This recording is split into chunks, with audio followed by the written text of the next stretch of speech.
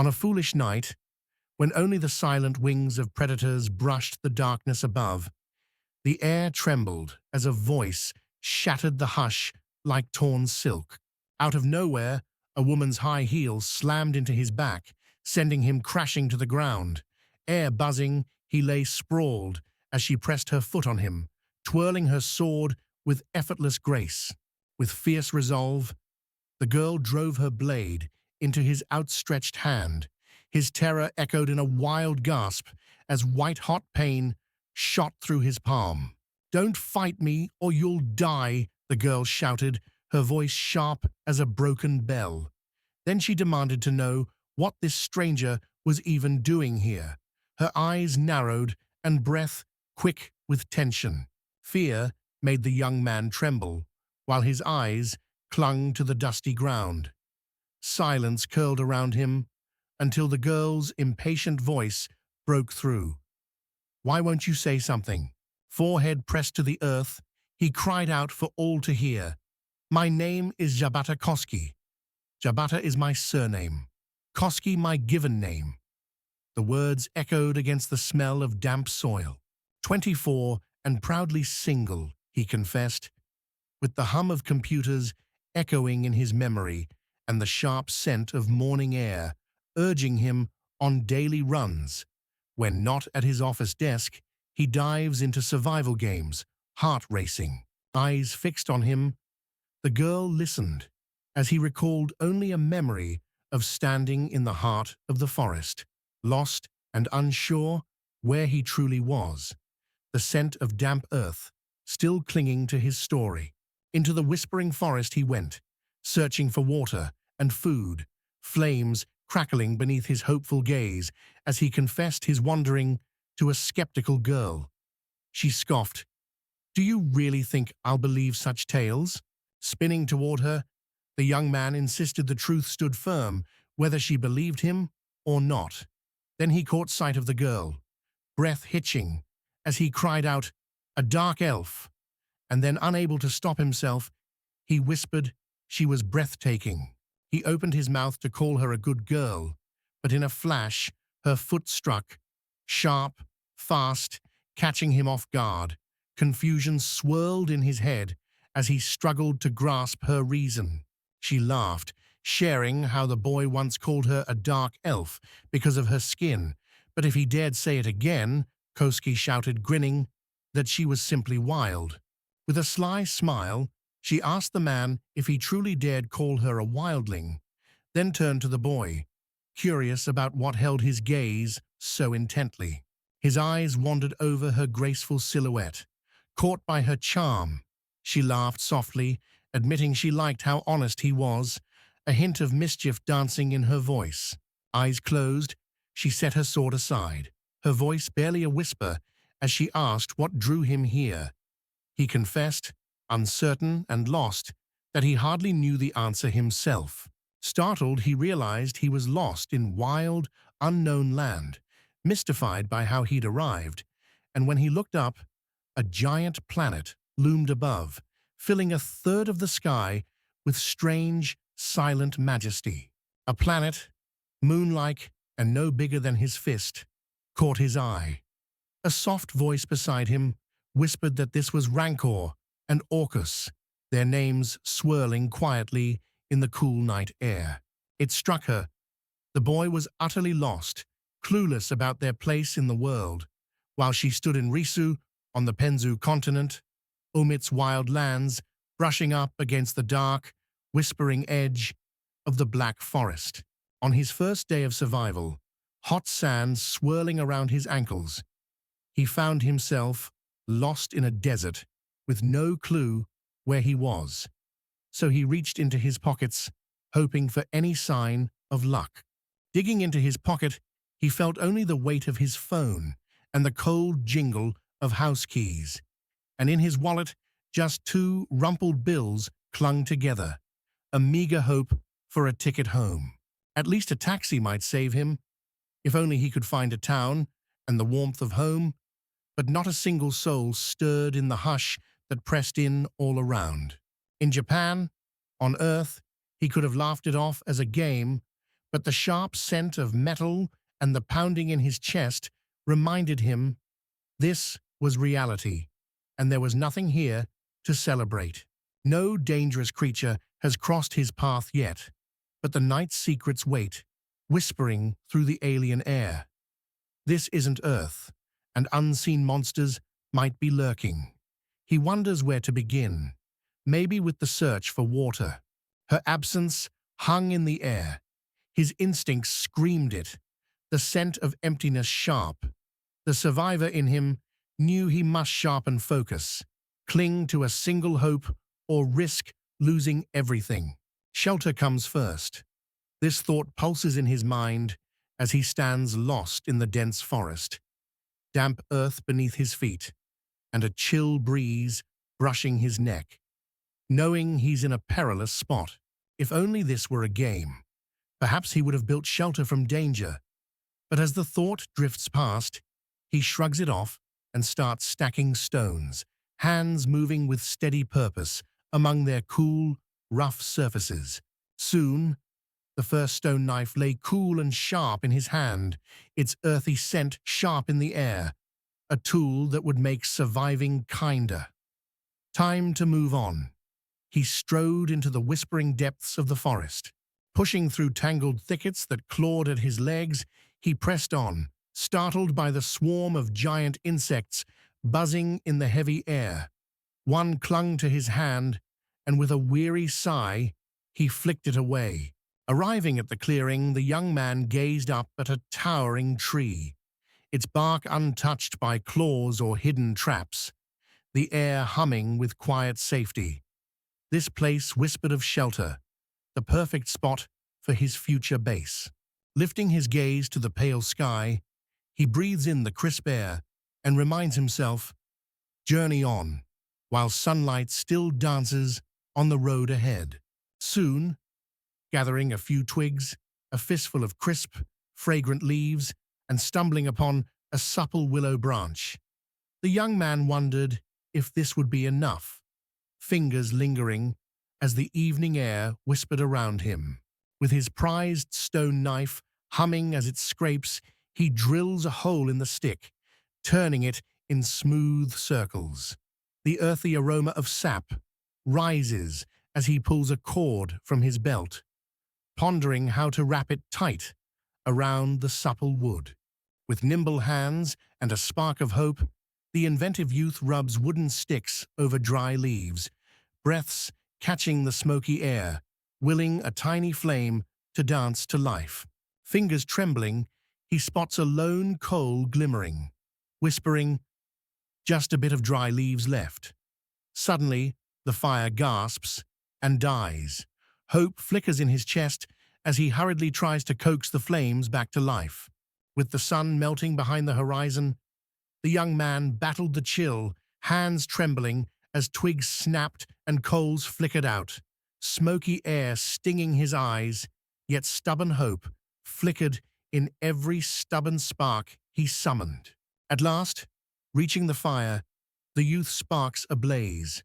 Warm flames flutter, crackling in the frosty night, and he huddles close. Suddenly, his stomach rumbles loudly, breaking the quiet warmth. Hunger gnawed at the young man's soul, a bitter ache twisting inside him as loneliness pressed in. Why must he survive, trapped and utterly alone, the air thick with the scent of damp earth and silent regret? He grumbled that no one ever asked for his consent, wishing someone had given him a hint or a helping hand before dragging him here. Each word punctuated by the sharp crack of a branch slammed against the earth. Curled up tight, he whispered to himself how hungry he was, the growl in his belly echoing in the quiet. Firelight danced before his eyes as he decided tomorrow he must hunt for water and food. If only life were a game, he mused.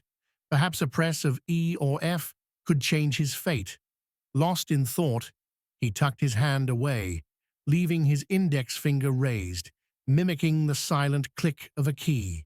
Waiting for a craft menu, he froze as a radiant cube blazed to life by the fire, its glow flickering, casting wild shadows and filling the air with a shimmering, electric hush that left him wide-eyed with wonder. A blazing line, like a thread of fire, blazed straight toward the menu, where faint icons of water, a sprig, and a slice of meat etched themselves with a gentle shimmer. An odd menu flickered before him, maybe some kind of crafting screen. He pictured pressing E, whispered about hiding, and in a heartbeat, the panel vanished, like mist on the wind. Fingers trembling, he imagines pressing E, anticipating the demo, and suddenly, the scene flickers alive before his eyes. His heart skips as he senses success tingling through him.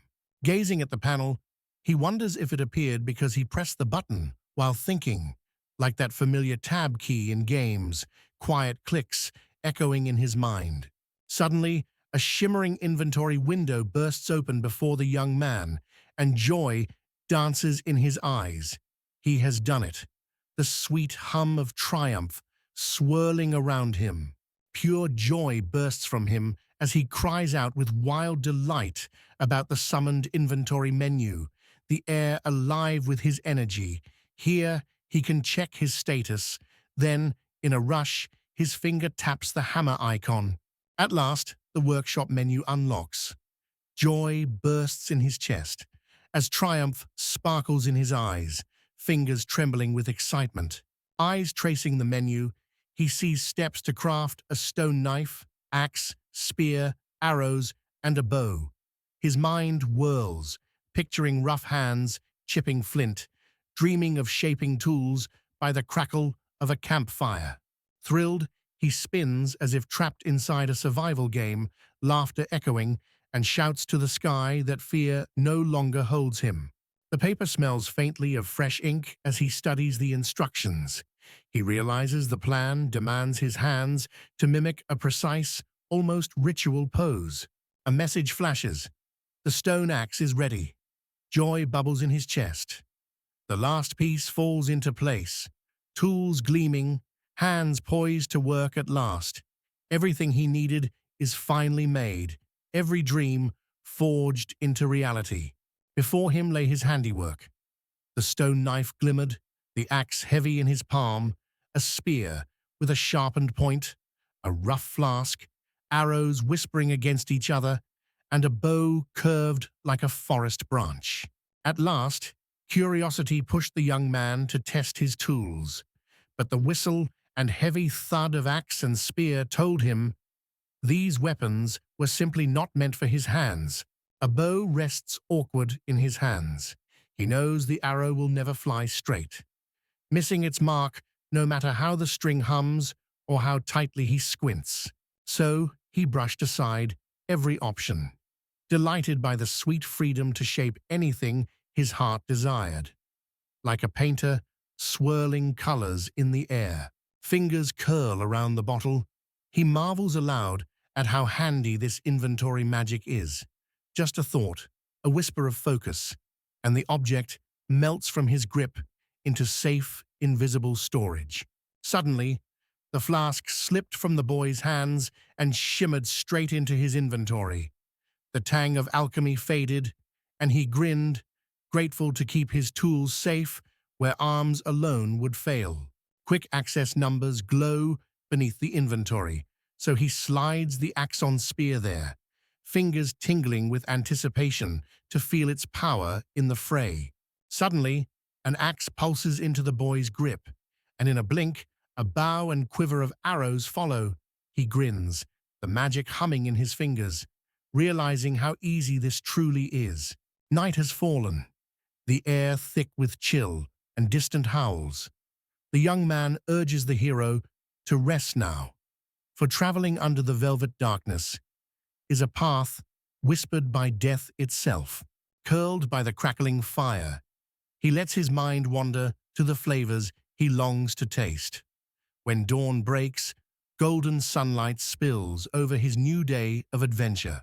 Sunlight touches his face as Koski wakes, stretching and greeting an unseen presence. with a spark in his eyes. He promises, today marks his second day, surviving in this strange new world. No answer came. His words floated to the brittle branches resting on stone, swaying gently as if listening, wrapped in the hush of the afternoon breeze. With a wild cry, the young man leapt to his feet, lost, unsure why or for whom he was shouting. Snapping branches from the stone, he stomped them underfoot until the air filled with sharp, bitter smells of crushed wood. Parched lips trembling, the young man muttered, it was time to seek water, the thoughts swirling with the dry rasp of his voice and the dust in the air. A wild thought. Just by picturing the vast keys, he felt his body glide forward. No trace of inertia, only the rush of air in his ears and a stunned grin blooming on his face. Just thinking about the shift key sent energy surging through him. His fingers danced faster, fatigue melting away as if chased off by a sudden rush of wind. In his mind's game, he taps the imaginary spacebar, suddenly soaring over the stone. His leap arcs higher than any real jump, the wind whistling in his ears. Something glimmered, catching the boy's eye. Perhaps water, he thought, a discovery he'd have missed with an ordinary glance. Ahead, a stone loomed, tall enough to make him pause and measure with his gaze.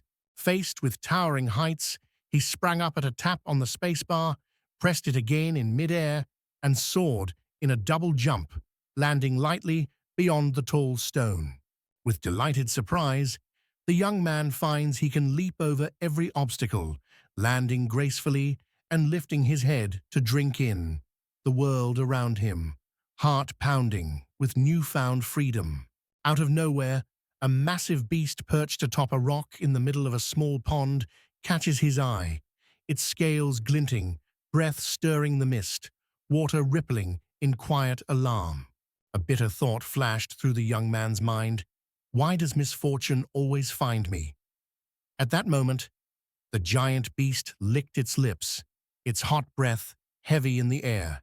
With a thunderous roar, the beast lunges, adrenaline surges, and the boy bolts, heart pounding, feet pounding the earth. The scent of fear, sharp in the air, daring not to look back.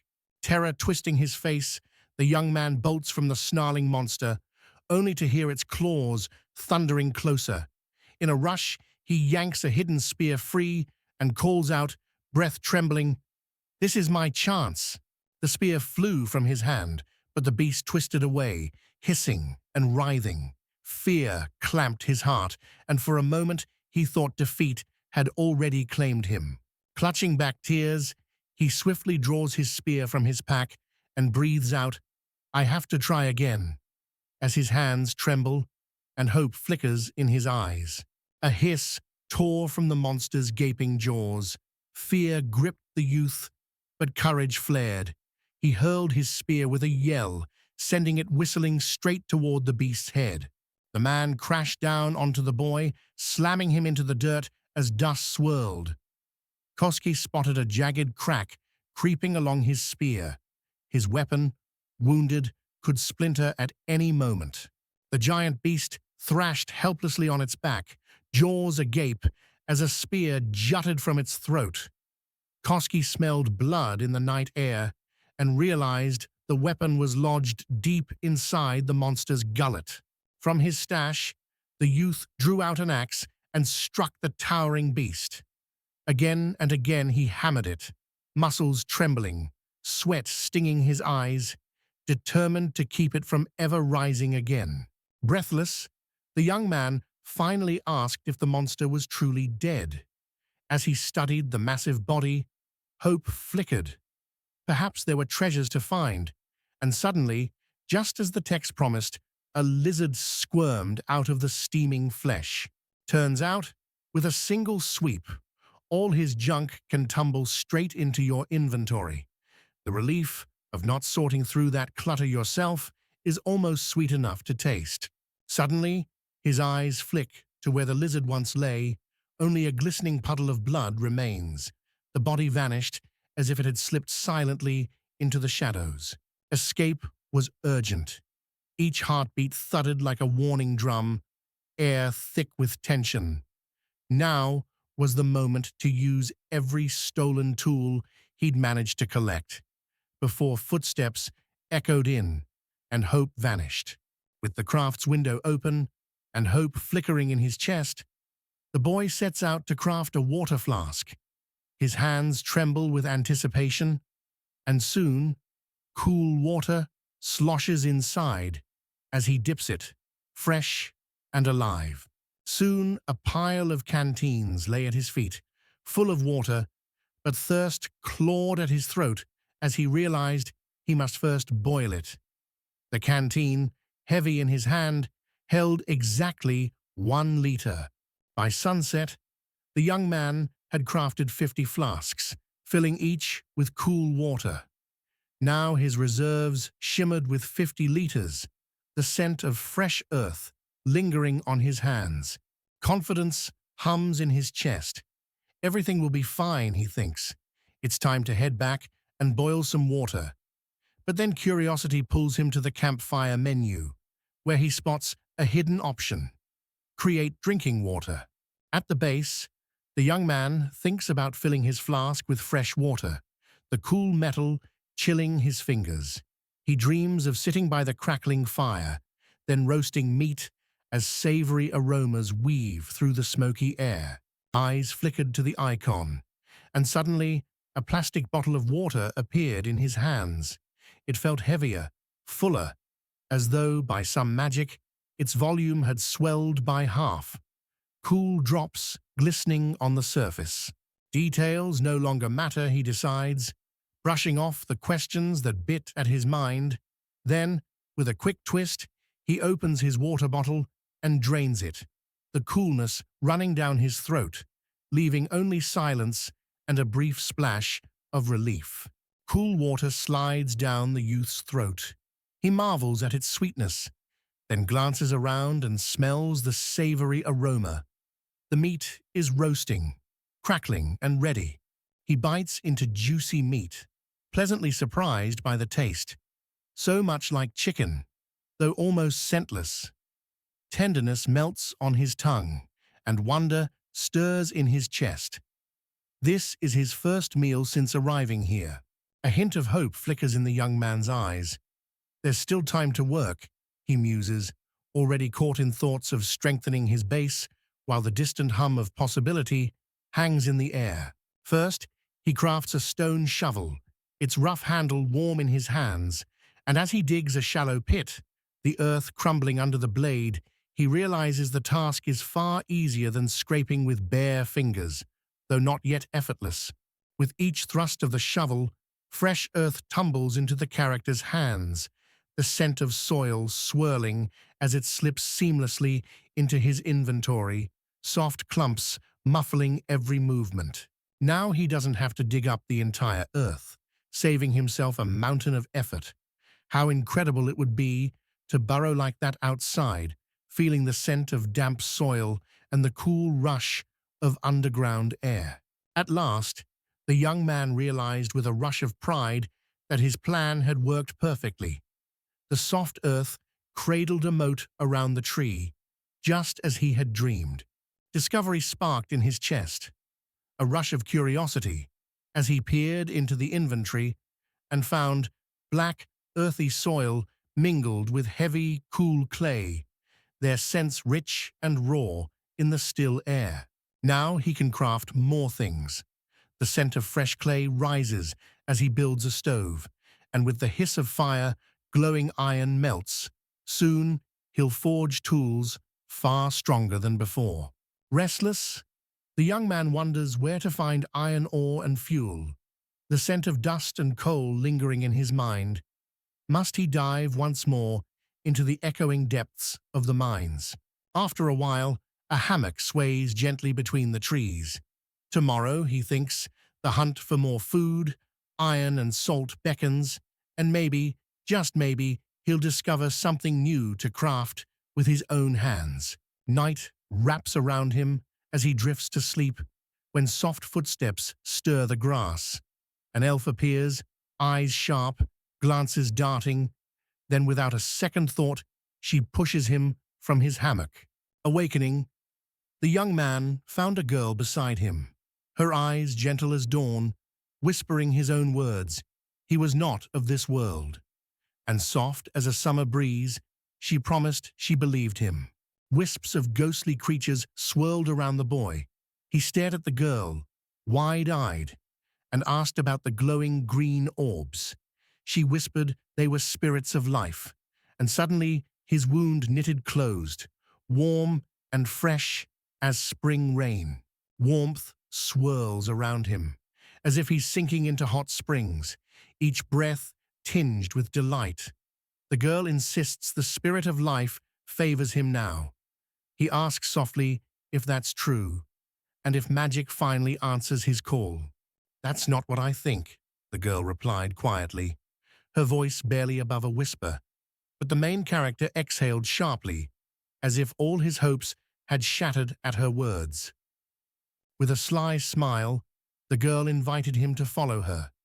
When he asked where, she whispered that if he wished to become prey for beasts or meet an elf from her village, quick to strike, he could always stay behind. He nodded, ready to listen, but a sudden thought flickered in his eyes. He asked, with a curious tilt of his head, what her name was, gently noting she hadn't introduced herself. With a sheepish grin, the girl confessed she'd forgotten to introduce herself. Everyone around already knew her, so she'd never even thought about it. The boy, eyebrow arched, asked if she was secretly a celebrity. "My name is Sylphie," the girl introduced herself, voice soft as moss, and told how she guarded the Black Forest. Locals whispering of the witch in its shadows. Her face looked gentle, yet a sword rested against her back. Gasping for breath, he hurried after Sylvie, finally begging her to wait, a raw plea echoing the struggle of his third day fighting to survive. "All day we've been walking," he told her, the footsteps rustling through the grass, his voice tinged with exhaustion as he asked, "How much farther do we have to go?" Sophie leaned in, her voice soft but steady, and asked the boy to act like a real man. Moments later, she called out again, urging him to turn and meet her gaze. On the edge of a lofty hill, Sylphie pointed toward the distant valley, her voice soft as wind, explaining that her village lay nestled there, while the young man stepped closer, heart pounding, awestruck by the breathtaking view below. The village stretched out, vast and buzzing with distant songs. In his mind, bright-eyed local girls welcomed the stranger, their laughter swirling in the sunlit air as he entered from a world far away. Lost in thought about how the villagers might greet a stranger from another world, he hesitated. Then Sylphie pressed a small item into his hand, her voice gentle as wind. "Wear this before you step into the village. Is it just a collar? Or some trendy charm?" he wondered aloud, but Sophie cut him off. "Think of it as magic keeping you alive," she urged, "so you'll have a reason to thank me later." Towering human-like giants roared, he must be destroyed and burned. Icy fear crawled over his skin as their booming voices echoed, and the air smelled of burning wood and rage. Confusion danced in his chest as Sylphie's firm voice rang out, commanding everyone to halt and let her step forward. She needed to speak to the guards, and turning, she asked him softly to wait. Fearful, he whispered what their arrest meant for him. Only one elf stood by his side, a furious crowd pressing in close, and the young man managed a shaky laugh. "Surely Sophie must be joking," he said, his voice echoing tense hope through the restless air. Elven grace flickered in her eyes as she whispered, "Too crowded here. Follow me." He agreed, glancing at the sea of feet and endless stairs, and she beckoned him to slip through the swirl of voices behind her. A sudden rush, a young girl attacked from behind, her blow sharp as a slap in winter air. The boy crashed to the ground, and with a sly smile, she glanced around, declaring this spot just right. With a teasing giggle, the girl called him pathetic when he asked what she'd been doing, her eyes sparkling with mischief. Two towering giants loomed behind the boy, their hulking shadows swallowing him whole. He gaped at their size just as a swarm of snarling creatures closed in, the air thick with growls and fear. The air shimmered with the scent of bloodlust, each silent assassin more deadly than the last, and uncertainty coiled inside the young man, unsure which move would save him. Suddenly, a sharp voice tore through the air, demanding to know what the hell was happening, when a deafening explosion shattered the silence, and a thick cloud of smoke billowed up, visible to everyone in the village. From swirling smoke stepped a girl, her voice sharp. "He's mine," Sylphie declared, clutching the chain and demanding who dared torment her property, while the young man screamed, agony twisting his words into desperate cries. A fierce glint in her eyes, she scanned the restless crowd. Just then, the boy gasped for breath and shouted, "Is this collar truly invisible, or am I just choking on fear?" A scream ripped from him as her sharp heel stabbed into his back, and above his pain rang her voice. No one but her would dare torment what belonged to her. From the shadows, the girl asked if everyone understood. If so, they had to leave now. Suddenly, the young man called out, realizing he finally knew why she needed that strange collar. After a while, a flush crept onto his cheeks as he realized how rude it was. Sylphie laughed softly, her hair fluttering, and replied that it had to be so everyone could see. "So, how long will you keep me chained?" he asked, his voice half a growl. Sophie just smiled, soft as velvet, and said, "A dog must stay leashed, or it might just slip away." Koska promised the girl he would never forget this moment, his voice steady as he leaned closer. Then he gently asked what she meant. Sylphie murmured that refugees now sheltered on the village's edge. Across the continent of Penzu, the clash for land echoes between humans and other races, while in this sacred kingdom, the dreams of half-humans wither under the kingdom's heavy hand, freedom stifled like breath in a storm. Most refugees arrive from the kingdom of Verenar, their clothing dusty from long roads near the wilds of Omit II, driven from their sacred kingdom by forces they cannot resist. Catching a sweet whiff of greenery, Cast curiously asks about the shimmering glow ahead. Sylphie says it's a magic field, where spells coax the plants to life. Wide-eyed with surprise, the young man noted their farming was ahead of even Japan's. As she explained, elves lived at the heart, surrounded by workshops, while rich fields covered everything else, humming with the scent of earth and green. Kowski spotted a towering tree, its leaves whispering above, and wondered if the center lay there, but Sophie waved him on with a smile, her voice urging him to keep close. It didn't matter, just follow. She led him to the house and murmured, "Here is your home." The boy gazed in wonder, breathing in the scent of fresh wood and blooming flowers, enchanted by the beauty before him. Stepping inside, the boy sniffs the air with a deep, eager breath. Sylphie grins, voice lilting, and asks if he always does this when entering a girl's home. A gentle fragrance floated through the house.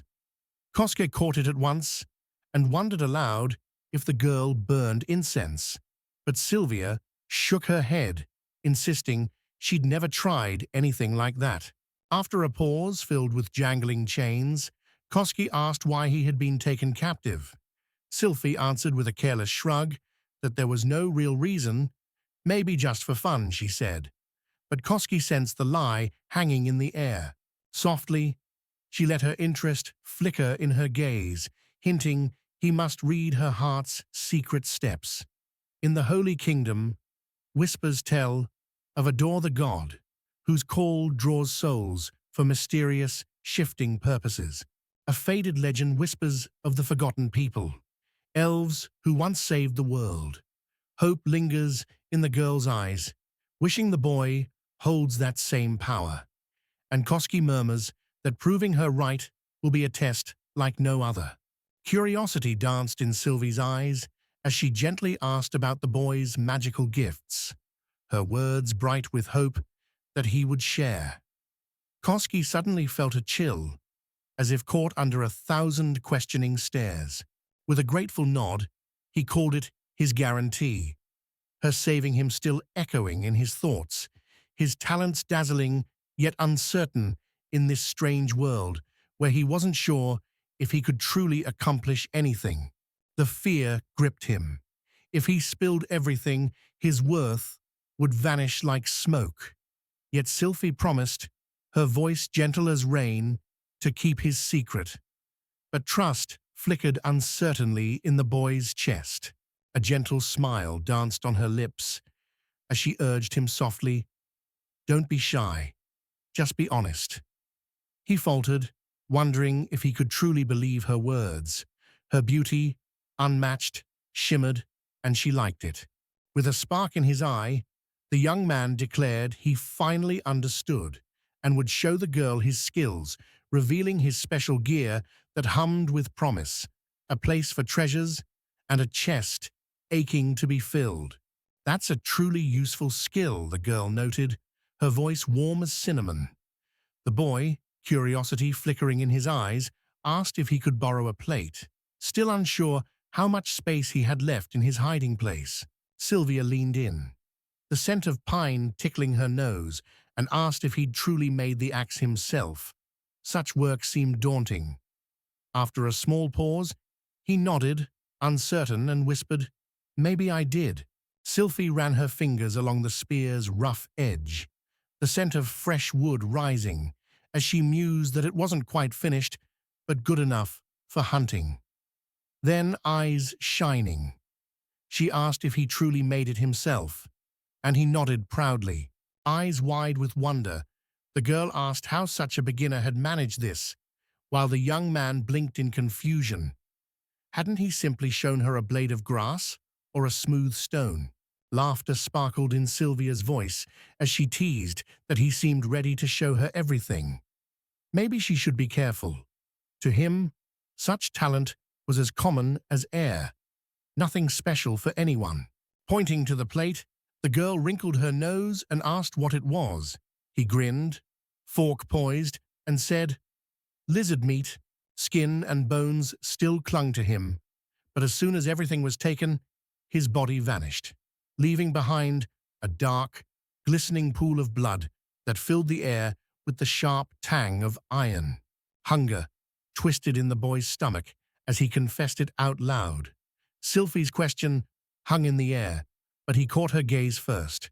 What did she long to know? Eyes wide, Sylvie wondered aloud, "Isn't a servant supposed to cook for his lady?" The young man paused, heartbeat quickening. When had he become her servant? With a respectful bow, the young man asked the hostess to share the secret of her signature dish. She paused, considering, then agreed, her voice warm but firm. She would reveal it only once. Later, flush with pride, the young man admitted that despite his first steps in the kitchen, his dish turned out surprisingly well. He breathed in the comforting aroma and thanked the hostess warmly.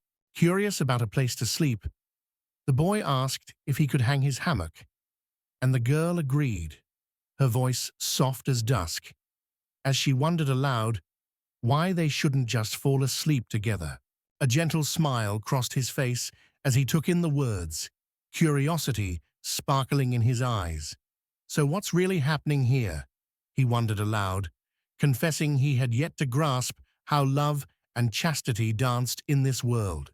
Sylvie's eyes sparkled with curiosity as she admitted she understood chastity, but wondered aloud about the true philosophy of love. Should a man even broach such questions, she asked, to which Koski replied that he was no brute. From her lips came a gentle observation. Between human and animal, there's little difference, really. Youth only craves something to spark their interest. Confusion storms inside the young man, his breath quick and uneven. Will peace ever settle in his chest? Will joy ever taste sweet? Sylphie asks gently if he truly doesn't long for the girl who stole his heart. Confident that all is unfolding perfectly, he moves by instinct. The girl remarks there's no need for reasons. His spirit is already set to act. Wrapping her in his arms, he promises there's nothing to hide from someone who truly wants him. Sylphie turns to him, her voice trembling with curiosity, and asks what he really means. A gentle smile touched his lips as he murmured, cheeks tinged with shame, that ignoring a girl's wish would be disgraceful. After all, a true young man should always strive for his beloved's heart. He gently laid her on the bed.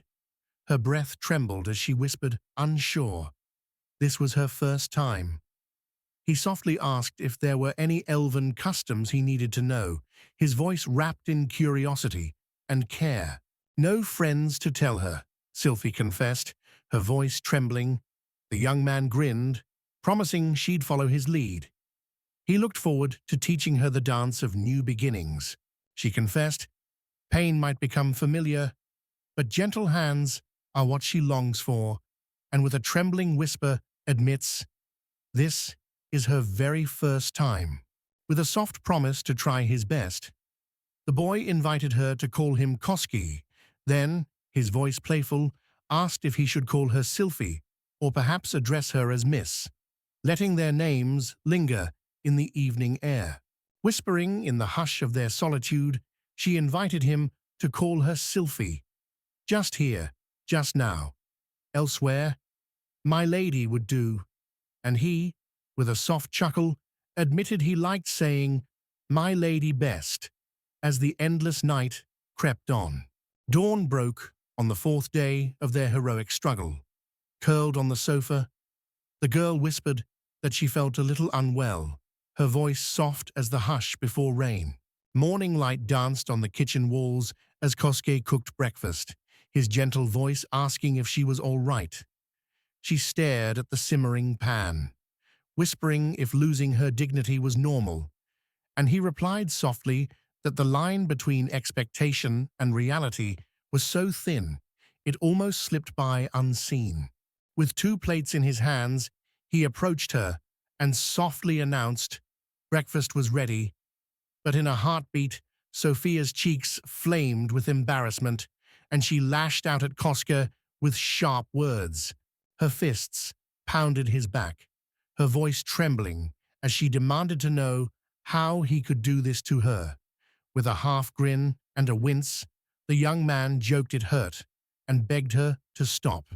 A sudden smack from the girl hit his arm, sharp pain stabbing through him as he howled, her quick movement echoing with the sting of surprise. We'll hunt and gather a few things after breakfast, the girl said, her voice brisk as morning air, but we must finish before sunset.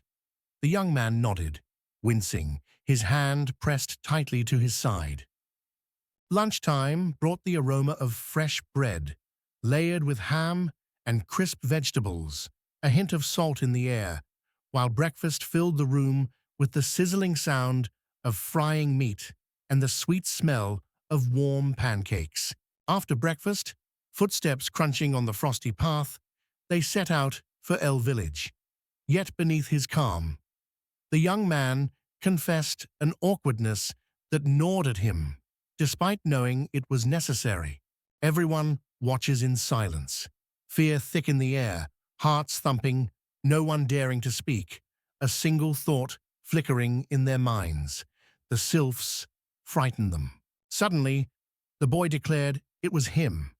Confusion flickered across Sylphie's face, while Kosuke recalled his run-in with a dangerous stranger. Then, in a rush of realization, Sylphie sensed he meant Nate.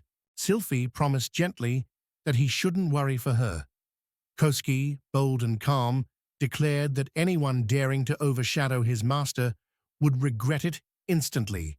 Nate, T.S., CED, and Koski himself all heard his words. Soon, they halted by a noisy construction site, dust swirling in the air. Koski asked curiously what they were building, and Sylvie explained it was a shelter for refugees, a fortress against the chaos. Koski nodded, approving, saying it made perfect sense. It's only natural, Sylvie mused, the smell of stew clinging to the air. Everyone craves a roof, food to fill their table. She wondered if the young man remembered her stories of refugees, how the kingdom of Bernard pulsed as a hub of trade. When the Holy Kingdom seized power, refugees were left with nothing but the bitter taste of surrender. Koski said it was cruel, and the young man whispered that this was fate for those defeated in war. Sylvie burns with a desire to see Bernhard's kingdom rise again, her longing for revenge against the Holy Kingdom shimmering like fire in her chest. With the right materials in hand, his skilled touch makes weapons appear as if by magic, steel ringing, sparks flying, perfection born for many. So when he asked the boy what was on his mind, the boy replied he hadn't been thinking at all, and as he added that it didn't matter and they should move on, Koski simply nodded, footsteps crunching softly on dry leaves. Now that we're on the hunting grounds, Sylvie noted, you can remove those chains, and Koski agreed, metal clinking softly as he slipped them off, the forest air suddenly sweeter around his freed wrists. Sylvie's gentle whisper asked him to calm down, her voice soft as falling snow, while Koski urged her to trust him.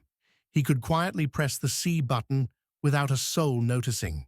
Suddenly, she freezes, surprise flickering in her eyes as she senses something strange in the boy's movements. She leans in, her voice trembling with curiosity. "What are you doing?" Koskas admits explaining this is nearly impossible, yet it's one of his strange gifts, and he truly can do it. The boy bounces lightly within an unseen circle, legs springy, while Sophie whispers that it almost frightens her. Sylph murmured her worry, a cold prickle in the air as she confessed something felt wrong. Yet Kosthaze offered a steady smile, promising all would be fine before gently asking if she minded him felling a few trees. Sylvie shares that she can fell the trees, but the scent of fresh timber promises real quality only after 6 moons of waiting. Kosuke nods, confessing a secret, then with a sly grin opens the forest menu. After a while, the girl asked how he planned to fell the tree, while Koski, sweat beading on his brow, swung his stone axe again and again, each strike echoing through the crisp forest air. The tree crashed down in a heartbeat, snapping and hissing. Sophie stood stunned, her mind spinning, while Koski leaned closer, his voice curious. What did the girl just say? Kosk explained. It was a tree trunk he'd just felled, its branches already gone, dry and stretching nearly 15 meters. Sylvie cried out in disbelief, stunned by the boy's reckless act. With a playful smile, Koski wondered aloud if he truly had such an amazing power, and the girl confessed, laughter trembling in her voice, that it would drive her absolutely mad. Soon, Kusuke assured them all was well.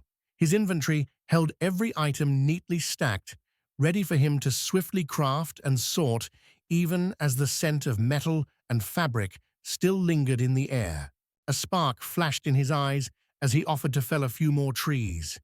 She, gentle but firm, advised him to spare the silent forest, pointing only to those she chose. He nodded, axe resting on his shoulder. Soon, he declared his work finished.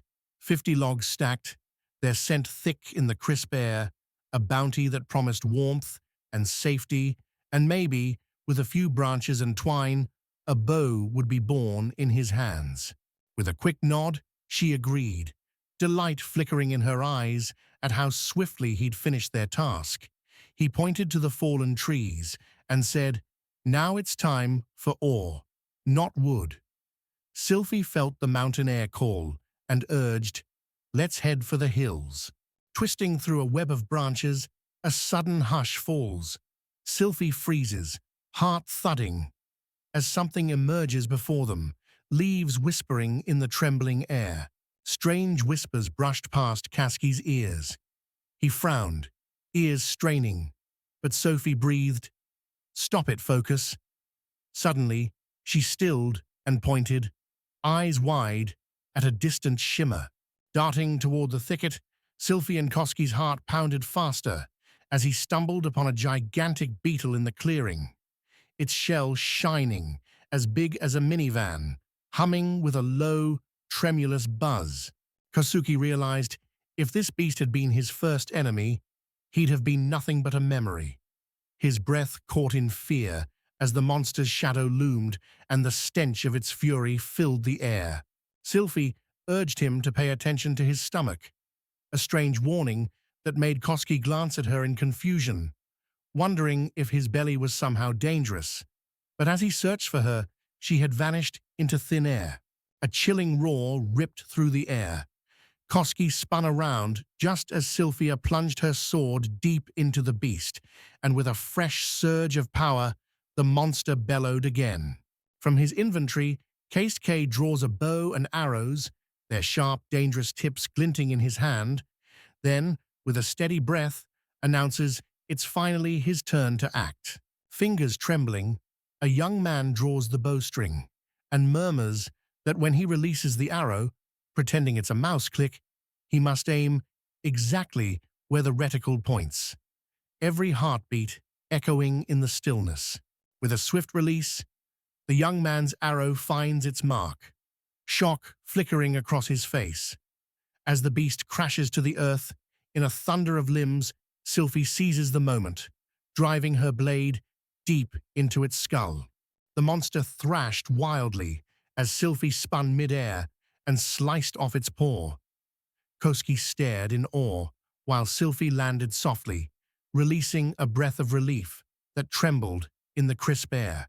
Kosuke stepped closer, the stench of blood heavy in the air, and asked if they had won. Sylvie, her hands slick as she pulled the sword from the beast's flesh, confirmed they had slain the monster. A girl holds out something taken from the monster. The sharp smell of blood wafts up as Koska asks if it's edible. Sylvie shakes her head, warning him off the meal, but points out the poison glands and belly as valuable. She adds softly, he can chop the legs and boil them. Koska glanced at the rear llamas, curiosity flickering in his eyes. The girl replied, their meat is tough, but perfect for crafting a bow. The scent of rawhide lingering between them. He wondered aloud what next, if he should gather everything in his pack, but she shook her head, saying she needed to carry it all back to the village herself. Koskai nods, whispering that he understands, then reaches out to the monster. His body vanishes into thin air, leaving only a dark red puddle glistening in the dew-soaked grass. Locals called this creature Gizmo, the boy explained, as he rummaged through his pack, finding Gizmo's legs, her quivering antenna, head, a belly with a mangled hind leg, and the soft curve of her other rear foot. Sylvia halts the boy, her voice soft but urgent. The creature lives in the wild, empty lands. Koski blinks, wide-eyed, and asks in wonder what she is doing here. Sylvie admitted her fear. The worry twisting inside her now spilled out into reality. She turned to the boy, her voice trembling, and asked if he remembered the refugees. Smoke still hanging in the air, Koski notes darkly that this monster has claimed countless lives. Sophie whispers that not a single refugee has come in 2 years, their absence heavy as silence. Gadgets seem to multiply in a flash, scurrying everywhere in search of food, and Sylvie warns it's wiser to move on. The mountains echo with the shuffle of gadgets and the growls of lurking monsters. Gathering stones, Koski remembers how close he came. Gizmo's pack could have torn him apart, cold sweat pricking his skin. Luck alone saved him from their hungry jaws. Not long after, while gathering resources by the murmuring stream, the young man felt as if he'd stumbled upon a hidden treasure, nature's riches gleaming, breath swirling in the crisp, icy air. Determined to perfect his workspace, he scooped together a sizable mound of magnetic sand, its metallic scent sharp, grains shifting under his fingertips with a soft, satisfying scrape. Sparks danced as he set to work on a simple furnace, the smell of raw clay rising. Next, he pondered forging tools for his workbench and hammered out a handful of fresh nails. Fingers drumming, the young man dives into creation. Sawdust scents the air as he counts what he needs for a workbench. 10 wooden planks, 40 nails, a vise, and a clinking set of tools. Coast Case reported it would take 20 pieces of steel and 10 mechanical parts to make the vise. Fingers already working, he set to work, the tang of metal drifting in the air, his talent shaping wonders from pure instinct. While his mistress works and patrols the air, her loyal slave lounges in peace, listening to distant footsteps she should have returned with by now, but the silence still lingers. When the vise was finished, all that remained was to build the workbench. Now that too stood ready, the scent of fresh wood mingling with his surprise at how quickly it all came together. Eyes narrowed, he let the box be, realizing it was no workspace. A quiet moment passed, hum of curiosity in the air, as he chose instead to slip his fingers forward and try to open the menu. Peering over the workbench, he discovers a list of things to craft, and among them gleams the legendary knight's weapon, an artifact that slices through any armor and hums with promise against the undead. Fingers tracing blueprints on the dusty table, he imagines the scent of pine and oiled leather. Now, at last, he can craft both a simple crossbow and a masterful, refined one. Yet the secret of forging a leaf spring escapes him. Ordinary furnaces will not do, and perhaps it's time for the hiss and spark of modern tools to fill his workshop. Eyes drifting over the menu, he notices a rush of new dishes, promise of work ahead, with the scent of steel springs, the click of mechanical parts, and a faint, leathery whisper from parchment waiting to be used. A new update menu flashed before him, unexpected as a cold breeze. Confusion swirled. Apparently, to activate the stone, he had to fulfill certain hidden conditions. If that were true, someone could have warned him. But suddenly, another menu flickered before his eyes, unfamiliar scents and colors swirling. Every detail screamed, something here had utterly changed. A glowing status window flickers open before the boy, bathing his face in pale light. In a heartbeat, he understands. This strange display reveals his skills and stats, endless levels and abilities waiting, whispering promises of power. The air tingled with possibility as he realized skill points could unlock growth. Only 5 craftsman skills, 8 for strength, leaving him, heart pounding, weighing which path to shape, with hope trembling in his chest. Endurance blooming within him, every shovel stroke feels lighter, every imagined blow in battle easier to withstand. Strength and quick recovery now his armor, he holds on to his precious points, uncertain if they'll ever return. Eyes catching the achievement menu, surprise sparks. A sea of question marks hides secrets. Each empty slot whispers promises, hinting at challenges yet to conquer, and upgrades awaiting only the brave who dare meet their terms. Rifling through memories of other victories, he stumbles upon a fragment from that first night, where selfie flashes danced like fireflies and each moment crackled with surprise. He rereads the technician achievement, and the scent of that night with Sylphie fills his mind. Indignation spills from him as he exclaims, "It's none of the system's business." He just seized a sudden, irresistible chance. Sylphie appeared out of nowhere, her voice playful, as she asked what the boy was up to. Panic flickered in Kusuke's eyes. If she were a monster, he'd be gone by now, she teased, and he mumbled an apology for letting his guard down. A girl tossed the rabbit to the boy and asked him to add it to his so-called inventory. Watching intently, she noted with a bright grin that he handled the task splendidly. Stunned by the weight of the steel shovel, she watched as the young man smiled and explained how good tools made gathering resources effortless. He even praised the pickaxe, saying it was simply marvelous. With a nod, he hands Sylphie the pickaxe and asks for a few swings. Steel clinks echo, sparks jump, and suddenly a hidden gap yawns open, dust dancing in the cool, stirred air. The young man promised she would finally have the stone, rough and heavy as iron ore, then pressed its cool, gritty surface right into her trembling hands. With wide-eyed wonder, Sylphia insists such a thing can't be done by magic, her words laced with curiosity, as she asks if he's certain it isn't enchanted. Kusuke laughs softly, assuring her it's nothing magical, just a simple tool.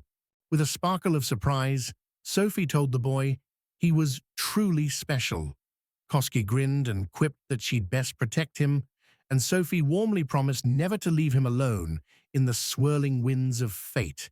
Kosuke noticed her solemn face, a trace of embarrassment flickering in her eyes. Sylphie pointed out, with a soft smile, that even though she made the sandwich in the morning, it was still warm to the touch. Within the inventory, time seemed to slow to a crawl. When the boy placed the fuse inside and pulled it out, the flame still danced. The girl gasped, amazed that his power bent the laws of nature without remorse. After lunch, Sylvie suggested, with a whisper of hay and the soft crunch of boots, that they should return to the village. She needed to report the day's events, her mind already racing through each detail. Later, the girl appeared at the village elder's house, breathless with urgency, and announced she had vital news for the elders. The elf, voice gentle as rustling leaves, offered to carry her message to the council himself. Trust slipped away. After all, that girl dragged some stranger here. Sophie murmured there was no use talking to him, while Caste quietly insisted it was time for them to go. An elf grips Sylphie's shoulder, voice sharp as cracking branches, urging her to stop. This is no place for hideous creatures like humans, his words thick with scorn. Sylphie's slap cracked through the air, sharp as thunder, her glare blazing as she ordered the boy aside and threatened to tear out his tongue if he spoke again. She then beckoned Kosuke forward, and he, wisely, chose not to provoke her any more, as they continued down the echoing corridor together. Golden sunlight spills across a spacious room as the young man and Sylphie step inside. The men glance up, grinning, remarking how they'd wondered who might arrive, never expecting a girl to appear before them. Golden laughter swirled around the round table crowded with elves. The girl whispered, marveling that Sylphie, who shunned company, had joined them for the second day, curiosity flickering in her eyes. Tomorrow brings the scent of rain, Sophie said, her voice trembling as she shared urgent news.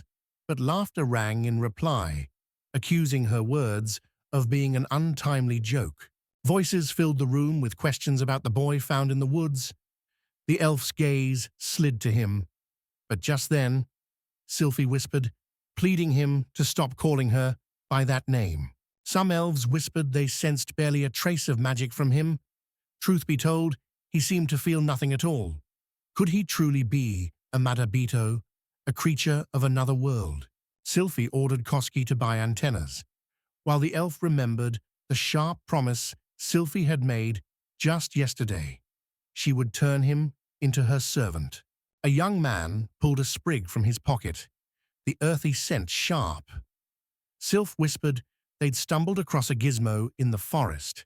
Her voice trembled as their worst fears bloomed true, and the elven girl nodded, confirming it, as urgent whispers gathered in council. A single gadget on the horizon is no threat, but when an army of them marches closer, it's a different story. Becoming a fortress might hold them back, but what happens to the refugees left behind? Fated for ruin if no hand reaches out. Evacuation was impossible until the barrier stood high. That evening, they summoned the refugee envoy. Tension crackling as Koski insisted elven aid for the refugees was pointless, his words hanging sharp in the cool night air. The elf girl turned to Sylvie, her silver voice swirling with curiosity, and confessed she wanted to make that boy her servant. He seemed useful, yet begged him to stop calling her by that name. With a voice like leaves rustling in twilight, the elf asked how Sylphie managed to slip so close to him that very first night. Sylphie, cheeks flushing, shifted awkwardly, caught off guard by his words. Sophie leaned in, curiosity flickering in her eyes, and asked LF why she thought so. The girl replied softly that when a woman embraces a man, her magic shifts ever so slightly, like a breath in the air. Though the change is slight, it shines through. Sylphie has matured, and she knows she shouldn't act this way with the servants. Embarrassment burns hot on her cheeks in this delicate moment. The elf realized that Sophia, after all, was the only innocent royal maiden in Maronite, and her strange, intimate wishes might be forgiven. The young man pondered, what did royal blood truly mean beneath the perfume of incense and secrets? Laughter faded. Curiosity took its place as they turned to Sylphie. Who are you? The girl confessed, uncertain. Admitting all she knew was he emerged from nowhere, right in the heart of the whispering forest. Stories of his distant homeland spilled from his lips, tales and secrets she had never imagined before. Her every guess resting on the unshakable sense that he did not belong to their world. The elven girl insisted this boy would defend their people without a drop of magic. Such hope sounded naive in the thick, acrid air of danger, yet his bold claim whispered he truly was a marabito. She insisted they'd take him under their wing. Sylphie grabbed Koski, her voice ringing clear. He belonged to her now.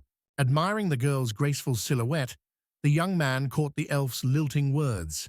Stubborn as me, she mused, and added with a teasing smile that after seeing her wild spirit, he'd never dare join their cause. Though an Amarabito, his human face betrays nothing strange, yet the villagers' wary stares whisper doubt, and he must prove, step by step, that he belongs among them. If everything goes as planned, and the people and refugees are safe, 2 problems will be solved at once. The girl turned to Sylphie, her voice quiet but urgent, and asked if she understood. Sylphie agreed, her voice gentle as a soft breeze. She suggested Marabito's power could be useful, but only if he proved himself truly capable of helping, her words lingering in the quiet air. Sylphie calls him, her voice light as wind, and as they set off, she twirls around, laughter in the air, and asks when he'll reveal his name. This mystery she still can't solve. With a bashful grin, he introduced himself as Shubata Koske. Just Koske, he insisted. The girl nodded, her voice gentle as she asked him to watch over Sylphie. Koske promised, waving softly as he walked away, his footsteps fading into quiet. Soon, they reach Sylphie's house. The young man turns to the girl, his words soft in his native tongue, curiosity flickering in his voice. What is that? Sylphie asks, her voice trembling. The words sound like a spell to her, swirling in the air. Kosuge, heart fluttering with worry, leans closer and softly asks if she's all right. "I'm fine," Sylvia said, her voice steady, but eyes searching. "What now?" Sea salt air fluttered as the coastal district's elders suggested listening to the wisdom of those who came before. Sylphie pointed out that by shielding the refugees, the boy could show the world his strength and prove he was a true Marabout. Her words hung in the air, bright with promise and the scent of hope. Coast Gaze nodded, catching the scent of damp earth in the air, and wondered aloud if he was right that their village was struggling with the wall. Sylphie agreed, her voice weary. At this rate, it would take them half a year. With certainty in his eyes, the boy offered help. Sylphie raised an eyebrow. Could he really? He promised to do whatever it took for a start, and after a pause, Sylphie quietly agreed. Clay hisses and steams beneath his fingertips as he begins to melt it for bricks. Without many words, he will let his magic speak, showing the girl what his skill can do. With a soft thud, a massive wooden cube lands on the floor. Sophia's eyes widen in amazement as, with effortless grace, the young man lines up cube after cube, each echoing slightly against the wood. From the earth rose a structure like a wall, dust swirling in the air. His eyes gleamed. This might actually work, he thought. Sylphie tilted her head, asking what it was, and Koski replied, building walls would now be much easier. Around 6 logs, he announced, fingers tracing their rough bark, with bricks stacked nearby, ready for the crossbow he would build. Sylphie murmured how the wood's scent and texture felt just like a living tree. Kovsky remarked that if the girl truly wanted to build a barrier, stone blocks or bricks, rough and solid, would serve her better than anything else. Stone and brick walls sprang up around him, stunning Sylphie with their silent rise. Koski, face smirking with fake pride, boasted of his power to create and destroy, until Sylphie swiftly cut him off with a sharp command to hush. As Sylphie brushed her hand along the wall, the rough brick scratched her fingertips. Meanwhile, the girl asked softly, "What kind of walls will we discover next?" Kosuke announced he'd forged a brand new weapon and planned to test it. The girl noticed the bow gleamed with strange light, its string vibrating with an electric hum. Sylphie insisted that a regular bow felt alive in her hands, smooth and swift, each arrow singing through the air, while Kosuke quietly pointed out that a crossbow couldn't match that speed, yet offered its own silent strength.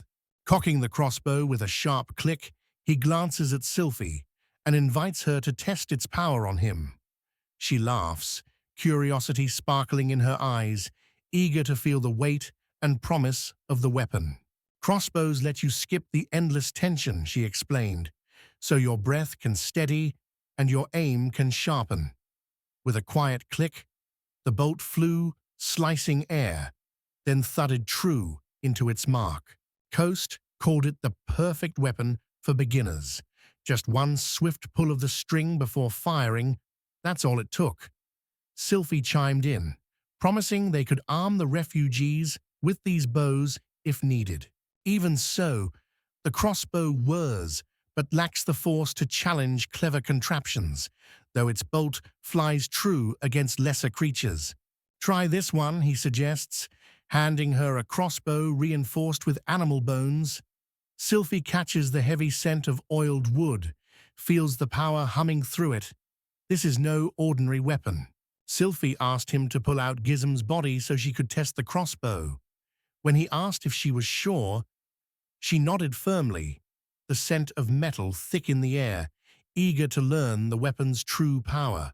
With trembling hands, the young man lifts Gizmo's lifeless body.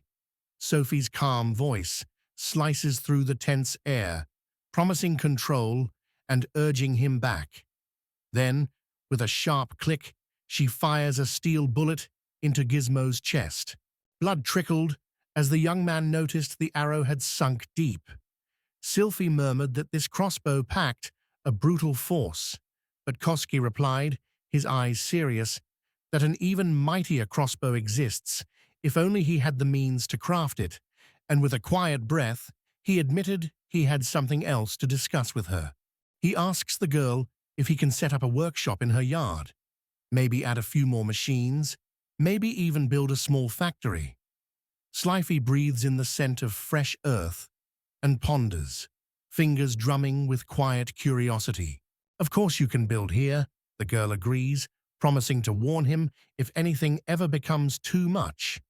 The boy grins, heart pounding with excitement, and says he'll start right now. Plans for a simple square house danced in his mind, and the scent of fresh timber filled the air as he knelt, hands steady, ready to lay the first wooden planks for the floor. The moment the foundation stood solid and strong, he leaped into building, walls rising under his swift hands, then the roof sheltering them. At last, a wooden door creaked into place. Sylvie stared, stunned, breath caught by wonder. Night had already spilled onto the street when he realized windows still needed carving. At last, the workshop stood ready, the air thick with fresh shavings. Sophie's eyes widened, amazed he built it in under half an hour. Stepping inside, she wrinkles her nose at the oddness in the air, the faint scent of cardboard and dust, while the young man, hands busy unfolding a work desk, reminds her gently, "This is just an ordinary box." Sylvia declared it his fortress now. He could do as he pleased. Koski bowed low, his grateful words whispering through the cool, stone-scented air. As he brings up building walls to shield the refugees, a girl's gentle hand covers his mouth. She insists they'll discuss it after the dinner she'll cook. Koski blushes, lost in confusion, and the scent of simmering spices. With a flutter of breath, Sylvie whispers warmth into his ear. Her husband may serve, but she too is a wife. Men who toil deserve a delicious meal made by the hands that love them. Surprise flickers in his wide eyes. Sylvie's lips curled into a soft smile as she turned to the boy. Koski watched, puzzled, unable to grasp why her face seemed to glow or what secret spark lit her eyes. Sylvia paused, the scent of damp clay in the air, and wondered softly if their need for only clay and fuel might let them help the refugees. Yet the looming fence from Jism still demanded an answer. What now? Koske mused that if they could launch mass production of crossbows, there'd be no need for a storage, just the sharp snap of 300, with spares glinting. But bone was scarce, the scent of it too rare for their plans. Could we try Gizmo's Chatin instead? Sophie wonders aloud. He admits he hasn't considered it yet, but if they fit, it's possible. Her smile lights up the room, as she says that's perfect for her. Living near Sylvie feels like standing in sunlight too bright. Koski can barely breathe from her charm, yet lately he can't grasp the strange shadows flickering in her eyes. Koska's voice trembles with curiosity as he admits he has questions about her past. But the girl warns him, her eyes serious, asking if he truly wants to know. He might regret it, yet he answers, unwavering, that he longs to learn more about his beloved. He admits these thoughts haunt him day and night. The girl gently rests her head on his shoulder and whispers her secret. She's heir to a royal line. Koski, awash in awe, says Sylvia has always been his princess. Why wander alone in this shadowed forest? He asks softly. She sighs, cool moss beneath her feet, and whispers that royal tradition binds all heirs here, yet the sacred kingdom has stolen her family, her land, her laughter. For this reason, everything must return to how it was. She stands beneath trembling branches, breathing in cool moss and damp earth, driven only to protect those who sheltered the refugees here. Along the misty shore, whispers rise that the girl meant to use him all along. They call him Marbito, the one destined to appear among elves in the shadowed forest and become their salvation. With this power, the girl could seize back the throne of Marinadu. She told no elders her secret and gave up her innocence, fearing her strength would be taken from her. That's not true. Still, Sylphie insists it is. Cost Hayes shrugs. Her debt is nothing. If not for her, he'd be dust long ago. He'll stay until he repays her kindness or until she no longer wants him near. Rain drummed on the rooftop as Sophie threw herself into his arms, her voice trembling with plea. "Never speak like that again," she begged, clinging to him as if he were her only anchor. With a gentle touch, Kuska lifted her chin, warm breath mingling as their lips met. In that soft spark, she whispered how utterly happy she felt, joy sparkling in her eyes. On the dawn of the 5th day of struggle, Sylphie and Koski lay side by side. With a shy breath, the girl hid her face in her hands and quietly asked him to forget what had happened. At first, Tosuke didn't grasp where the girl's words were leading. She asked him to grant her wish, then let it drift away like a dream. He agreed, but the memory of that night burned into him, alive with whispers and trembling shadows. A sharp pinch from the girl made the boy yelp, pain shooting through him. "Forget it like I said," she shouted, and as he apologized, she reminded him breakfast wouldn't make itself. With the scent of rust and dust in the air, she and the boy reached the warehouse, her voice soft as wind, asking him to bring her a handful of ore. A familiar elf shared news of 8 barrels of honeyed wine and 8 sacks of flour, the sweet aroma filling the air as Susie remembered they needed 4 jars of salt too, and gently asked Koskato to fetch them. Curious and eyes wide, the boy asked where they were heading. Sylphie, her voice soft like morning dew, explained they would meet the refugees, seeking news of their talk with the elders. Only then would their next step become clear. Dusty camp chatter swirled as the boy stepped in, drawing every curious gaze. Sophie teased with a bright smile that he was too popular, and Koski, lips twisted, muttered that this kind of fame felt more like trouble. Footsteps fluttered on the marble as a girl hurried to Danian. Breathless, to whisper the princess had arrived, he turned with a warm smile, greeting Sophie, the air scented with blooming roses. With a trembling voice, the girl asked Danon how many times she must repeat herself before he'd stop calling her that. He sighed, powerless, and answered that whatever the princess said, he was bound to speak her name anew. Sophie, exasperated by the man's stubbornness, demanded that the leaders come at once. The air crackled with the urgency in her voice, her intent to discuss Kism clear as the man assured her he knew his duty and understood the gravity. With a sly grin curling on his lips, the man spun around, his gaze pressed against Koske like a cold wind, sharp and unblinking, making the young man's skin prickle. Glancing at Sylphie, he murmured that the man looked frightening. Sylphie whispered that Dane's wife had been insulted and murdered, his children lost in the wild Umit lands. Right then, the man turned sharply to the foxfolk and ordered them to summon the leaders. "Was it right to bring me along?" Koski asks, voice trembling. Sylph just laughs softly, her hair catching the breeze, and promises, "If you trust me and listen close, everything will turn out beautifully." Sylphie breathes a gentle promise. She will never leave him, and he smiles, promising he will never let her go either.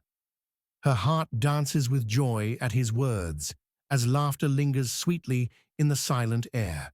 With arms full of firewood and the faint scent of baked bread, Sylvia calls out that she's brought a little food. maybe not enough to satisfy, but just enough for everyone to taste their own share. With a dramatic flourish, Koskate pulls barrels from thin air, announcing they hold gizmo meat. The crowd gasps, stunned by the way objects materialize as if conjured from nothing, the scent of raw meat wafting through the stunned silence. Sylphie called out for everyone to prepare food, her voice gentle but firm. Make sure the children eat first. Then Danan appeared, eyes widening in shock at the unexpected scene before him. With a soft voice, he told Sylphie their guests had arrived. Catching the message, she nodded, the scent of lilac in her hair, promising she'd join them in just a moment. Sand crunches underfoot as the girl from Koske steps into the main tent, her voice gentle as she apologizes for the sudden gathering. Elders seated on soft cushions ask how they might help her. Sophie shared that the elders had come to Gizmo yesterday. The talk was serious. The man said they offered a choice: flee into the whispering forest depths or stay here and fight. The children, for now, were allowed to stay. Sylphie noted this meant their minds remained unchanged, her curiosity hanging in the air as she asked if the elders had said more. The man took a slow breath and began to speak of the wall. Sylphie interrupted him, mentioning she'd gotten the same answer. They both knew how to plot walls, and this boy could help. She called Koskai over and promised to introduce him to everyone else. With a mischievous spark in her eyes, the girl declared he was Koska, her servant, yet also her husband, for she had given him her innocence. Koska's jaw dropped, but the elder and Denon gasped even louder, shock echoing in the quiet room. Denan cried out that only His Highness could dream up such cruelty for a person. The elder turned to the girl, demanding what could possibly be in her mind, while the crowd erupted in thunderous outrage, shouting of a monstrous scandal. A hush fell as Sylphie urged calm, her voice gentle as wind through leaves. Koske, she said, is no ordinary soul. Unlike the people of Resu, he carries the scent of a world far beyond. Though disbelief colors their faces, she senses that once his powers unfold before their eyes, understanding will bloom within them like dawn breaking through mist. With a humble bow, Denyon apologized for his bluntness and asked if Her Highness might be deceived. The girl smiled, saying, "Ordinary people are rare here." And another girl quietly added she sensed no trace of magic at all.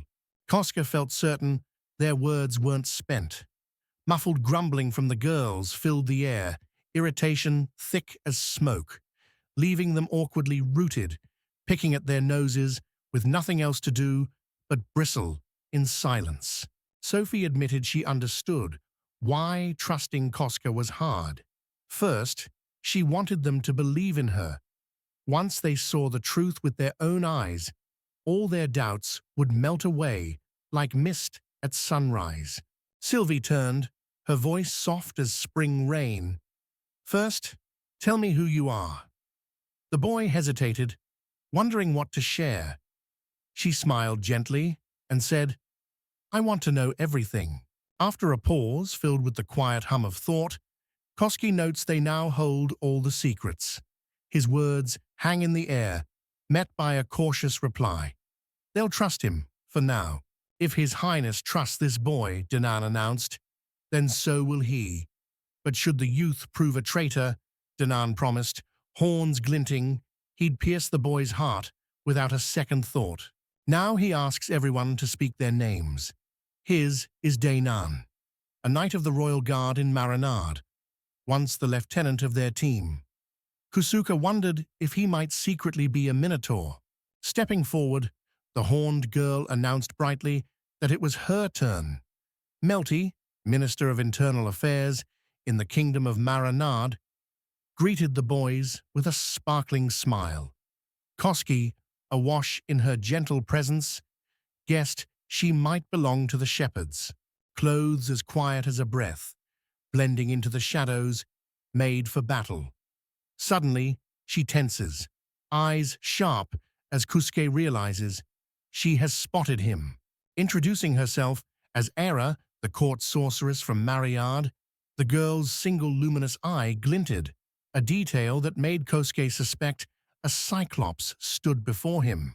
She pulled her hood low, shadows swallowing half her face, and the boy noticed how carefully she concealed one eye.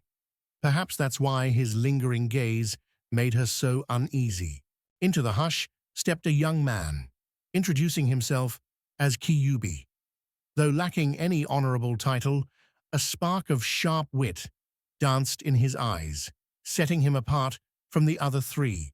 Wings fluttering softly, the girl announced they now lead a band of refugees, the weight of shelter and hunger pressing heavily on their shoulders, responsibility trailing behind every careful step.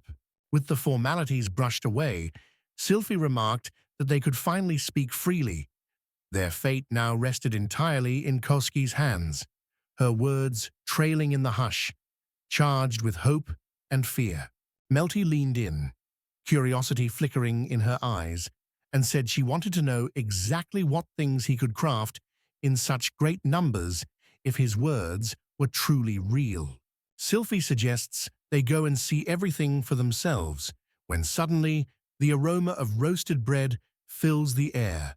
A stranger appears, apologizing gently, announcing that the meal is ready. The elder, voice steady as old oak, assured Her Highness there was no need to worry.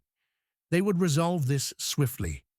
He urged them to resume the meeting, while the girl suggested not to delay and to begin the meal once the food's scent filled the hall. With a wave of her hand and a voice ringing with hope, the girl urged everyone onward. Soon, the distant hum of voices and the flutter of tarps signaled they had reached the refugee camp's border. No one could grasp how this place connected to Kosuke's powers, but Sylphie's smile curled mysteriously as she urged everyone to look closer, the air tingling with secrets and something sweet lingering. With a curious glimmer, Koshek asked if this old wall could be brought down. Sylphie's voice danced through the air. Let him break it the way only he knows. With a sharp swing, the young man's pickaxe struck the wall. Stones crashed and crumbled. Gasps whispered through the crowd, awestruck by how the solid wall faded with no hint of magic in the air. Kosuke soon declared the preparations complete. Every brick from the old building had vanished without a trace, leaving behind only whispers and wonder at the mystery. With a spark in his eyes, he formed a brick block and declared it was time to build the wall. Suddenly, he conjured giant blocks. The wall rose, and astonished gasps echoed as everyone watched the impossible unfold. A young man asked if that was enough to prove his skill, his hand outstretched, inviting them to touch the wall and feel the evidence for themselves.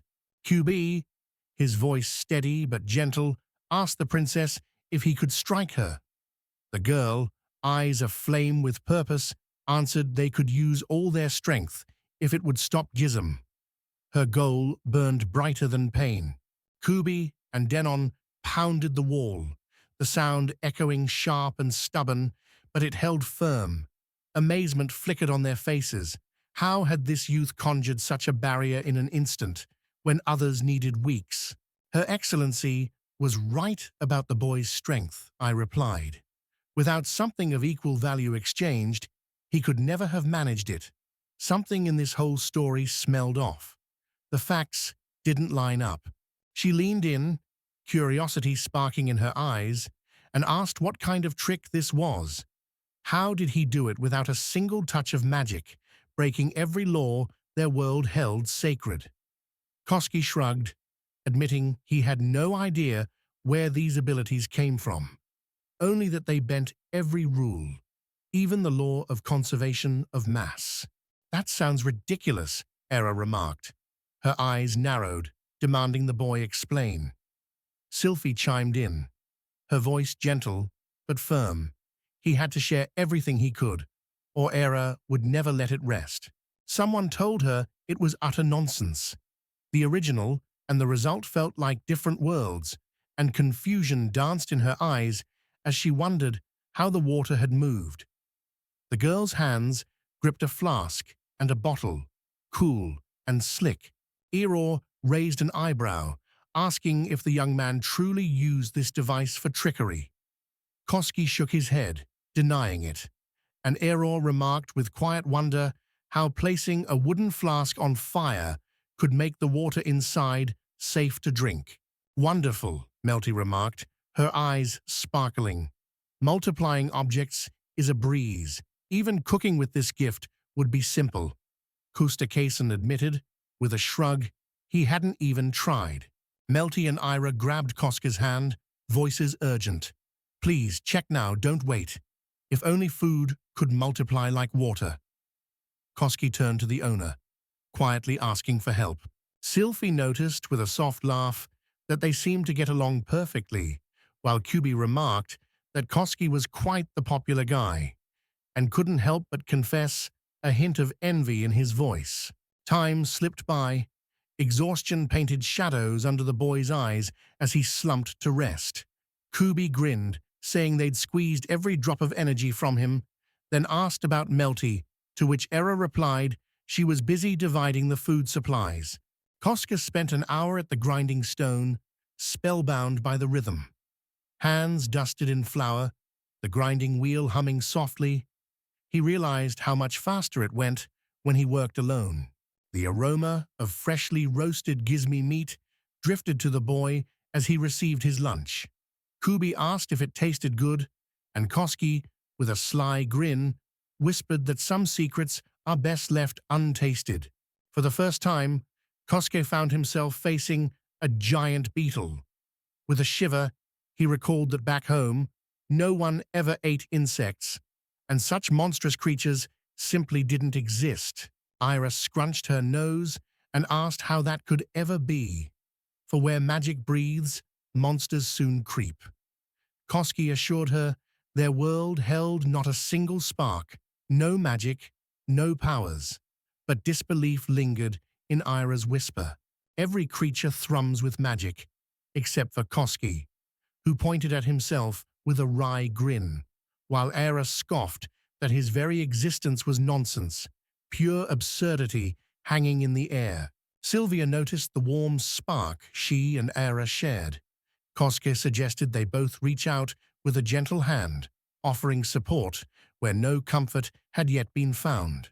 Koske wondered if Sylvie was already jealous. She looked so sweet. He soothed her, whispering he'd only ever betrayed her. When suddenly, Sylvie landed a punch straight into his stomach. Doubled over in pain, he flinched as Sylvie shouted her warning sharp as flint. Don't even think of approaching the girls in daylight. While Kubi laughed, noting how perfect a pair they made. Turning to Sylvie, he asked what the princess would do next. Sylvie, her eyes bright with resolve, said they'd harness the power in Coast Casey and, with stone and sweat, finally finish the wall. Denon points to a spot where wet clay clings to the earth, earthy scents curling in the air. She asks Koski if he needs anything besides fuel, but he gently replies, "No, that's all I need." Kubi sniffed the dry air, worry flickering in his eyes at the bare horizon, almost no trees in sight. Yet the grower just laughed and promised, "Koske will be useful here, no need for worry." Deep in the whispering woods, Ira and Q sat on damp moss and mused about the absurdity of it all.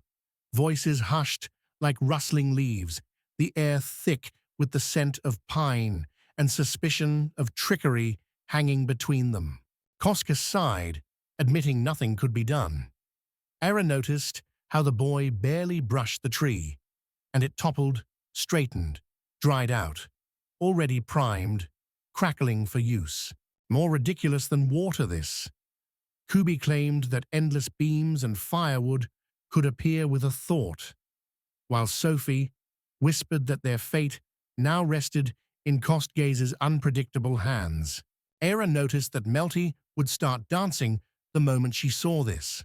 Kyobi joked that at this pace, the dark forest would vanish, while Koski laughed, promising they'd never let that happen.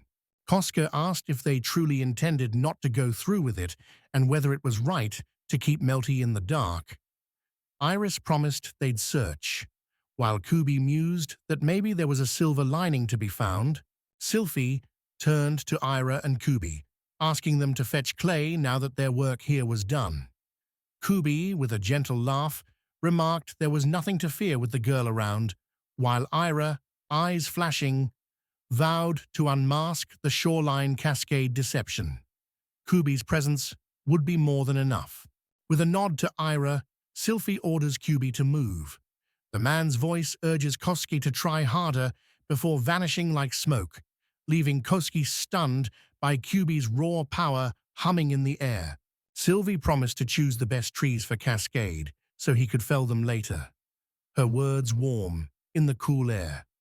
As the sun dipped low, shadows stretched, and it was time to gather their things. Sophie asked which era this was, but the girl only whispered, "It's like God's mantle." Confusion hung in the air. Yet whenever Koschei performed the ritual, even without magic, something wondrous shimmered in the room. Koski notes with relief that no one else can use this now. Such an odd, potent force lingers in the air. Ars murmurs, "It's simply too much." The axe gleams sharp, and the boy left her no choice. Koska, trembling, complained to Sylphie that Aero was scaring him and begged her to save him. Sylphie soothed him gently, whispering it was just a joke, while Aero nodded, her voice soft. She meant no harm. As breath still filled the air, Aira whispered her words. Koskai flinched, fear flickering in his eyes, and wondered aloud, would she hesitate if he died? Why speak of death while his heart still thundered? He admitted, trembling, that her power brought him dread. Kosuke murmured how exhaustion weighed on his bones, yet Sylphie glanced over with a laugh, claiming he didn't look tired at all. His eyes still danced with restless sparks. Success warmed his chest today. The girl's kind praise lingered sweetly in the air. Then, eyeing the mysterious parcel, she asked with a curious lilt what surprise waited inside for her. Warm rolls still steamed in Koska's hands, a gift from the villagers, their gratitude fragrant in the air. Surprised, he sensed they were, little by little, letting him in. A gentle smile played on Sylvie's lips as she admitted she'd forgotten to praise her for grinding the flour so perfectly. Koski, flinching at the memory, quietly begged her not to bring it up again. With curiosity sparkling in her eyes, Sylphie asked Koski if he could win the boys over as friends. Koski paused, lost in thought. He didn't yet know the answer himself. Kuskai notes the subtle spark in Melty's eyes. She seems to believe in his worth, and hope stirs within him that things with Ira will work out. At least for now, she's intrigued by what he can do. Uncertainty flickers about Kyubi, yet warmth glows in his eyes. Challenges surely lie ahead, but trust fills the air. If Sylphie is his friend, then Kyubi's kindness will linger, shimmering with hope. Sylvie quietly admitted she felt the same. The bow belonged in their arsenal, its string humming promise, but uncertainty lingered in her chest about the crossbow. She wasn't sure it should be handed out to everyone. In the wrong hands, this weapon could spark chaos. A hum deep as thunder whispers danger, so it belongs only to those whose trust glows unwavering, whose hearts steady the trembling air. Sylphie claims the last word will always be his. Can that ever be true?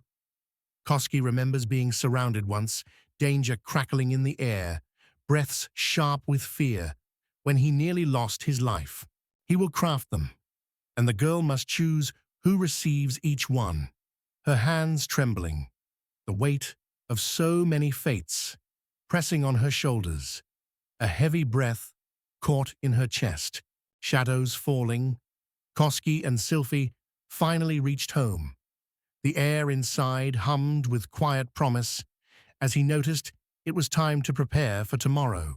Stepping into his workshop, the scent of clay and ash swirling around him, the young man knew he must ready the coal for firing bricks.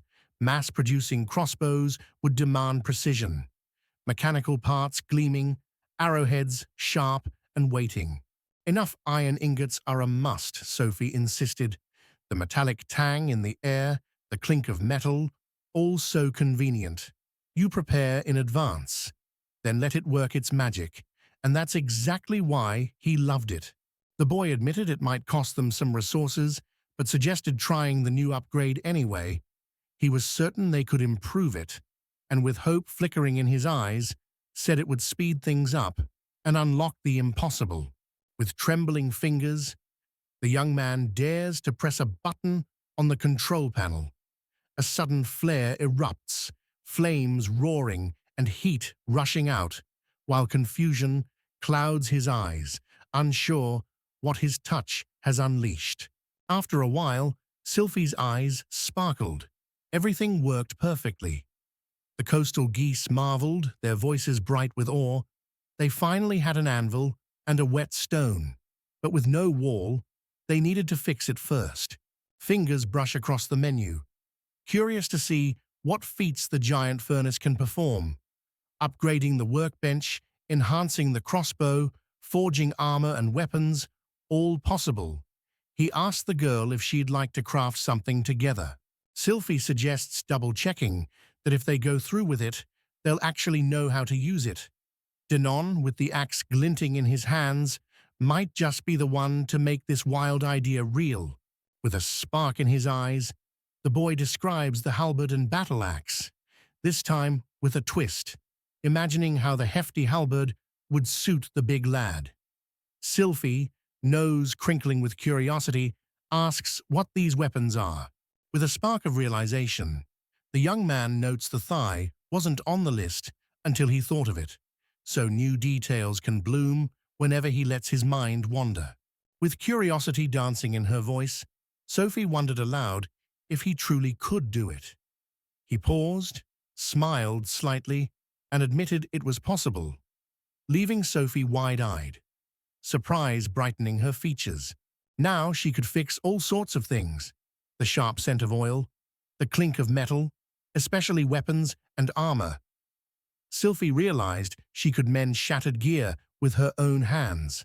She arranges a secret meeting and leads the young man to a warehouse heavy with mystery. As the iron door creaks open, a metallic tang floods his senses, and she whispers, "That's the scent of war's trophies." The boy from the shore remembers how, at first, blood covered everything. The girl sighs, recalling the endless, tiring scrubbing, while he wonders if he should just stash it all away for now. Surprise flashed in the young man's eyes. He muttered about cursed armor in his inventory. Sylvie mused. Maybe it just needed cleansing. And Koski burst out laughing. She sounded as if it were a stained rug at home. Whispers linger in Sylphie's memory. Rumors that the gear worn by the fallen crackles with a power that still clings, fierce and alive. Keep it far from the fire. The sharp scent of oil mixes with metal as weapons and armor are scrubbed clean. Coastgaze murmurs they must start mending them soon. The workshop door creaked as they entered again. The air smelled of oil and metal shavings, and Koski said they'd need fuel and some iron for the repairs. Then his eye caught a warning sign about cursed armor, glowing ominously. Why the curse clung to him, or how many more signs awaited, was a riddle that gnawed at his mind. Cursing under his breath, the young man muttered they'd keep repairing the rest. At last, Danan's axe gleamed, ready for battle. A girl steps forward, ready to prove herself, as the boy rummages through his bag and pulls out an axe. Surprisingly heavy, with an ordinary look, but a blade that glints sharply under the light. He called this weapon bird-like. Its power sang in the heavy weight and razor edge, and people whispered it could split a person in two, though he confessed he'd never seen such a thing himself. Sylvie lifts the weapon, noting its rough grip, and muses aloud that it would be perfect for someone like Den. Too large and heavy for her, though, as the metal weighs down her arms. A saber would suit you, the boy remarks, catching a playful flicker in Sylvie's eyes. She tilts her head, wrinkling her nose. What's that?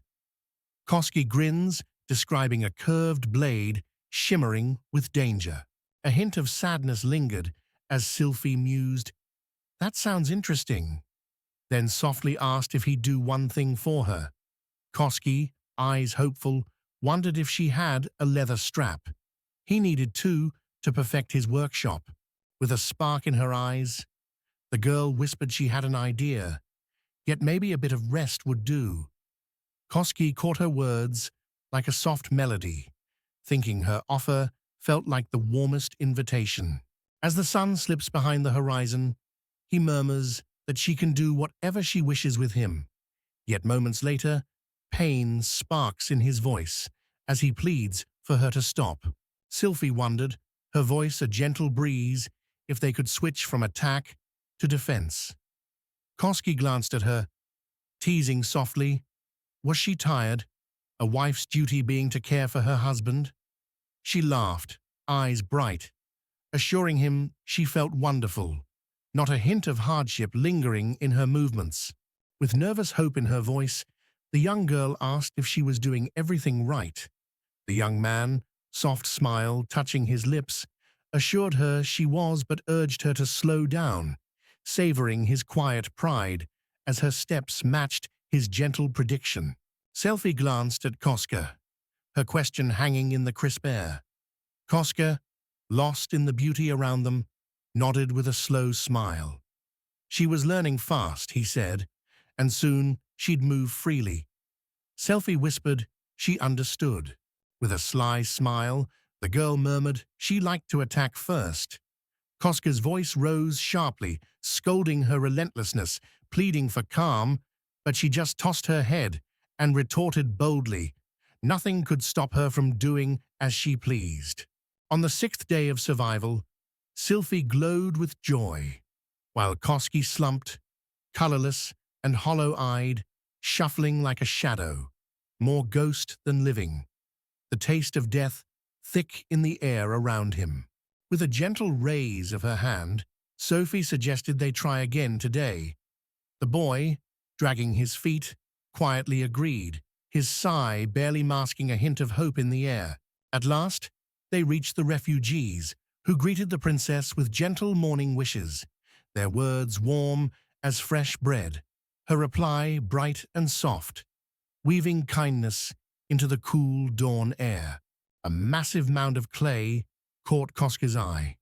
Sylvie turned to him, her voice soft but direct, asking for the weapon they had restored yesterday. Koski nodded, quiet resolve clear in his movements. After a while, Sylvie suggested Dane hand out the weapons to those who knew their craft, so sharp blades could sing in defense and echo through the forest during the hunt. Reaching out to Koski, she urged him to ready Danan's weapon at once, her words carrying the urgency of a storm rolling in.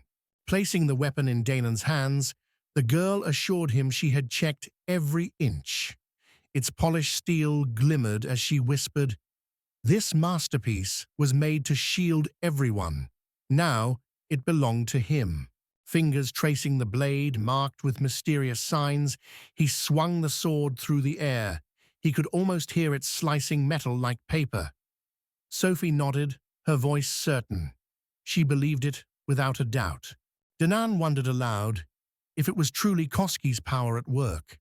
The boy glanced away, remembering all the time he'd poured into this, while Sylvie spoke up, her voice soft but certain. "Yes, it's hard to believe, yet it's the honest truth. Ira believes her gift is utter nonsense. Today, the world itself will prove her right, showing just how pointless her strange ability is."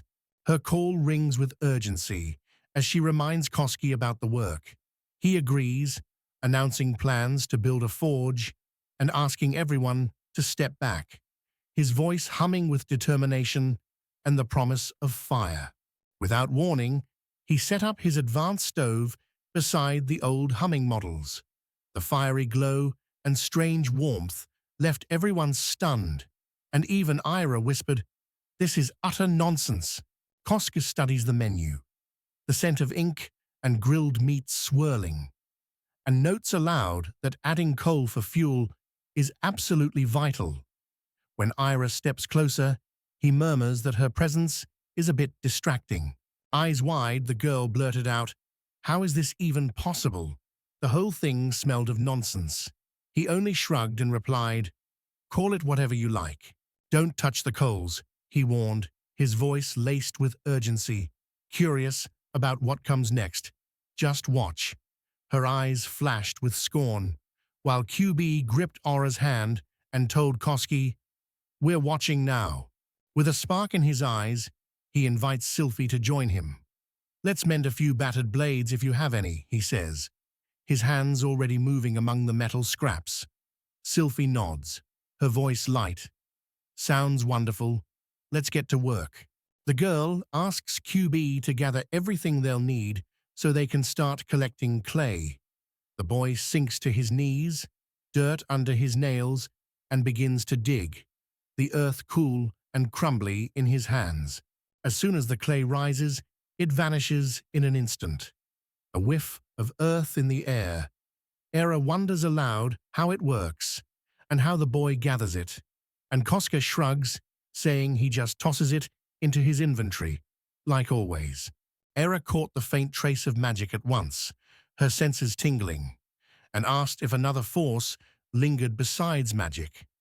Koshige replied, his eyes glinting, that he'd already gathered quite a trove of first-class material. "At last, we can rest," someone sighed, just as Melty approached, her warm smile lighting up her face like morning sun after a storm. Koski wrinkled his nose at the thing. He'd never look at it, never switch it on. "Let them watch for me," he muttered, hands dusty as he shifted heavy bricks in the chill echo of the masonry block. The clatter of tools fills the air as he sets up the workbench and declares, "Time to get to work." Melty, eyes wide, marvels at this new wonder. Koski explains softly, "It's a workbench, perfect for shaping treasures and honing one's craft." He says he needs to improve, then warns Ira with a half smile. Light from the workbench flickers blindingly, so it's best not to look straight at it.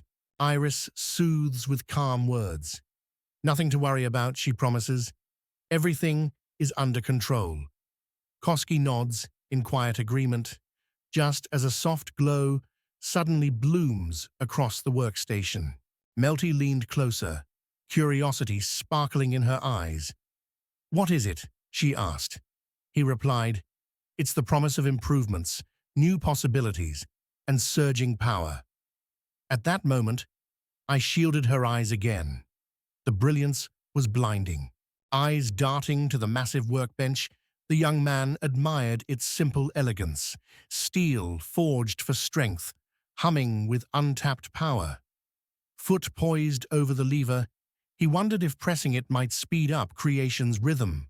Ira breathed out what she had glimpsed, her words trembling in the charged air. Kosue asked eager what she had seen, and Ira whispered that she sensed the beginning of the truth. Iro noticed the glow shimmering like sacred magic, just as priests call upon.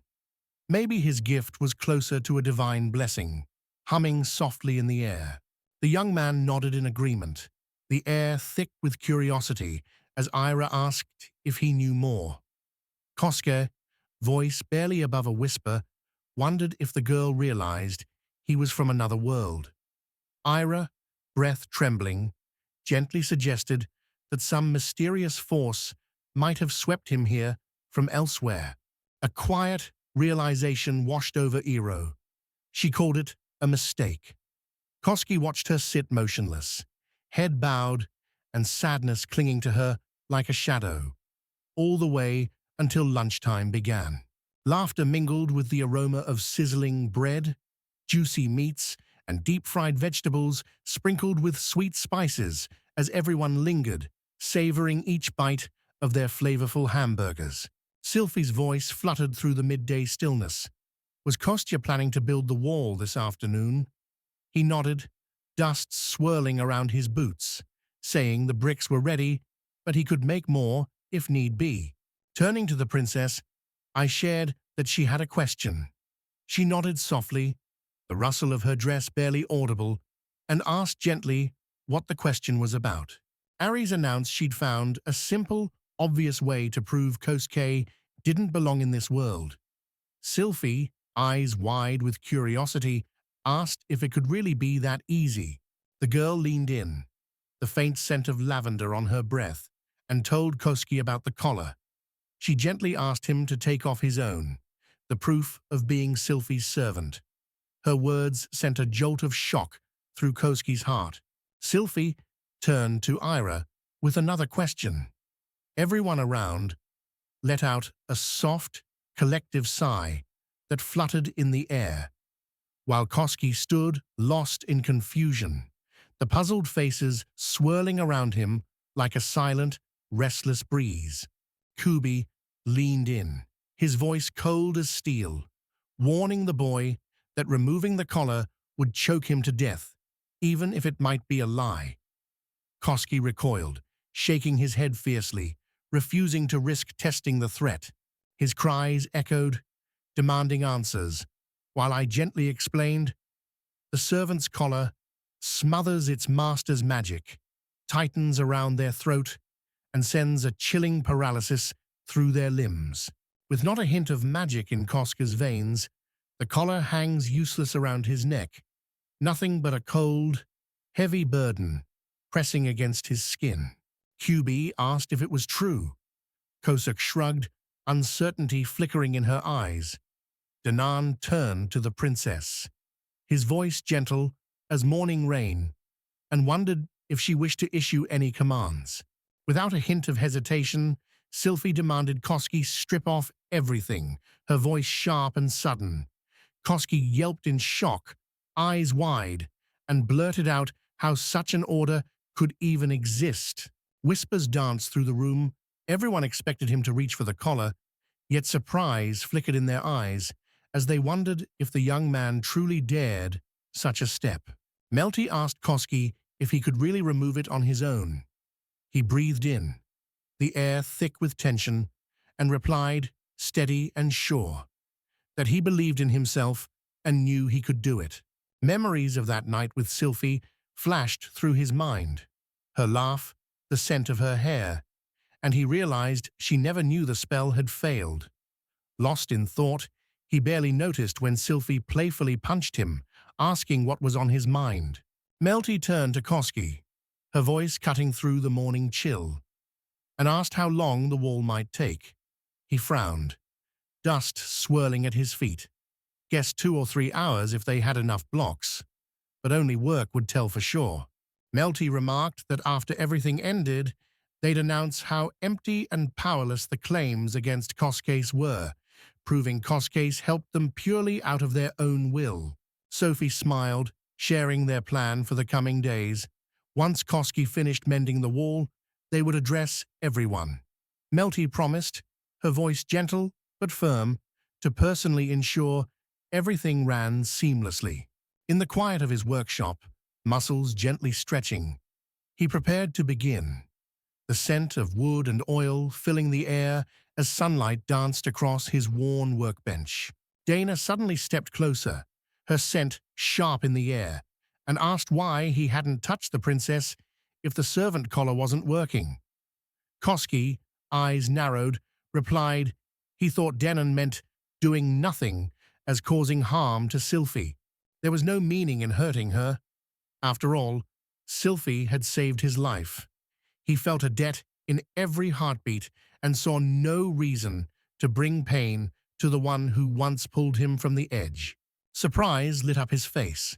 After the boy's answer, he stood motionless, silent.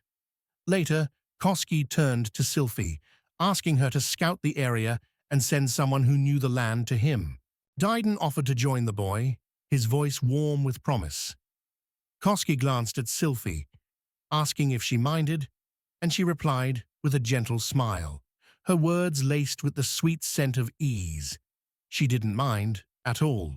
Kosuke stepped closer, his voice warm, as he asked Danan's name once more, saying how glad he was to meet him. Danan nodded, recalling Koski's name, and gently urged him to speak more freely. Koski agreed, noting it would actually be simpler this way. He wanted to start from the village gate and walk on foot, and Denon replied they must follow that path. Behind them, the others watched with gentle smiles, soft laughter echoing. Noticing the missing gates after a while, the young man's hands flew to work, and in a heartbeat, massive wooden doors rose up, creaking and solid, right between the breach and the wall. At last, the work was done. A massive ring of stone rose boldly, encircling the entire village of elves and refugees, proud and silent under the early morning light. Satisfaction warmed Koska as he realized everything had unfolded far faster than he'd guessed, while Danan admitted with a snort that he hadn't believed the boy would truly succeed. Denon studied first the left, then the right side of the wall. Koski, watching the careful movements and slowed breath, realized Denon had seen it. His plan had succeeded. Then came the question, was this height enough to stop the hism? Danan looked at the boy, puzzled. Koski explained that in his world, insects like the hism existed, whispering of strange wings and restless scratching.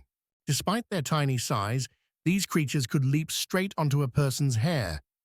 Yet Dane calmly assured the boy, no need to worry, Gizmi simply couldn't jump that high, his strong paws made only for bounding forward.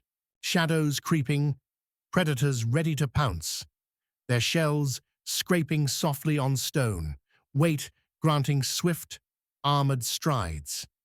Sylphie drew near, caught the metallic scent, and quietly noted all seemed prepared. With a bright smile, Case announced that everything was ready. Then Sylphie faced the crowd, voice clear and ringing, declaring that their performance was about to begin.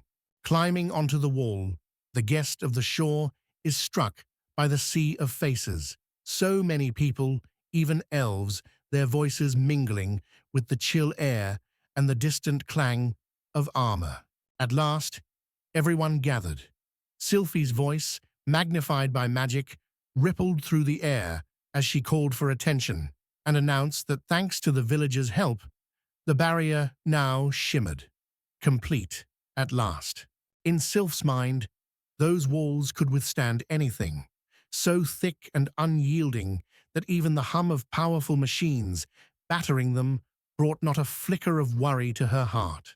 Thanks to Kuske's incredible strength, thick as iron and wild as thunderstorms, they forged an unbreakable barrier in a single day. The girl claims with a note of awe that he is not of their world. Whispers tell of those vanished long ago, wandering ethereal realms beneath the watchful eyes of spirits and ancient gods, footsteps echoing through endless mysteries. Incredible as it sounds, the proof is undeniable. Koski is an alien from another dimension, yet his body holds no magic. No power thrums beneath his skin, not a whisper of ability. In their world, every living creature pulsed with magic. Animals, plants, demons, even the tiniest insects, shimmered with hidden powers, weaving a hum of enchantment through every leaf and breath. Yet Koska holds not a single spark of magic. Era's enchanted eye glinted the truth, though no ordinary words could ever capture such emptiness. All eyes follow Sylphie's gesture to the servant's collar around Koska's neck. Everyone knows only a master may remove it. She glances at Koski, a hint of a smile curling on her lips. Fingers trembling, the boy fumbles at his collar, anxious eyes darting, as fear thickens the air. If he pulls, it might tighten and choke him. Yet suddenly, Koski shrugs it off with astonishing ease, leaving everyone breathless with disbelief. Sylvie noticed the collar did nothing to Koskate. Magic never touched him. Proof he carried the scent of another world on his skin. Some whisper that the lost possess strange gifts, but the girl's eyes say she's done explaining. Her silence hangs heavy, as if it carries secrets only the wind can taste.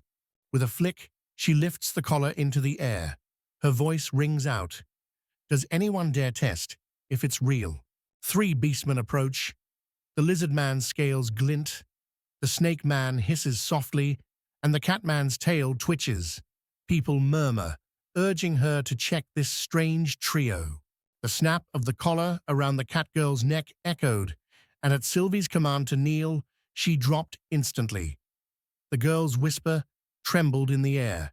She simply could not resist, not even if she wanted to. A scaly man fastens the collar around the snake-like man's neck as the girl begs him, hope trembling in her voice. She tries to unlatch it, but cold metal bites into her throat, tightening with every desperate touch. All eyes swung to the boy. The air thrummed with tension as Sylvie, voice soft but firm, suggested that now the collar's magic was proven real. It should clasp around Koski's neck. A cold collar snapped shut around Koski's neck as the girl commanded him to kneel. Defiance burned in his eyes, and even when her order sliced the air again, he stood proud, unbroken, refusing to yield. Amazement shivered through the room as the young man slowly unclasped his collar and confessed, voice trembling, that every heartbeat he had was thanks only to Sylph, gratitude shining in his eyes. With a soft laugh, Sophie slips the collar around Koski's neck, whispering, "Dear," and promising care with a gentle touch, then announces to everyone, her voice lilting with pride, that the collar is, indeed, real. To Nak, it's clear now. Everyone sees it too.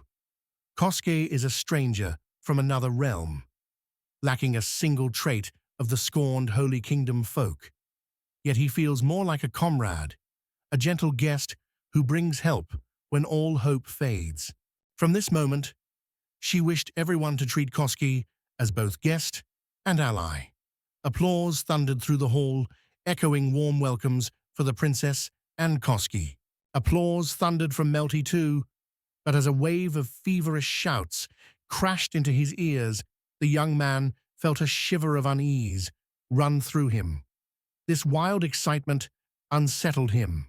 Warmth flickered in Sophie's eyes as she thanked everyone for embracing her idea, and tomorrow the air would thrum with preparation and shield drills, each person called to dive in, movement and excitement buzzing in anticipation of Gizmo's arrival. Kusuki wonders if this could be the dawn of some fragile truce. Only the ticking and whirring of machines left for him to unravel. The next morning, Sylvia caught herself mapping out ways to shield them from Gizmo, while the boy noticed unfamiliar faces swirling in the halls, among them the beast woman who once threatened to snap a collar round his neck. With a gentle nod, the girl introduced herself as Jagira, a scout from the royal army, her voice crisp as morning dew. Another, named Pirun, chimed in, her words light and quick, revealing she served alongside Jagira. Introducing himself as the commander of Tantro's guards, Vog the wolf's voice rumbled with quiet authority. Koske, with a spark of certainty, decided Jagiro must be a feline. Papuano looked like a harpy, and Vog, somewhere between dog and wolf, paws tapping on the stone floor. A girl strode up, introduced herself as Gelda, from the heavy infantry of Marinard's army. Koske caught her scent, earthy, strong, and thought she reminded him of a bear. Kosuke noted to Sylphie the oddity. Though all were former soldiers, most here were women. the air alive with their quick laughter. So she explained, among beastfolk, strength knows no gender, but women far outnumber men. At her request, Kosuke eagerly pulled out freshly oiled crossbows from his pack, the scent of varnish mingling with winter air as metal bolts clinked quietly in his hands. Gasps tangled in the air as eyes widened at the strange bow-like devices. No one had ever seen such shapes before, until Sylphie softly explained, her voice trembling, that these were called crossbows. Her voice trembled as she asked Kosuke to show her how the crossbow worked, and he carefully slid the stock into the gleaming armor, metal whispering against polished steel. Fingers trembling, he seizes the crossbow, pulls the string taut until a crisp click breaks the silence, then slides in the bolt, the scent of oiled wood and iron heavy in the air. Preparation complete. With steady breath, aim the barrel, squeeze the trigger. Then a sharp crack shatters the air, smoke curling as the shot roars free. Sylphie points out, as everyone can hear, the shot bursts with raw power. Though this weapon fires slowly, it rests so gently in the hands that with a little practice, anyone could land a bullseye almost every time. That's it. Now they could aim for themselves. Jagira announced with a spark that she'd try first, while I gripped the crossbow, palms tingling with anticipation. Jagira wondered aloud if a crossbow's string could stay drawn forever. The boy shook his head. Stretch it too long, and you risk ruining both string and bow, but a quick preparation before battle keeps everything safe. Fingers trembling with excitement, the girl draws the bowstring, whispering that she finally understands. The weapon's sleek shape is perfect for silent scouting, letting her melt into the shadows as she crouches, alert to every distant sound. Iris noted with amazement how the mechanism, so small it nearly vanished in her palm, proved far stronger than any bow, its power felt in each precise, metallic click. Judging by the sheer number of these creations, master craftsmen must have toiled over every detail, each piece costly to make, with maintenance whispering of endless gold slipping through busy hands. Kosuke answers, his voice steady with quiet pride. I agree. Without me, mass production would crumble. And honestly, who else but me can keep those crossbows humming in perfect shape? Dinon insists that without Kosuke, making or fixing this equipment would be hopeless. Guns would fall silent. Melty admits it's a problem for the future, yet right now, the crisis hasn't sunk in. With a spark in his eye, he believes that by studying this mechanism, he could craft something similar. Helda admits her build makes it tricky to wield, while Vyoji shrugs, saying it's simpler than a bow. No complaints from him. Even city folk with no battle scars could master this, he believed, while Kosuke and Sophie exchanged gentle, hopeful smiles, the glow of embers dancing in their eyes. Jagira admired the weapon, sleek, light in her hands. The shot's power made her catch her breath, and curiosity danced in her eyes as she asked about its range. Kosuke admitted he hadn't tested it yet, but guessed around 50 meters. He believes the arrow can fly far, yet doubts linger about its power and aim. Then Dinon, leaning in, asks Sylph how many of these crossbows could be made ready. Eyes bright with curiosity, the girl asked what Kosuke thought.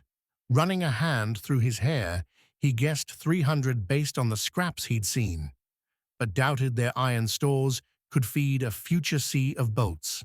Sylphie paused, her brow furrowed, and quietly asked the man beside her if 300 crossbows would be enough, even counting reserves. He nodded, sure that it should suffice, since they had only about 100 to 130 defenders ready to stand their ground. With gentle persistence, Sophie asks Kosuke to show a little kindness.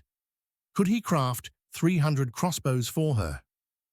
As for the arrows, she suggests they forge 5,000, imagining the sound of wood and steel in the workshop air.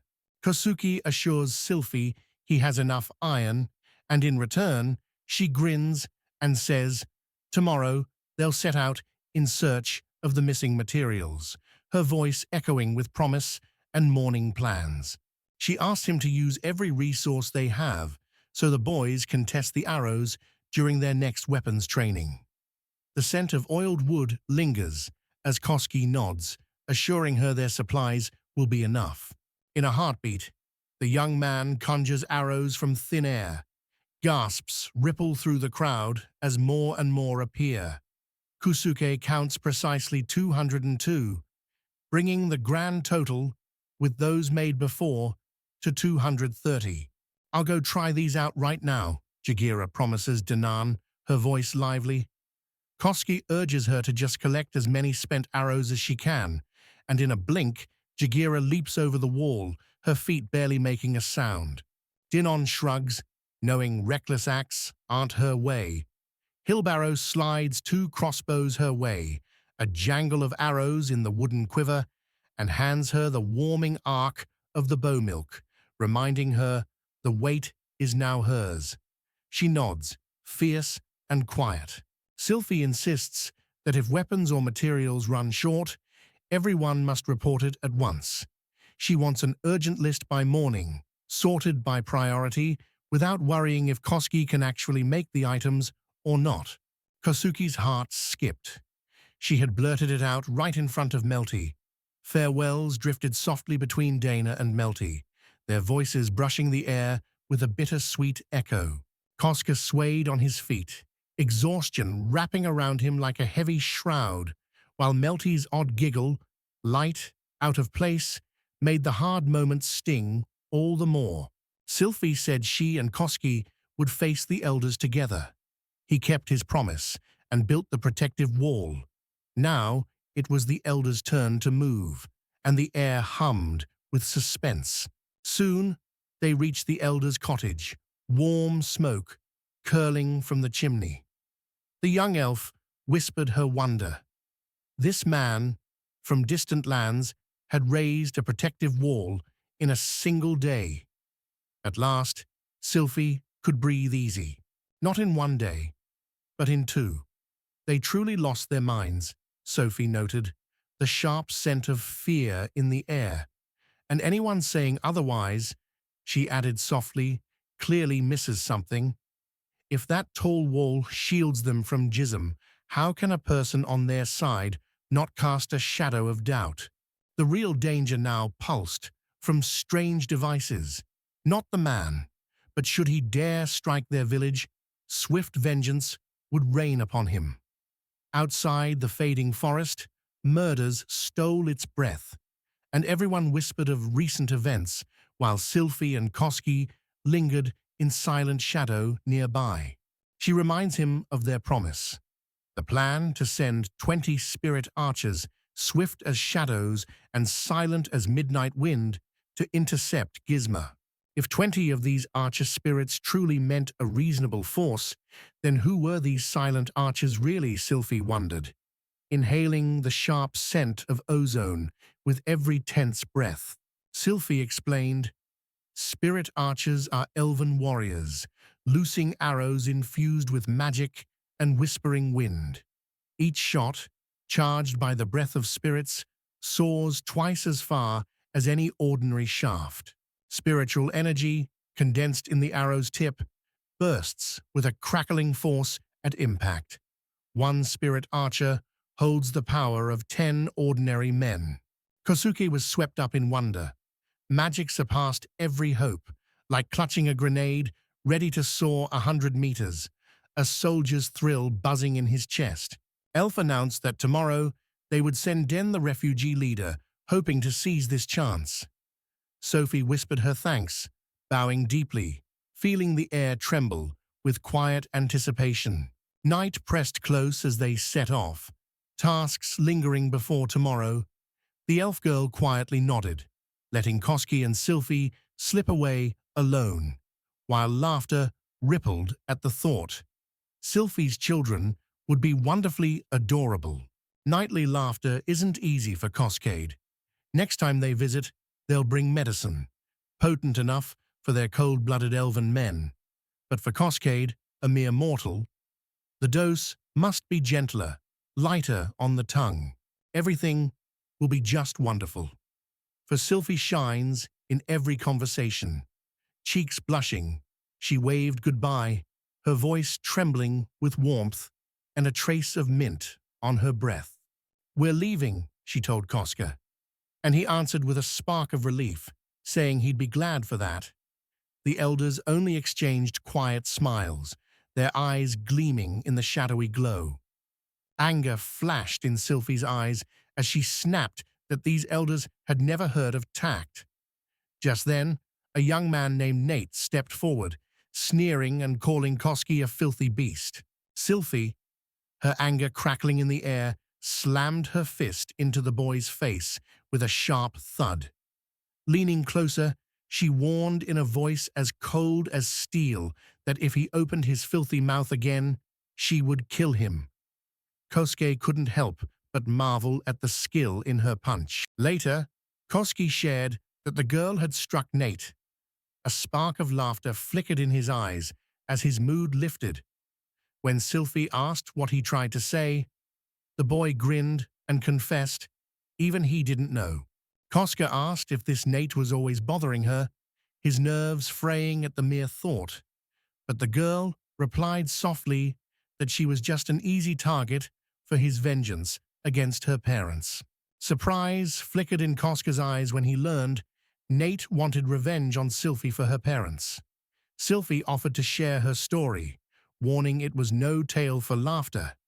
Koski promised to listen, no matter how heavy her words. 3 years ago, when rebellion erupted in Marinard, a vassal of the Holy Kingdom, Sylphie couldn't hold back. The news tugged at her heart, and she slipped into the storage, stole every spirit stone, and dashed off to Marinard. Koska called it outrageous, a daring move that stirred whispers and drew swift pursuit as Nate's parents rode after her. Meanwhile, Denon led a band of 317 refugees across the endless desert, sand crunching under weary, determined feet. Sadly, the air trembled as 5,000 soldiers from the Holy Kingdom marched after them, boots pounding and armor clanking, a relentless tide of pursuit they could not outrun. With every thundering step, those fiends towered over Danan's desperate group. Each clash a cruel game of cat and mouse, where one slip meant the beast's fangs closing on their hopes. Fury and hatred flared in her heart, hot as wildfire, and with a cry sharp as thunder, she rushed into the ranks of the Sacred Kingdom's army. Darkness wrapped around her, shadows blooming on her skin as strength surged through her body, muscles tightening like steel cables. Koski stared in awe, asking what she meant by her skin darkening and her muscles thickening. Sylphie whispered that when anger and hatred drive an elf to call upon the spirits, darkness devours him. His skin grows dusky, his body twisting into a weapon of pure destruction, for elves linger between spirits and men. The thought flickered through Klaska's mind, a body shifting shape under pressure. Wasn't that more unreal than any power she possessed? The room felt suddenly heavy, the air thick with possibility. Sylphie explained, the elves touched by darkness are called defiled and despised. Koski wondered if that's why Nate avoided her, then quietly asked if she ever dreamed of vengeance for her parents. No matter how many magic stones she held, the girl realized destroying an army of 5,000 alone was hopeless. As the Holy Kingdom's troops began retreating, the pursuing elves, Nate's parents among them, finally caught up, boots pounding earth and arrows humming through the smoky air. Curiosity flickered in Koska's eyes. What happened next? Her voice trembled. Many elves fell, but the Shadow Army was destroyed. Since that night, the survivors began to whisper her name, Witch of the Black Forest. Thoughts spun in Kuska's mind. She had slain over 2,000 souls with her own hands, a truth that chilled her to the bones. Sophie whispered that her recklessness had stolen many parents from this elven village, planting silent grudges in every glance. In the end, her skin became marked with the color of a killer. Danan and the others watched, smoke curling in their regret, burdened by the guilt that through them I let darkness seep into Sophie's flesh. Her body transformed, skin now snow-white, delicate as petals, enchanting. Koski approached Sylphie with a warm smile, the soft shuffle of his steps blending with the gentle air. She urged her to let the past drift away like a forgotten song. He believes she should cherish herself, just as she is now. Skin color means nothing. He loves the girl standing before him in this fleeting moment. A soft smile lit up Sophie's face as she nestled her head on Koski's shoulder. Eyes met, a hush in the air, and their lips found each other in a gentle, lingering kiss. Fingers entwined, they clung to each other under the spell of this magical night. Their bond tightened, heartbeats echoing in the gentle hush. On the seventh day of survival, Koski lingered in his workshop, the air thick with the scent of oil and metal, announcing with quiet pride that the creations he'd toiled over all night were finally ready. Stumbling upon them, he guessed the highlight this time, a crossbow newly refined, its limbs forged from cold, gleaming metal. Fingers trembling, he tried to pull the bowstring. Much harder than it looked. If only this were just a game's simple choice, he thought. The tension might vanish like dust in sunlight. Fingers trembling, he pulled the bowstring taut and marveled at his own strength. The power of choosing his own actions thumped in his chest, his single hand steady even against the stubborn bow. Bolting the arrow, he aims at the tree, feeling the electric tension in his fingers. This shot, faster than any crossbow he's ever touched, rips through the air with astonishing force. A rare weapon, destined only for the strongest, waits in the shadows. But first, a bargain must be struck with Sylphie, and the scent of iron fills the air, more than ever expected. He decides to leave it in the blacksmith's corner. The air twinkles with the thought that more glass crafts can now be made. The word pharmaceutics catches his eye. It doesn't look like a potions stand, more like a workbench, mysterious and new. No time to waste. He dives straight into his craft. The workshop menu hums with recipes, yet the brewing stand demands a mountain of rare resources, more than he has on hand. Sparks of creativity dance in his mind as he crafts glassware for a potion stand, each clink of glass recalling skills hard-won and triumphs etched deep in memory. When glancing at the action selection menu, it feels as if a wave of fresh crafting recipes has swept in. Without a hint of explanation, no trace of unity with the users, and only 3 new achievements locked away. Skills blooming within him, he dives into the world of lumberjacks and demolitionists. With his last points, he sharpens his breath, learns to sprint like wind, and becomes a marksman with an unerring eye. A crossbow's sting means strike and vanish. Yet suddenly, on the threshold, Sylphie stands, her presence like a gust of wind sweeping through, breath catching in the air. Morning light spills over Koske as he greets the girl. Suddenly, Sylphie blushes, her footsteps quick and light as she escapes the workshop, leaving Koske grinning, heart fluttering. He can't help but think how sweet she is. Nightfall brings a hush, and stress melts away. Suddenly, Sylphie unfurls like a moonlit flower, her restraint dissolving. into the darkness. Each morning, awakening stirs the spirit of the great warrior within her, but a tide of suffering, tinged with the sharp scent of shame, crashes over her heart. Kusuki thinks it's simply incredible. He wishes Sophie could stay this way forever, full of warmth and laughter, as if the world itself glimmered around her. The kitchen filled with the savory scent of okonomiyaki as the girl cooked breakfast. She quietly asked Kosuke not to mention last night, and he nodded without hesitation, the unspoken pact swirling with steam. Curious if the crossbows were finished, the girl asked Kosuke, who nodded silently. Sylvie's eyes sparkled as she insisted the boys get their crossbows for training. Before everyone marched off to the iron ore fields, as planned. They reached their destination as leaves crunch beneath their boots, dividing tasks in whispers.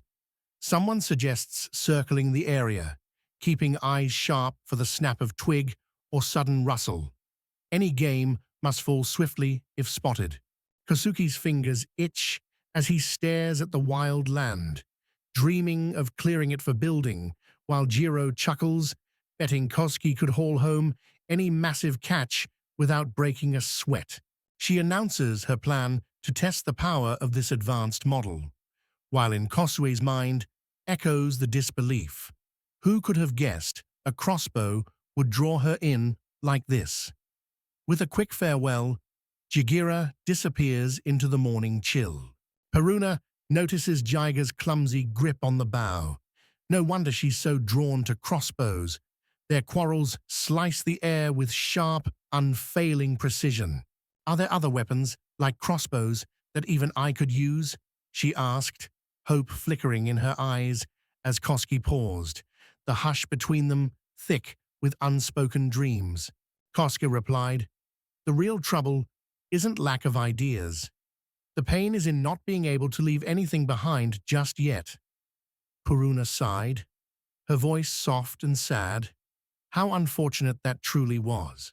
Whispering her plan to join the scouting mission, she caught a whiff of cold steel in the air. Sylvie warned her softly to stay safe, while Kosuke imagined gas bombs, explosives, even Molotov cocktails might be enough. With Puruna soaring skyward, leaving Kosuke, Ira, and Sylvie behind, Kosuke grins, asking if they're ready to dig. Sylvie laughs, promising he could dig until the earth itself begs for mercy. Can I dig from the top? The boy asks, hope flickering in his voice. Sylvie just smiles, her words drifting like leaves. What matters isn't where you start, but how you find your way down.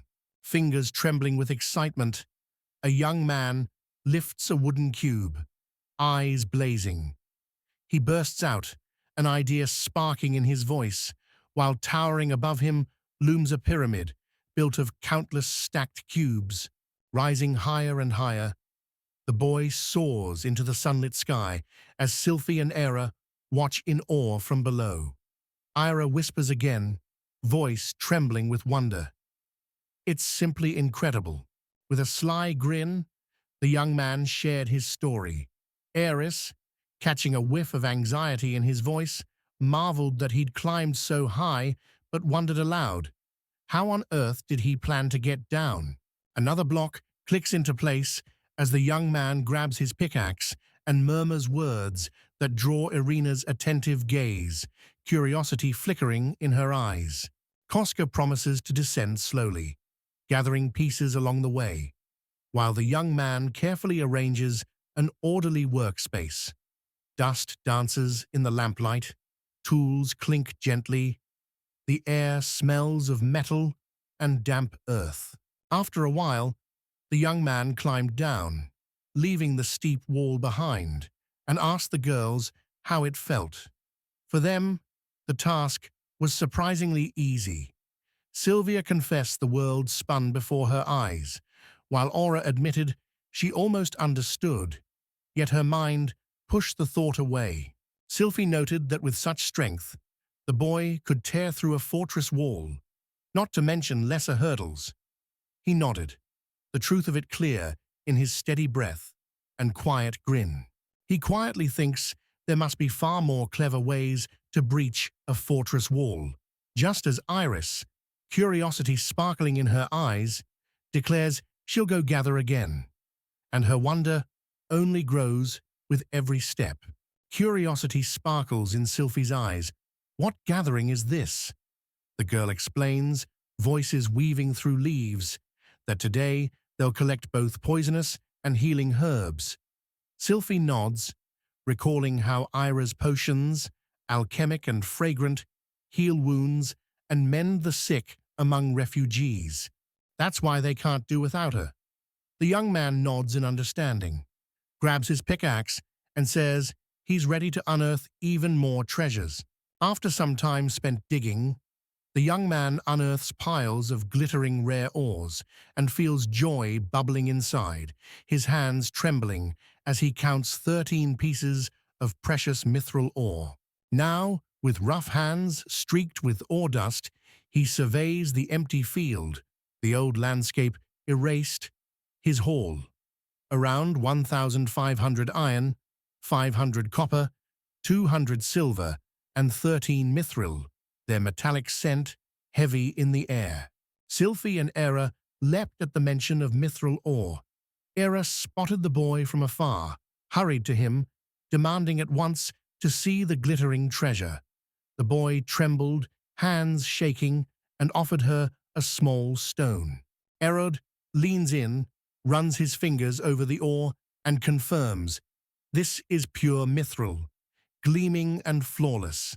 With careful smelting, at least 2 swords could be forged from such a treasure. Sylvia fixed Koska with a stern glare. He'd better not breathe a word of this to anyone. Koska's heart skipped. It was as if he'd stumbled onto something wildly exciting, the secret humming in his chest.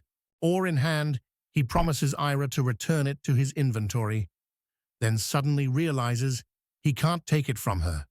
He waves his arms in growing panic, sensing she won't let go. Kosuke darts a glance at Sylphie, cool appraisal in his eyes, then hands the mithril ore to Iris. She glows with delight, her laughter sparkling in the air like chimes. Koska noticed Aero's laughter sparkled with childlike joy, while Sylphie explained that this artifact's magic scent and hum could shape worlds, from alchemy's bubbling brews to the silent dance of ancient spells. Bursting in, Puruna and Jakira caught the scent of smoke, while Sylphie nudged Koska to start dinner as they hurried back to the village. In a heartbeat, Iris slid the ore into her pocket and watched their shock at the torn earth. "Did you really do all this alone?" they asked, eyes wide with disbelief. Sylphie insisted Koski make dinner right now, while Ira gently pressed him to tuck herbs into his inventory. When they returned to the village, Sylphie glanced at Melty and asked if there was any news.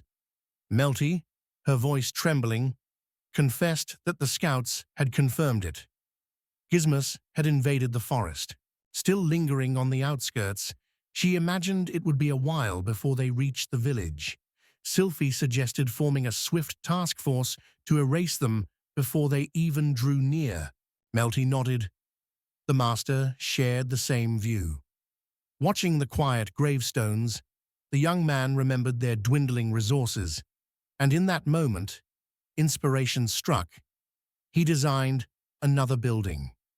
Curiosity danced in Ira's voice. What would this structure be? "It's just a kitchen stove," the young man insisted, but Ira leaned in, her eyes bright with curiosity, repeating her question and pointing out that you could easily cook a meal right there.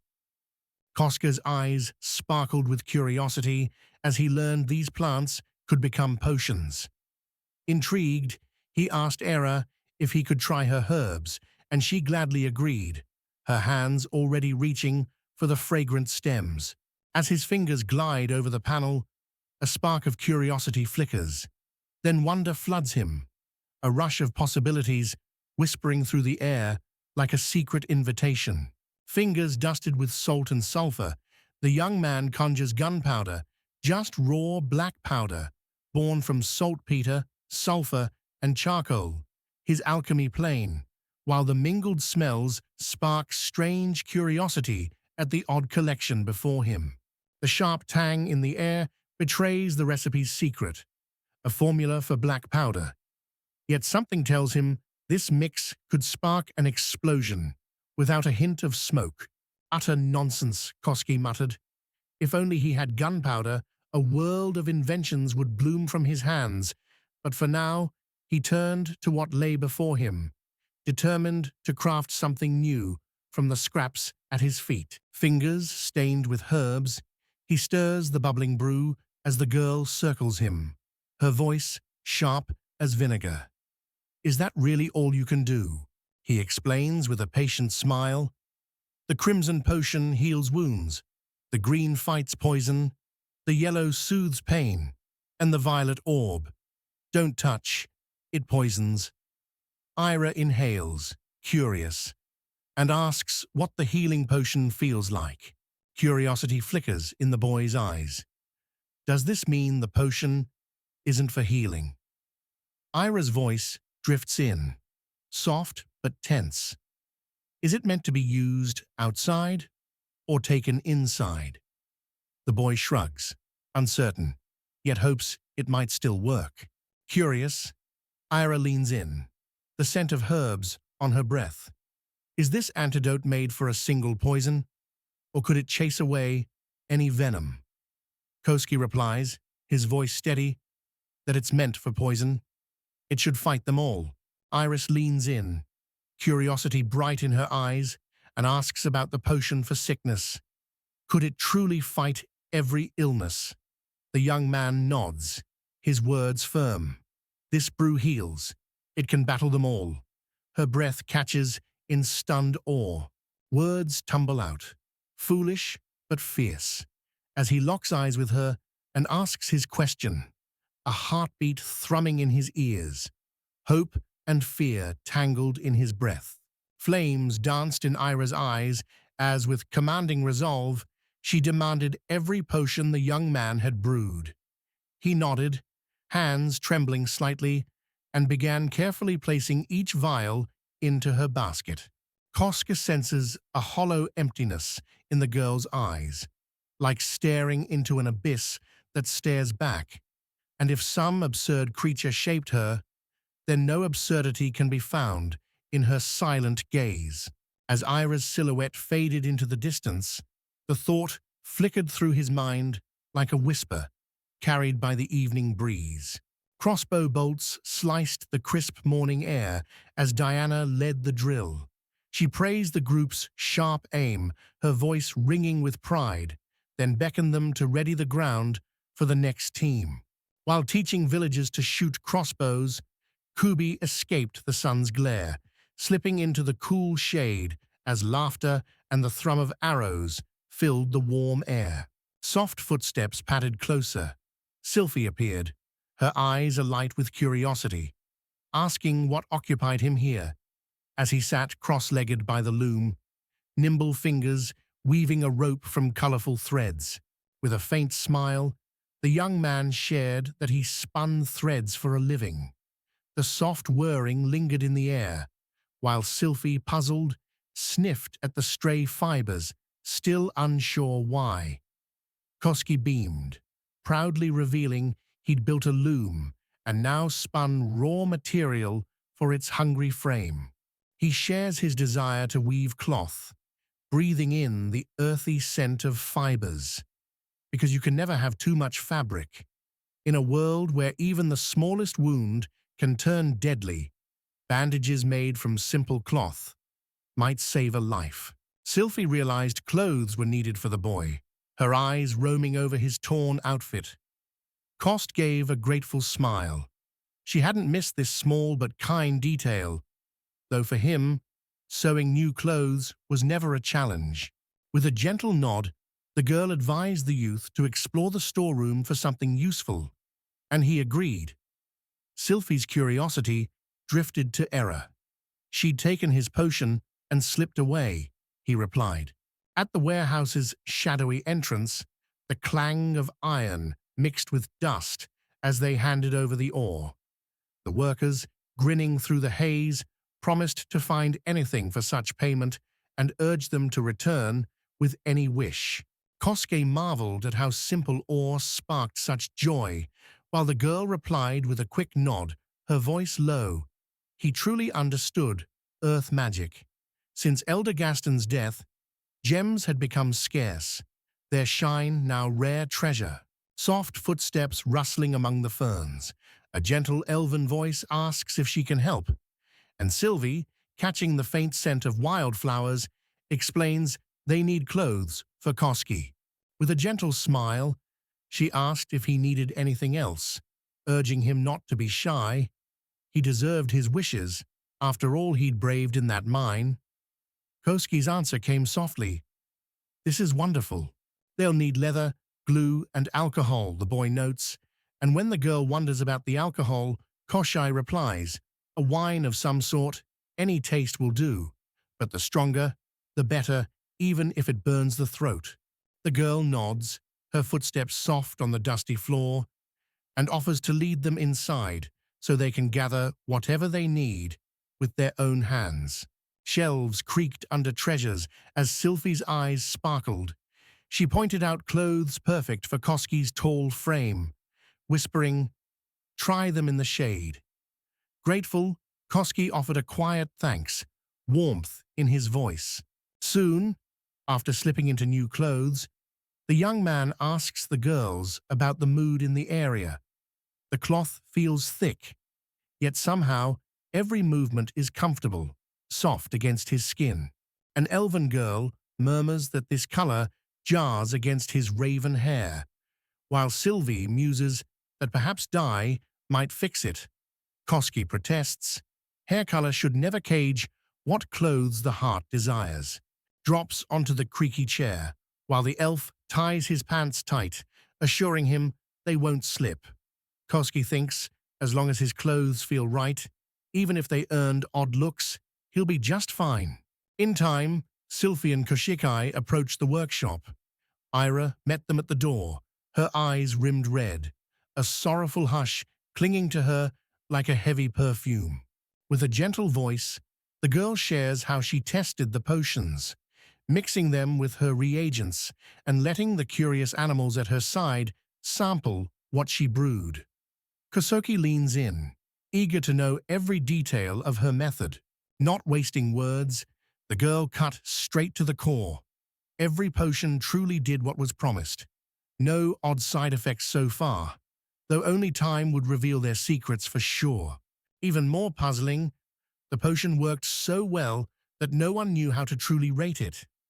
Kosuke asked, his voice tinged with curiosity, why this was happening at all.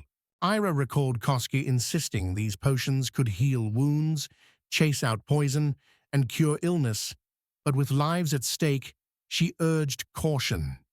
Such remedies must never be given lightly or without careful study.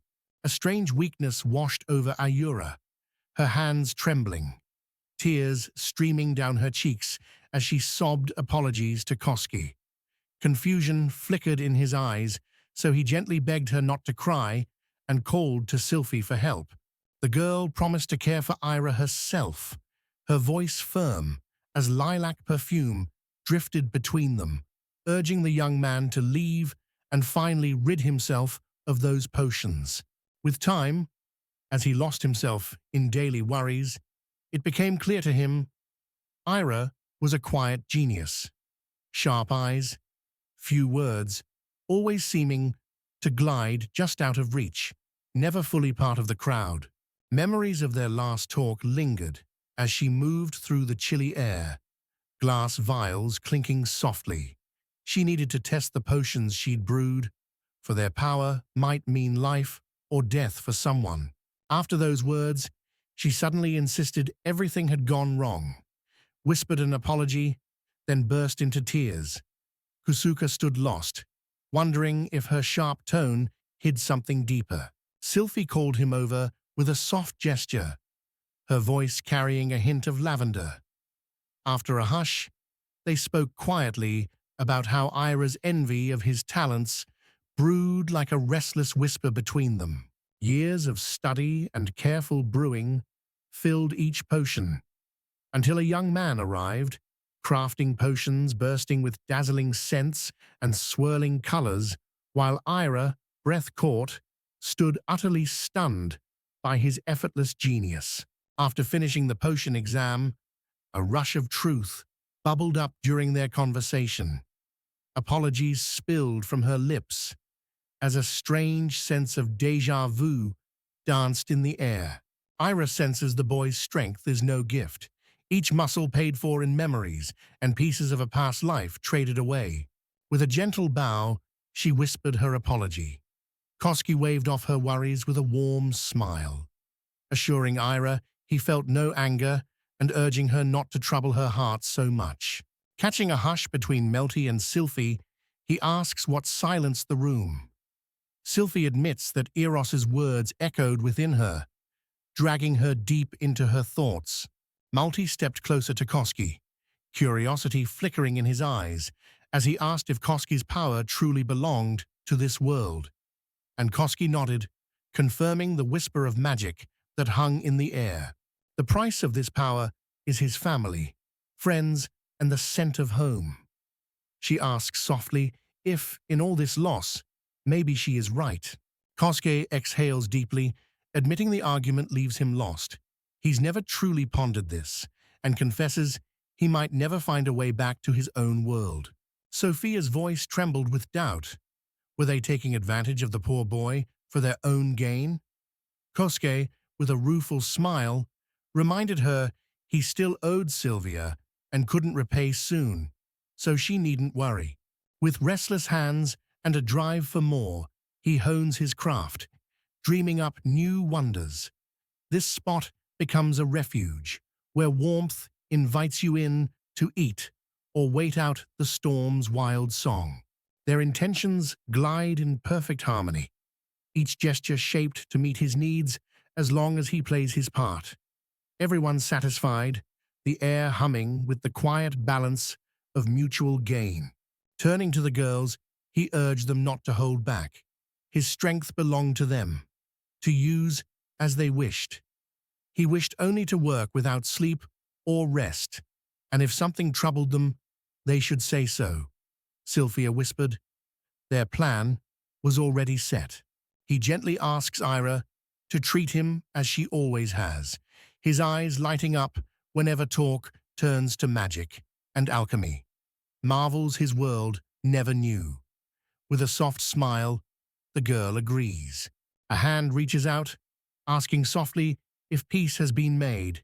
In his world, the boy explains, such moments are sealed with a handshake. Fingers warm, palms meeting, a silent promise exchanged. In moments of seeking peace or friendship, hands reach out for a handshake. Irina speaks softly, then extends her palm, warm and open, sealing her words with a gentle gesture of trust. Warm hands met in a firm handshake as the boy declared peace between them. Eris smiled gently, while Sylphie and Melty watched their gesture with sparkling curiosity. Catching the moment, Kosku suggests the girls join the handshake too, and Sylphie and Melty reach out, their hands meeting Kosku's with a spark of laughter and a flutter of excitement in the air. After a pause, Sophie gently asks Kosuke to return to work, and he quietly agrees. Then Sophie instructs Melty to tell Danian to choose the soldiers for the mission to eliminate Giza. The departure is set for dawn tomorrow. Morning sun flickers through the forge as a young man steps into his workshop in Sylphus's courtyard. Sylphus remarks on the rare calm, and the youth, brushing soot from his hands, admits he'd only minded his business, until without thinking, he wandered into Iris's domain. Luck brushed past him only because Ira's innocence shielded him like a fragrant summer breeze. Yet, to those who take their craft to heart, his skillful hands ring out as a direct and dangerous challenge. Without a hint of hesitation, she challenges their place in the world, their very existence. He seems swept away, stumbling past the line they both knew was there.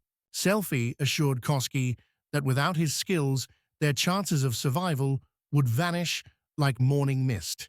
He shouldn't torment himself with doubt. If the boy didn't unleash his full strength, trouble would find them. But she brushed off minor setbacks with a smile, so he shouldn't hold back. Then Kosuke asked her softly, what dream colored her heart? Sylphie promised she'd shield the boy.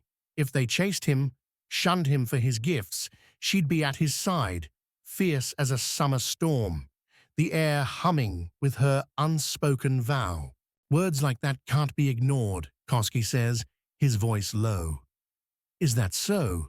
The boy asks, eyes glinting. So who's really flirting here? Sylphie only gives a mysterious, teasing smile in reply. At last, as the meeting ended and the door creaked closed, the tang of oil on Kosoga's fingers reminded him crossbows and arrows would be ready by nightfall, and tomorrow he would charge into battle against the machines. Tomorrow we'll wake up early, Sophie promises, her voice soft against the hush before dawn. The boy agrees, suggesting they should get to work. Sophie stops Kosuke, reminding him they need real rest, their bodies craving gentle silence. The 8th day of survival had arrived. News spread that the Neons moved in threes. Every heartbeat echoed our main goal: keep everyone alive, not kill Jism while harpies soared above, their sharp eyes scanning to avoid encirclement. Kubi sniffed the air sharply, signaling Sylphie and Kosuke to halt. A metallic tang drifted on the breeze, and Sylphie felt machines creeping over their land. Her hand flew to her sword, his fingers curled around his crossbow. Bare earth caught their eye. Kubi shrugged off his parka and tossed it boldly onto the exposed ground, and as the fabric struck, a sudden blast shattered the silence. Gizem slipped out of the shadows, and at that moment, Kosuke felt it. A cold jolt in his chest.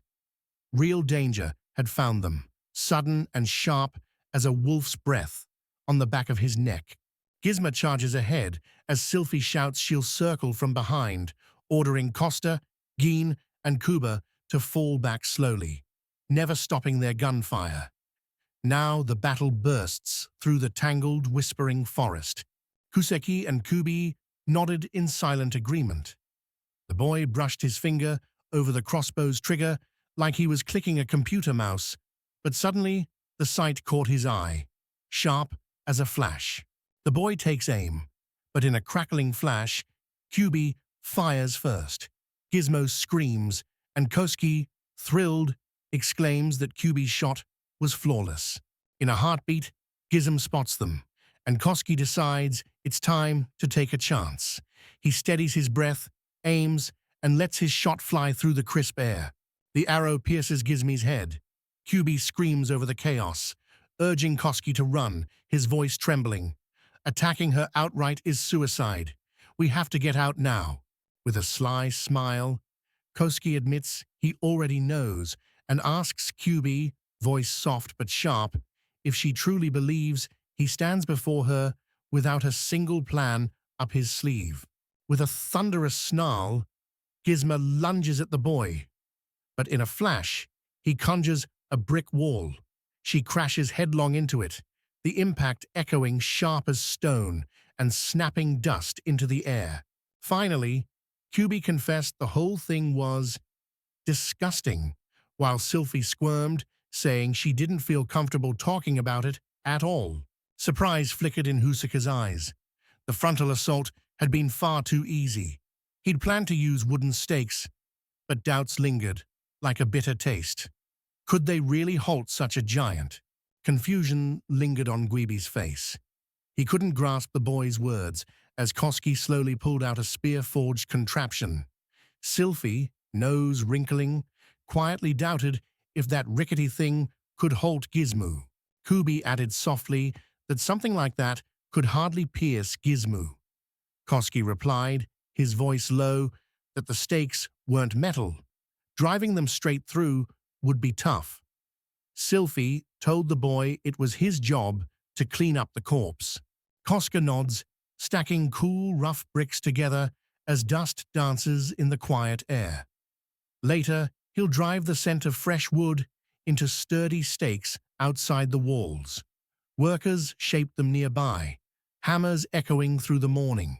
After a pause, the boy gently adds Hisma's body to his satchel. Sophie's voice cuts through the hush, urging everyone toward the next beast, and both Kubian and Koski nod, determination flickering in their eyes. Next, Kubi hurls a stone onto a bare patch of earth. Gizmo bursts out from the spot with a sharp rustle and a puff of dust. The monster swoops toward the boy, wings slicing the air.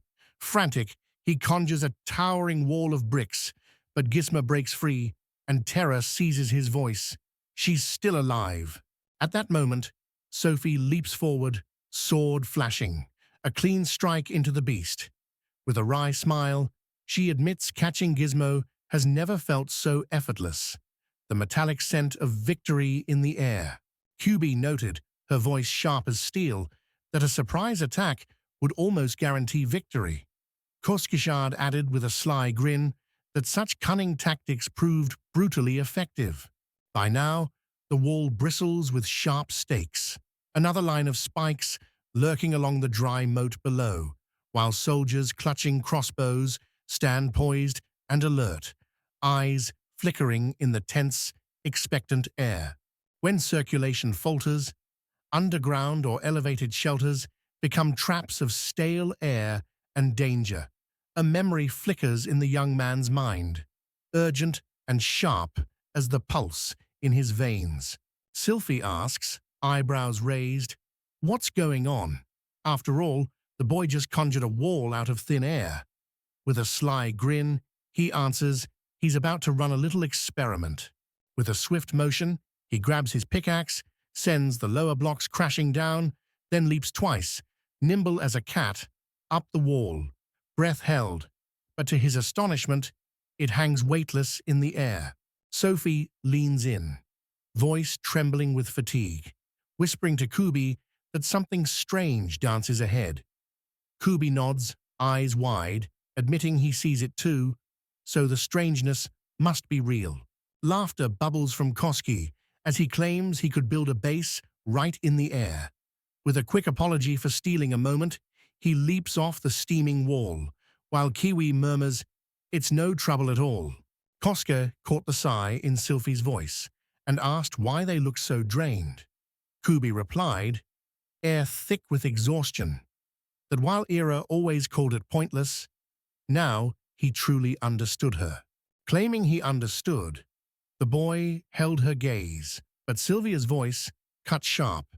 "That's not for you to decide." She kept telling herself to stop being amazed by what this boy could do. Yet wonder clung to her like a stubborn scent. A sudden noise rustles through the air.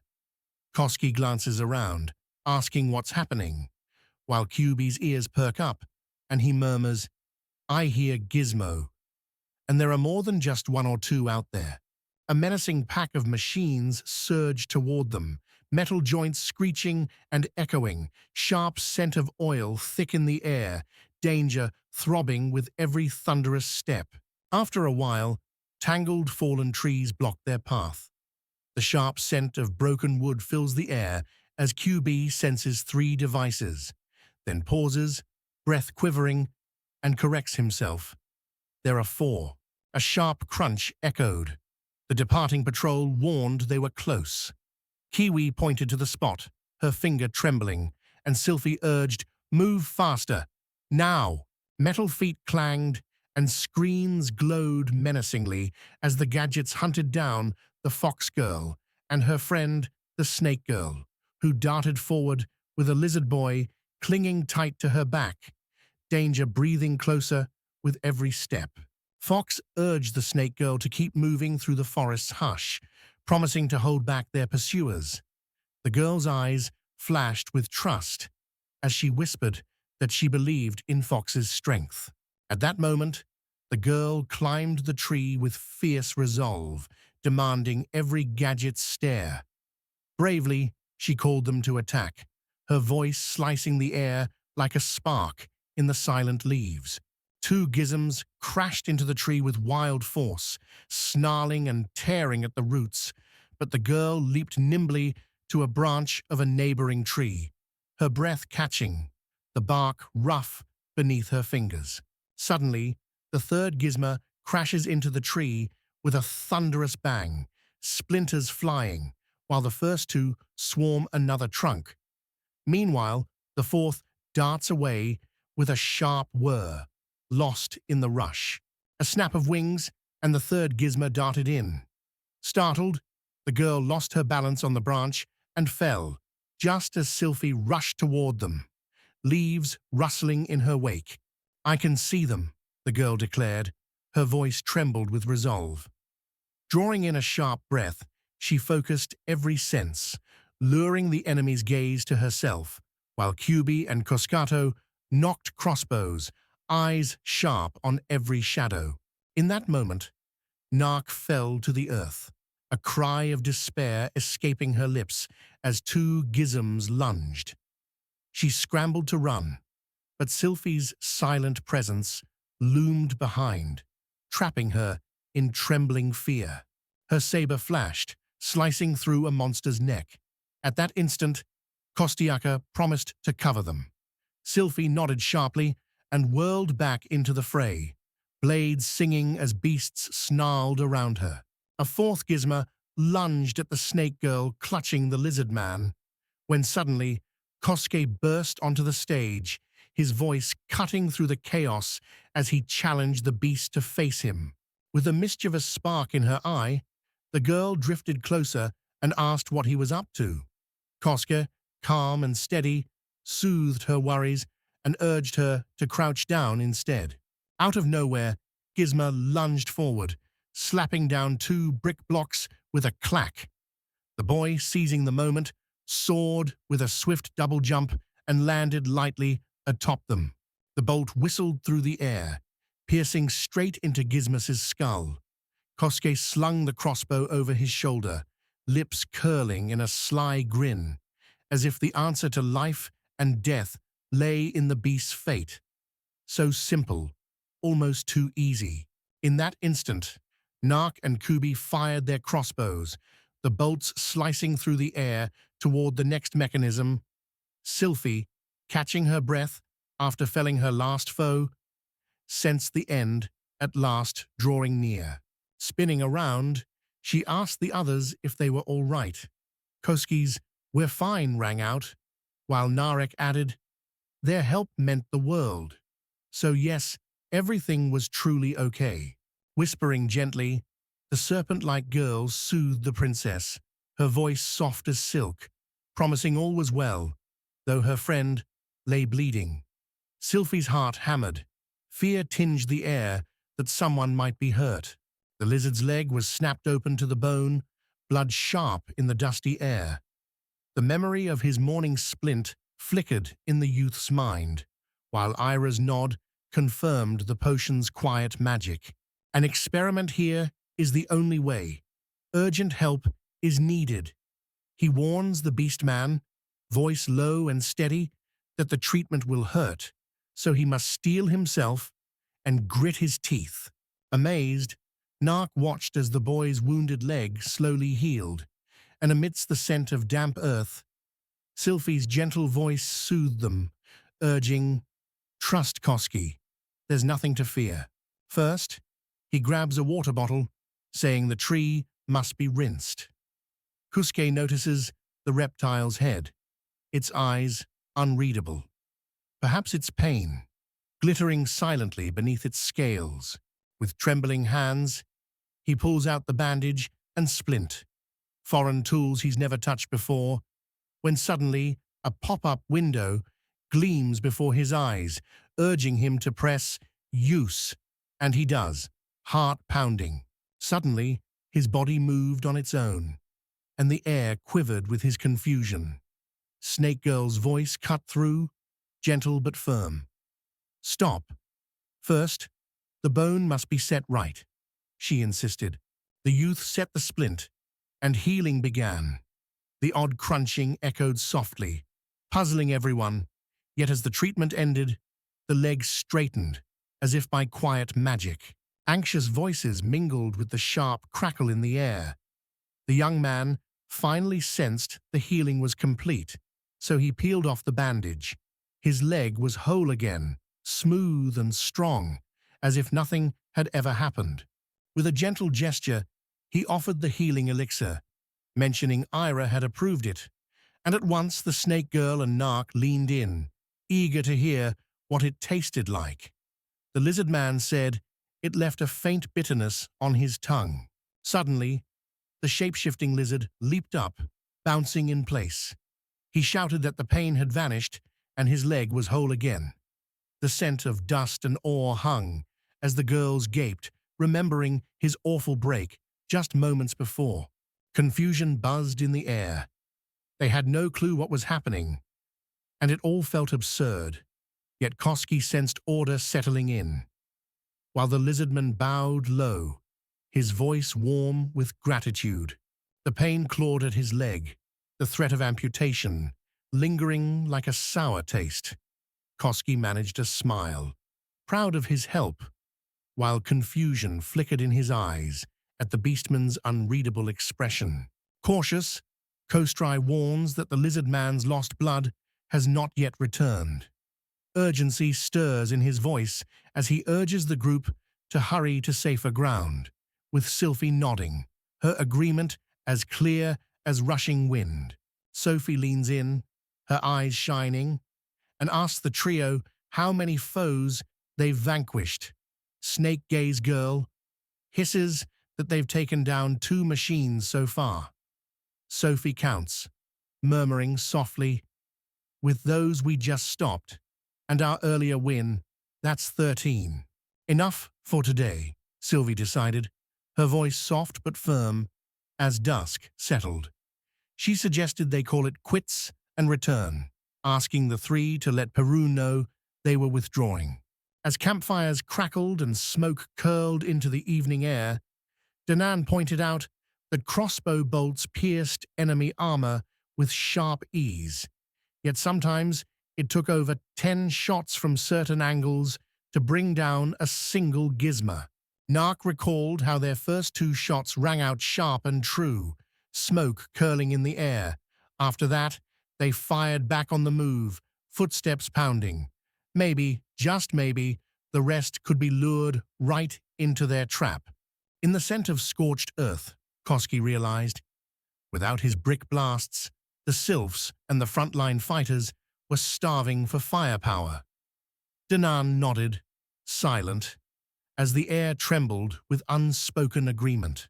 Sylphie suggests forming groups of 6 instead of 3, her voice carrying over the muted buzz of the surveillance monitors.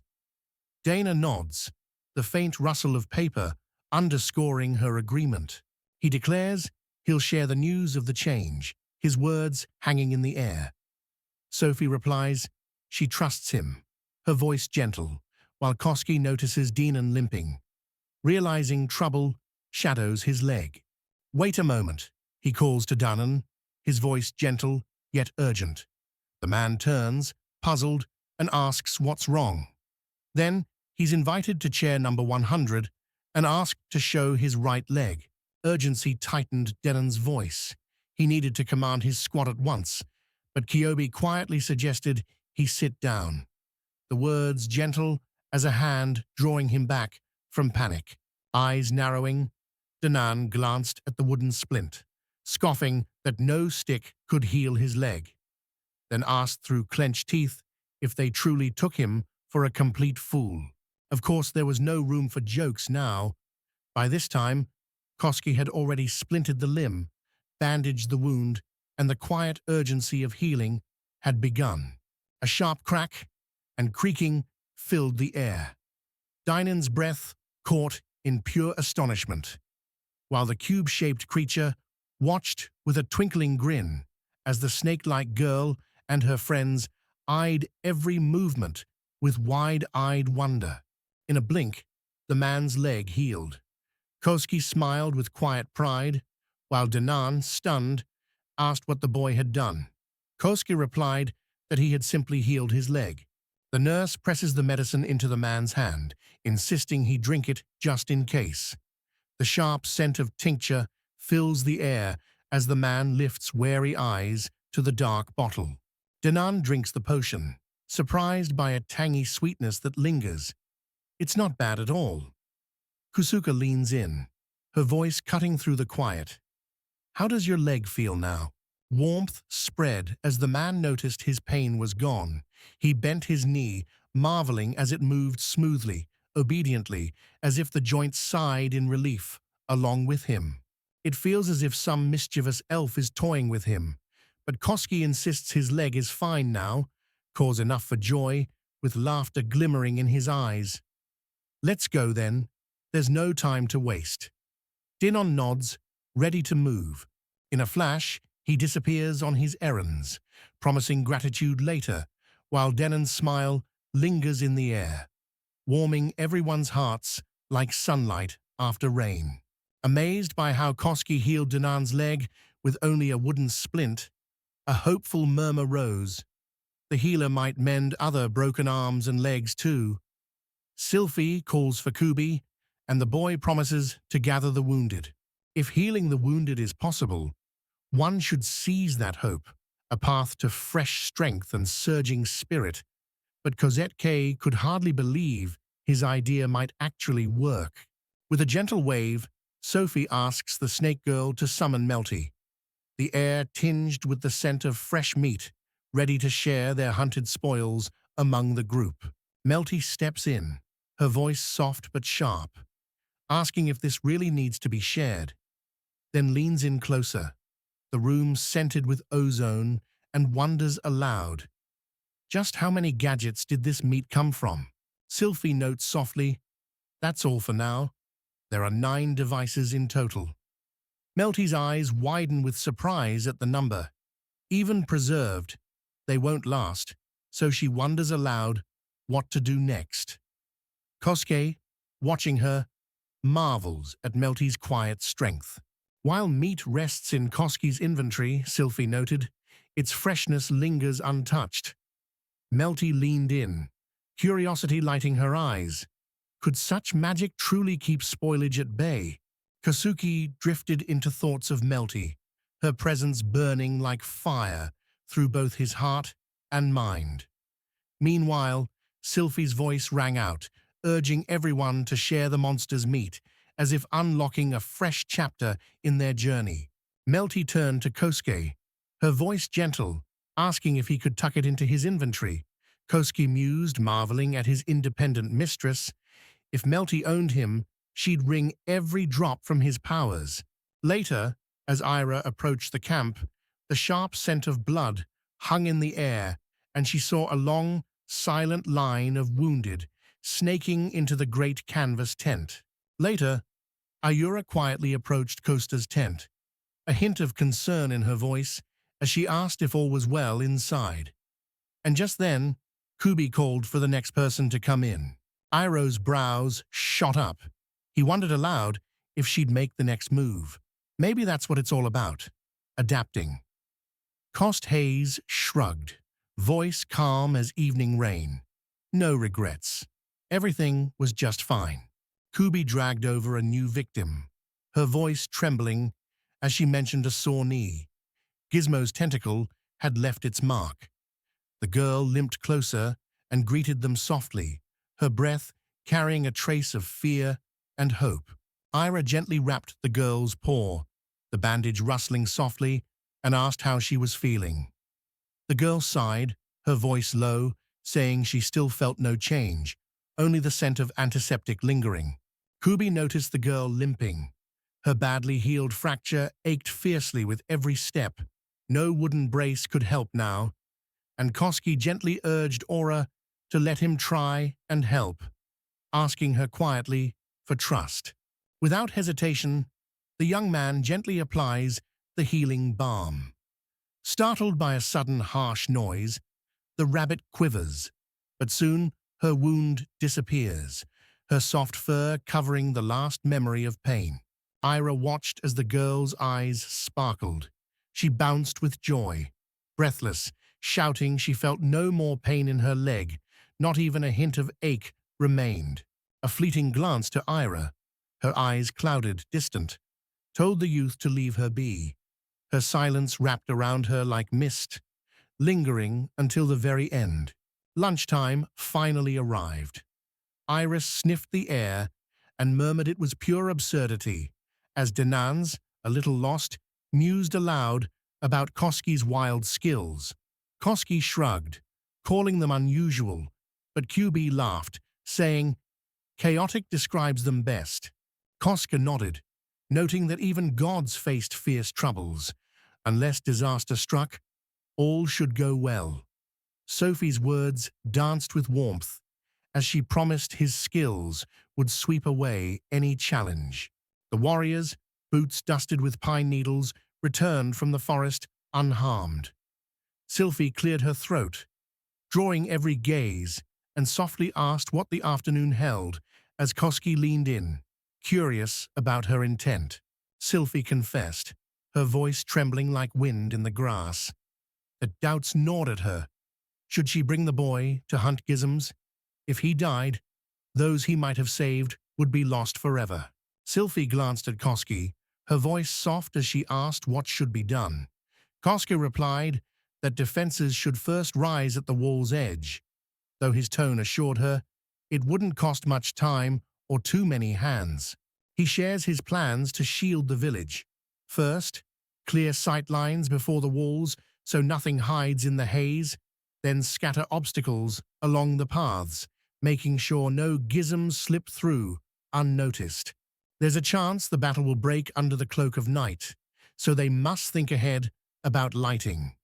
Sophie, curious, wonders if he has ideas, and Koski, his lips curling into a grin, suggests they gather torches. Soon, the young man crafts a torch, its resin scent sharp in the air, explaining that set atop the block, it will burn the guzm and light their path. One swift gesture, 2 victories won. Lanterns will be set apart, their lights flickering in the dusk, and Sophie promised in a whisper that hope could bloom between them. Cube tried to toss the torch, but it refused to fall, hanging in the air. Isla guessed it was a balancing torch. Koski suggested chopping down trees to open up the view, pointing to the patch they planned to clear. Hands aching, they paused atop the wall, breathing in the scent of fresh-cut wood as golden sunlight danced across the clearing. Sylphie and Koskate stood in silent awe at their handiwork. Kosuke admired how everything sparkled, the torches crackling and throwing wild orange light, while Sophie trembled, unsettled by the vanished scent of pine and the forest now lost forever. Confidence glinted in Koski's eyes. Those machines wouldn't dare approach their stronghold now. He turned to Kubi, remarking that the torches blazed so fiercely it was hard to imagine them ever dying out. Kaski smiled, noting softly that it was just a torch. Once lit, its hungry flame would devour the darkness, burning ceaselessly until snuffed out. After all, such sights had long become routine. Ira gazed at the torch, imagining its fire would burn forever, while Sylphie gave crisp orders to set a watch. Soon, their tired feet would find rest, embers crackling softly in the cool night air. Eyes lifted skyward, he watched the red moon burn above and asked Sylphie if she saw its crimson glow, but she only shrugged, whispering that everything looked perfectly normal to her. Koska asked Ira if she noticed the moon turning red, but Ira replied with a soft laugh that Lanacle's hue was always golden, tonight shimmering just the same. Sophie leaned in, asking what had happened, and Koski admitted he didn't know, but his eyes flicked up. Red moon tonight. That could only mean one thing: enemies drawing near, fast as the wind before a storm. The air tasted of blood, an omen of carnage hovered. In that moment, the forest pulsed with a restless crowd of gizm, their numbers endless, a living sea shuffling beneath the dark trees. Drums of war echoed as villagers lined the walls, crossbows ready, countless gadgets advanced along the torchlit road, their metal glinting, sparks hissing, the air sharp with smoke and fear. At the command, a rain of crossbow bolts shattered the silence, the wall erupting as the mechanisms screamed in agony and slid through torchlit corridors, sparks dancing in the smoky air. Kostji called out, urging everyone to reload their crossbows at once, voices echoing with urgency, and Jakira laughed, her eyes bright, agreeing that their army stood at the very height of its power. The boy was right. A smile lit up her face. She admitted that with a weapon like this, you just want to keep firing.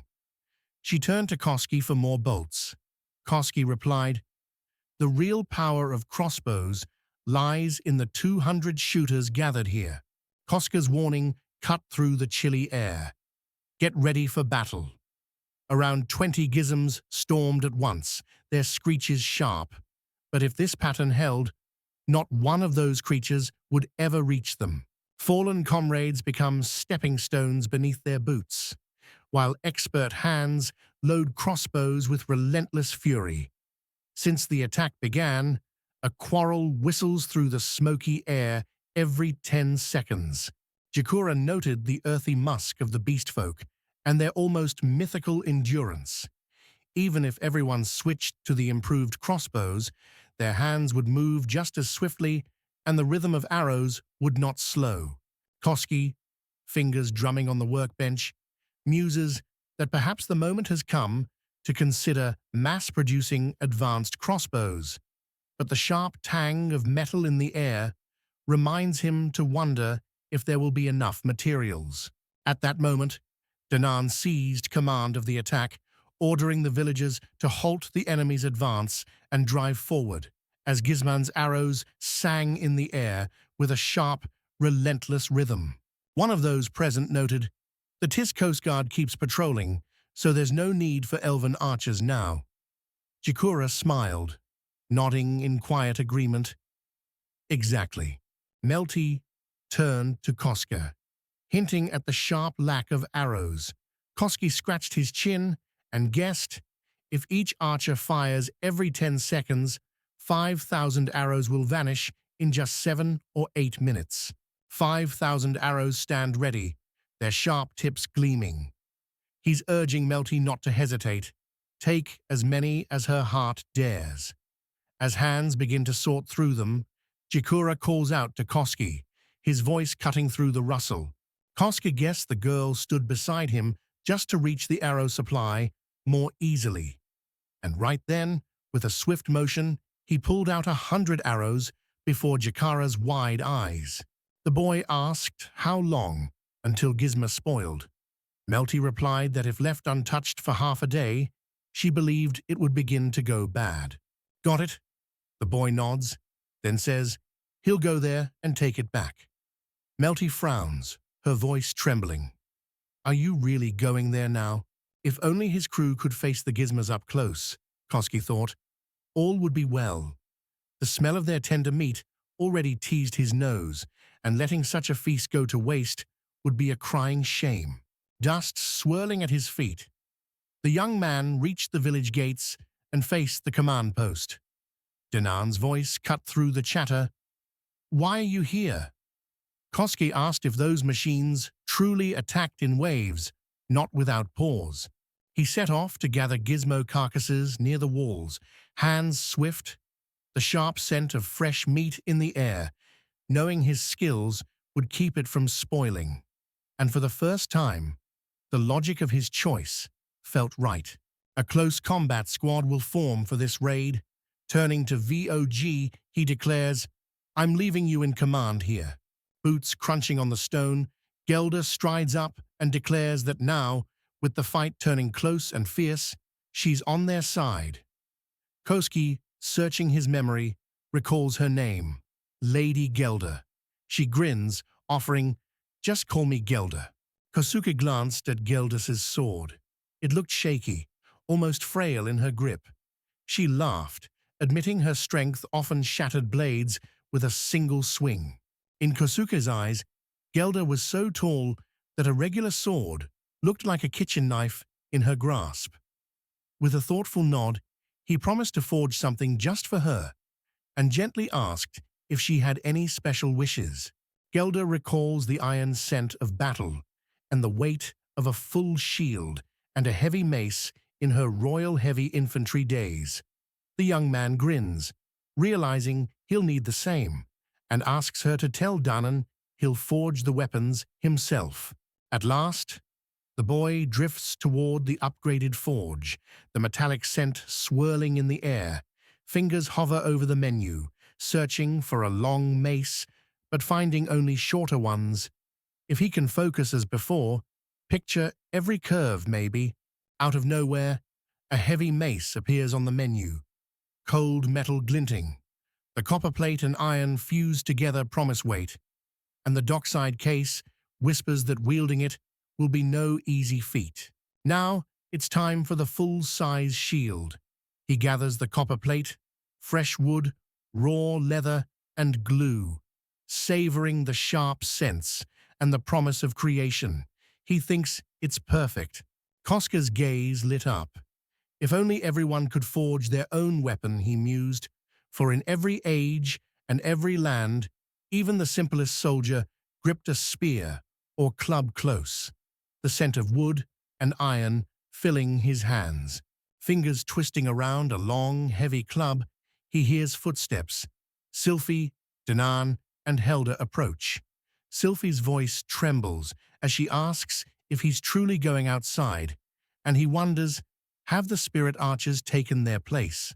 Sylphie noticed how much time they had spent preparing, and Koski replied with a quiet chuckle that letting good meat go to waste would be a real foolishness. With a spark in his eye, he tells Hilda her weapon is ready, inviting her to claim it, to feel its weight and dance with its power. She studies him quietly, thoughts swirling like leaves caught in a secret wind. Fingers curl around shield and long sword. Weight perfect, she thinks, even with tricky mechanisms. Nothing feels impossible. Koski whispers that the sword's swing makes the wind howl, and honestly, it sends chills down his spine. Pulling out his club with a hint of awkwardness, he suggests maybe they could try helping with his weapon. Sylphie, wide-eyed, asks if he made it himself just now. Coast Case admits he's never handled anything this heavy before. "May I try your mace?" Sylphie asks, her eyes gleaming.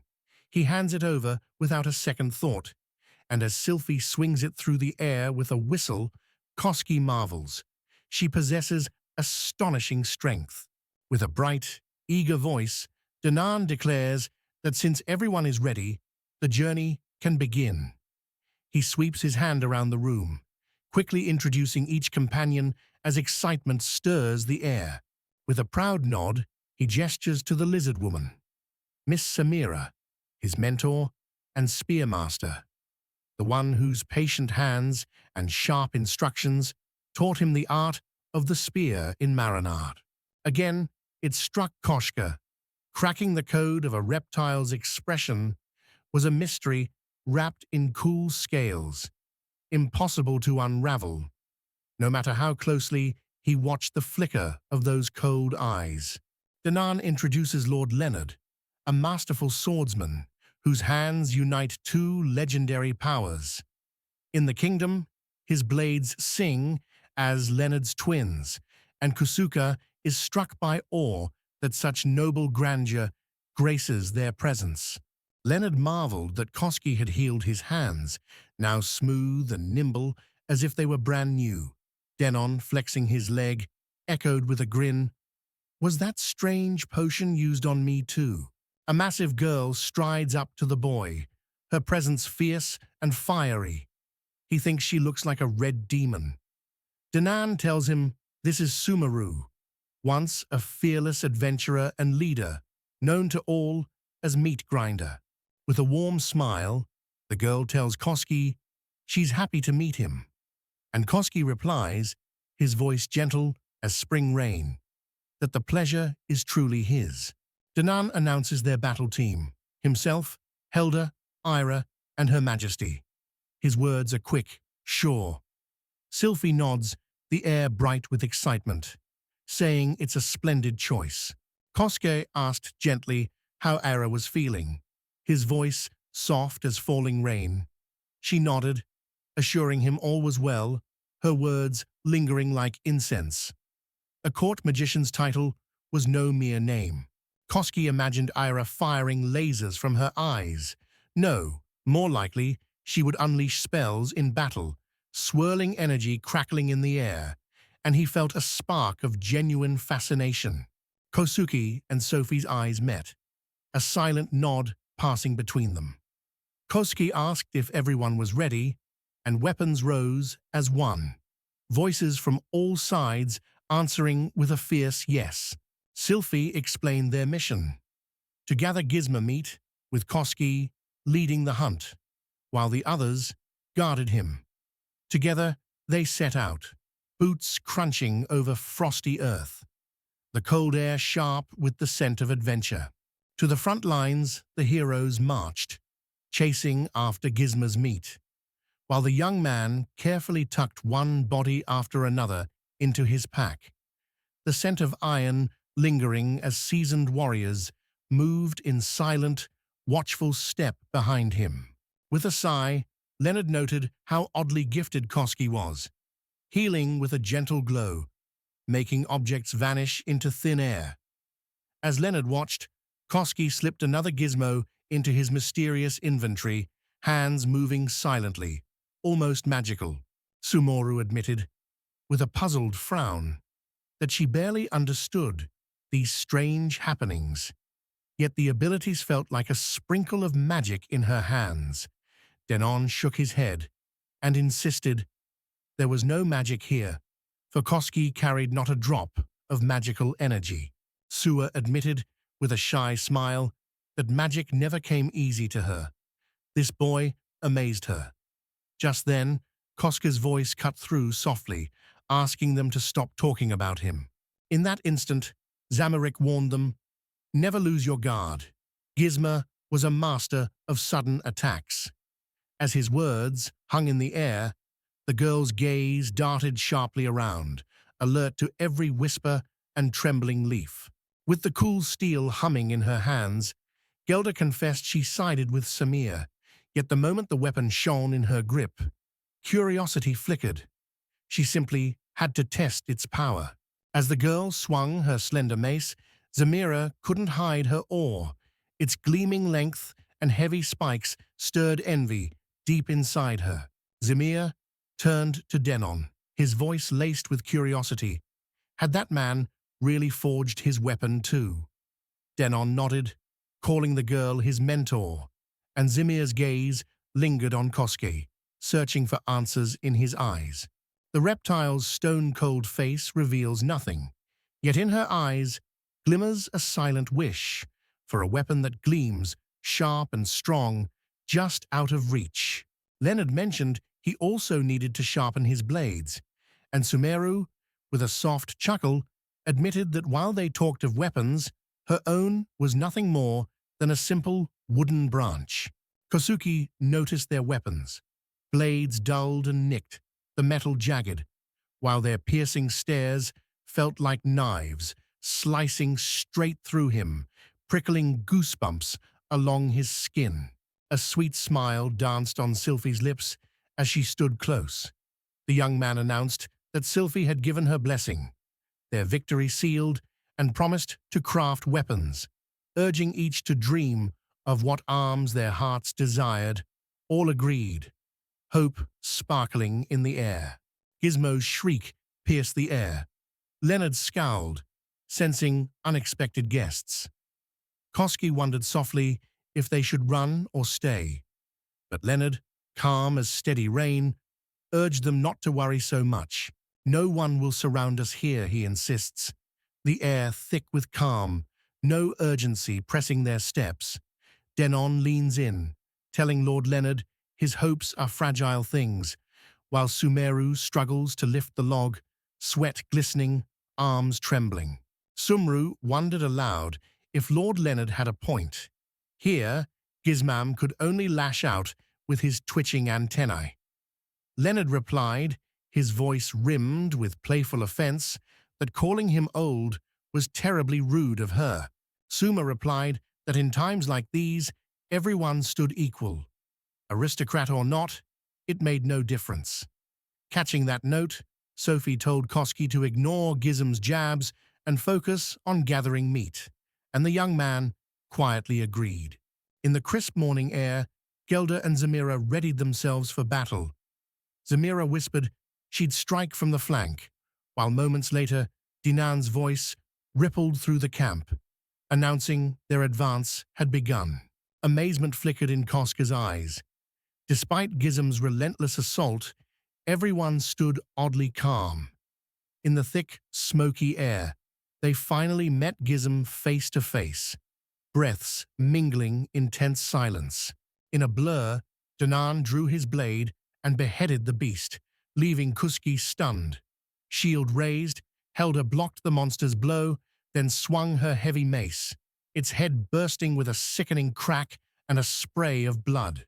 In a flash, a monster lunged at Lord Leonard, yet before its breath could quicken, he was behind it. His blades danced with a hiss, shredding the beast into a rain of glistening fragments. Zamira lunged forward in a blur, spinning as her airstrike whooshed. Suma's scream sliced the air while the girl barked at Gizmi to grab him and smack him hard with a wooden stick. Letta explained to Sumer that if she turned them into minced meat while killing the Gizm, there'd be nothing left to gather. The girl admitted it was her fault, whispering she simply hadn't measured her own strength. A sudden flash burst from the side. Era, weaving magic against the brewing storm, hurled lightning that cracked through the air, striking several devices in a single spell. Wonder lit up Koski's face as he told Sylphie it was a true miracle. Sylphie laughed softly, noting he looked just like a child, glimpsing magic for the very first time. Sylvie suddenly realized this was her first time witnessing magic from Koski. He quietly admitted he had only felt magic once before, when the girl's healing touch soothed his wound. But that was all. Sylvie whispered that Ayura's devastating magic rivaled the court mage's, a rare storm of power crackling through the air, something one almost never witnessed.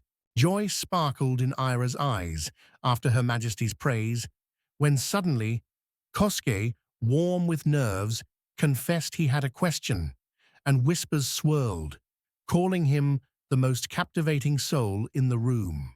Yet these boys seemed far more fascinating. He couldn't slice a giant insect in half or smash it to pulp with a single blow, nor could he fling lightning into the trembling air. Sylphie remarked with a spark in her voice that anyone trained could do this. Then, catching the sharp stench of danger, she spun around and darted at the monster that had burst up behind her. With a curious tilt of her head, Koski wonders aloud if the girl truly means it, then quietly adds her own thought. In her eyes, anyone else in this world shines far brighter than he ever could. Sylvie suggested that for the boy, this must have seemed utterly insane. After all, he came from another world. But instead of wasting breath, he should simply get to work and start gathering the meat. After some time, the squad returned to the village, boots crunching on gravel, dust swirling in the chilly air. As Koski quietly announced, they had managed to gather the remains of 216 machines. Koska beams with joy. Melty will be thrilled. 2 gizmos a day means meat for the refugees for 108 days, and Sylphie notes the rich smell of gizmo meat will make every meal much better. Gelda nodded, confirming with a gentle smile that the soup's aroma grows richer the moment meat slips into the pot. Leonard chimed in, saying gizmo meat makes the most delicious, full-bodied broth. Now, thanks to Mr. Koski, He can hunt too, the chance to repay the free meals he once received. Sumaru laughs that old Leonard just dreams of tasting something truly delicious. Leonard feels the age in his blades, old companions from the days of the Holy Kingdom, vibrating with silent tension, as if a single surge of magic would shatter them to dust in his trembling hands. Zemir reminded everyone that, as the saying goes, to a poor swordsman, every blade feels dull, but even mistakes have their limit, and her spear had just found its edge. Curious eyes flickered to the boy again. Samaria mused that anything heavy and big would do, while Sylphie insisted on something longer. Koski quietly chose to join their search, the air humming with anticipation. Suddenly, Ira tugged on Koska's sleeve, whispering she wanted to stick it with this. Confused, Koski watched as she pressed a chunk of ore into his palm. Mithril for forging a blade. Uncertainty flickered in the young man's eyes. Could he really forge a staff with just these tools? Or would it demand ancient runes and secret rituals? He needed encouragement, and I would gladly offer it. She says she'll fetch the blueprints, but Cascade asks her not to rush. Maybe some details are better left untouched. His voice soft as dust motes drift in the golden light. Cosgate invited everyone to share their wishes. He asked them to describe their dream weapon. Was it a one-handed blade, or a mighty greatsword, nimble and sharp, or heavy and unyielding, straight-edged or curved like a crescent moon? Zamiri wished aloud for a spear sharp enough to pierce any foe, hoping its tip stretched long and heavy, perfect not just for thrusting, but for slicing through her enemies with a satisfying weight. Suma admitted she could handle any weapon, though swords weren't her strength. She'd prefer something heavy, something meant for striking. Leonard, on the other hand, dreamed aloud of a broad-bladed sword, honed sharp along one edge. Beneath the soft crackle of firewood, the boy confessed his wish to have Sylphie, his voice trembling with hope. The girl said anything Koski did was enough, but he pressed gently, asking her to paint him at least a small picture of what would truly make her happy. With a curious tilt of her head, the girl confessed she longed for something with a blade. She asked softly about the yatagan, its name lingering in the air, memories of their earlier talk flashing in her eyes. Soon, the young man found himself in his workshop, the scent of metal and oil filling the air as he pondered the saber he'd recommended to Sylphie. Such a graceful blade would suit a girl as enchanting as her. By the way, the mithril still glints on Ira's staff in his hands, so why not try forging a scimitar from that same shimmering metal? Why not? It would be thrilling to try forging a weapon from this material. He pours all the mithril into the smithing window, heart pounding with curiosity. What wonders could be born from this mysterious metal? On the 9th day of survival, Peruna swept towards Sylphie, wings humming in the morning air, and reported there was no sign of the gizmo on the horizon. Sylphie thanked her softly, relief warming her voice. As morning light spilled over the earth, Danan noticed the hiss of battle faded. The gizmos retreated, leaving behind only the sharp tang of smoke and the hush of victory in the cool air. Leonard, Zamira, and Sumer couldn't hide their joy, gleaming new weapons in hand. Leonard ran a finger along his rugged blade, impressed by its strength, while Zamira spun her spear and Suma grinned, clutching her heavy club. Leonard let out a wistful sigh, regret curling in his chest.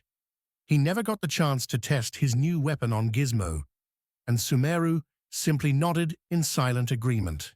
True joy sparks inside me when everyone around glows with happiness, Kusuki confided, dusting his hands after gathering the gadget scraps.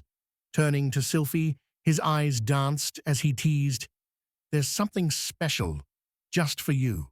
2 hours melted into forging the ingots, 4 more into shaping the weapon. Sophie's eyes sparkled as she unsheathed the blade, and jaws dropped in awe, the metallic tang mingling with the scent of hot steel. Sophie guessed the blade was forged from mithril, its sheen catching her breath. She wondered aloud about its name, and Koski shook his head, admitting he'd never truly thought to give it one. As he crafted this, the scent of night air lingered. He dreamed of a certain moon, perhaps naming it Moonlit Path or Moonshine. Then he wondered aloud, how about calling it Blue Moon? Sylphie confessed her love for the sword, giving it a new name, Blue Moon, her words ringing in the air just as the crowd erupted in a storm of clapping and joyful cheers. Kosuke noticed the flicker of delight in their eyes, while Era murmured in awe that a mithril sword, an heirloom of royalty, had somehow found its way from a wandering stranger's hands. The strangeness made her lips curl in a quiet laugh. Surprise flickered in Koska's voice as he asked Aero where she had come from, and in reply, the girl offered him priceless blueprints, a staff, and a shimmering chunk of mithril ore, treasures gleaming in her trembling hands. As the boy gathered supplies, Sylphie asked Koski to bring Gismus's body, a test for the new sword, her voice cutting through the early morning hush. Nokia emerged with silent grace, her blade slicing the air. Steel sang, cracking the monster's armored shell, fractures growing wider until the beast split apart in 4 colossal pieces, the scent of burnt metal lingering. Doubt flickered in Kostya's eyes. Was this blade too sharp? Sylphie admired the sword's deadly beauty, its metallic scent hanging in the air, but warned him softly, one careless swing, and he might lose a hand or a foot. Leonard stepped up to Her Majesty, his voice steady, as he promised he'd always be there to help her train. Zamira echoed his words with warm encouragement, while Sylphie added with a quick grin that she'd likely call on them for training sooner than they expected. Sylphie said she was counting on them for now, her voice soft as she stretched her tired limbs and let herself drift for a moment of well-earned rest. Time drifts by as he waits, the scent of oil and metal hanging in the air. Bolts ready, the workshop hums, when suddenly it strikes him. How long since he checked his skills, his achievements gathering dust? A surge of pride warms him as he notices his new stats. Physical strength and endurance gleam at 120, while 12 skill points shimmer beside neat numbers whispering of newfound power. No hesitation. He'll dive straight for the list of skills. Each level promises a crisp skill point, and sure enough, that's exactly how it works. Had he mastered this skill sooner, gathering would be 40% more fruitful. Now, the young man marvels at his progress, sensing fresh abilities blossoming within him. Anna notices her profile now flashes with numbers. Hard to sense a 5% skill boost, but items craft faster by 10%. A crisp, new tempo she can feel. Koski nods, calling it a curious feat. The strike had to be aimed at the opposite sex. He believed he knew plenty of girls besides Sylphie, but a sudden chill ran through him. He'd never used this skill against an older woman. With Sylphie beside him, the world faded away. Why worry when she was the only girl who mattered? Letting go of troubling thoughts, he breathed in her scent and marveled quietly at his own progress. The survivor achievement fills the air, earned by living through the red moon night. It brings the scent of dawn and the thrill of new skills awakening within reach. Later, he told the girl about the attacks that struck every 7th night, his voice tinged with worry and a soft confession that maybe, just maybe, he cared too much about these shadows circling their lives. Even as his strange powers puzzled him, doubt flickered. He couldn't fully deny such a fate, so urgency burned in him. He had to strengthen the wall, every stone cold and humming beneath his touch. Sophie promises to warn Dan and the elders, urging their attention, as the scent of trust lingers between Marinada's people and the elves, those you can truly rely on when resources must flow. With warmth in his voice, the young man thanked the girl, mentioning that tomorrow he'd have to hurry and gather clay, but Sylvie shook her head gently and said he shouldn't bother. Of course she'd try to ease the young man's burdens. Her wise choices let everyone breathe a bit easier. He promises that each night before sleep, he'll prepare Irina's team, giving the night a purpose. As he started to rise from the couch, Sylphie's gentle hand caught his, their lips meeting softly, a scent of her hair lingering. Then suddenly she whispered, "How dare he say another woman's name?" when they were alone. With a stiff bow, he murmurs an apology, but Sylphie insists, any servant who forgets his mistress's wishes deserves punishment. He nods and asks softly if there's anything he ought to say now. With a mysterious smile curling on her lips, the girl sweeps him into her arms and whispers that true punishment is about to begin. Then, without hesitation, tosses him onto the bed, sheets rustling, heart pounding. "Wait for me," he asked, then wondered aloud if maybe it should be the other way around. She swapped places with him, but again he gently asked her to pause, creating a flutter of hesitation in the still air. Dawn whispered a new challenge on the 11th day. Sweat trickled down the young man's brow as he dug for clay, while the sense of earth and quiet determination filled the air, each settler lost in their relentless labor. A young man, drawn by tense whispers, watched as two elven maidens insisted to the chieftain that 5 centuries ago this land had been a flat valley, no hills, only open sky. One girl promised their valley would still astonish them all. Day 13 of survival dawned. The young man had not yet crafted a club for Ari, but sweat stung his brow as he tirelessly mined mountains of ore, the metallic echo ringing through the cool morning air.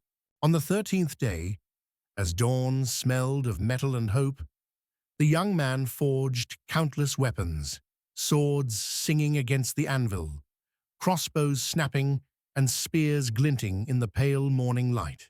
On the 14th day, the young man built an observation post above the village gate, where Danan kept watch, eyes sharp and tense, as the distant sounds of rustling leaves drifted on the wind. On the 15th day of their struggle for survival, beneath a velvet night, Sylphie stood near Coast Quay atop the wall, her voice trembling, as she asked if the moon was truly stained red. Noticing the moon's pale glow instead of red, the young man breathed in the crisp night air. After a week of patrolling near Black Forest, not a single gizmo stirred, their numbers fading even across the empty wastelands. Koska noted this was off-topic, but couldn't help marveling at the silver moonlight pouring down tonight. Weren't taxes meant to be collected weekly? Sophia agreed, her eyes lingering on the sky. Tonight, the moon truly was extraordinary. She ached to glimpse the blue moon's radiant glow, but the golden moon's gentle warmth stirred fondness inside her. So Sylphie wondered softly, what should be done now that the red moon had vanished? Uncertainty flickered in Koska's eyes. What was he supposed to do now? Sylphie's gentle voice praised his work. The village wall stood ready for battle, thanks to him. Koski then asked if she truly meant to reclaim the kingdom of Marinade. With a gentle smile, Sylphie nods. This worry had been quietly circling her mind for ages. Koski thumps his chest with certainty and promises her, "Then I'll stand by you, no matter what." Unable to picture their parting, even for a second, Sylphie's heart fluttered with emotion, yet a shadow crossed her thoughts. One problem loomed, impossible to brush aside. Even if every hand in Marinar rallied behind her, they'd barely muster 300 who could fight. Against the army of the Holy Kingdom camped in Marinar, they stood no chance. The scent of defeat hung heavy. Kosuke nodded, murmuring that sometimes different paths lead out of darkness. When the odds turn, they can raise barricades in a heartbeat, scatter hidden traps, and let crossbows sing. With a pouch of nitrates at hand, he might just conjure up a surprise that crackles in the air. A gentle smile blooms on Sophie's lips as she answers that, with the boy's words echoing in her mind, nothing feels impossible. Kosuke grins back, teasing that if this is news to her, he must be a true optimist. Eyes fixed on the distant horizon, her face set in resolve, she declares the choice is made, glancing at the young man, her voice firm as she vows Marinard's crown will be hers once more, their gazes lock, charged and unspoken. As the scent of roasted herbs drifted through the air, Sylphie declared at the dinner table, her voice firm, that she would reclaim the kingdom of Marinard. Forks paused mid-air, shock frozen on every face, and Kosuke nodded, unsurprised. Kubi whispered in delight. The princess's old light was slowly returning. Sumaru's eyes sparkled as she admitted she'd grown tired of being hunted by the brutes from the Holy Kingdom.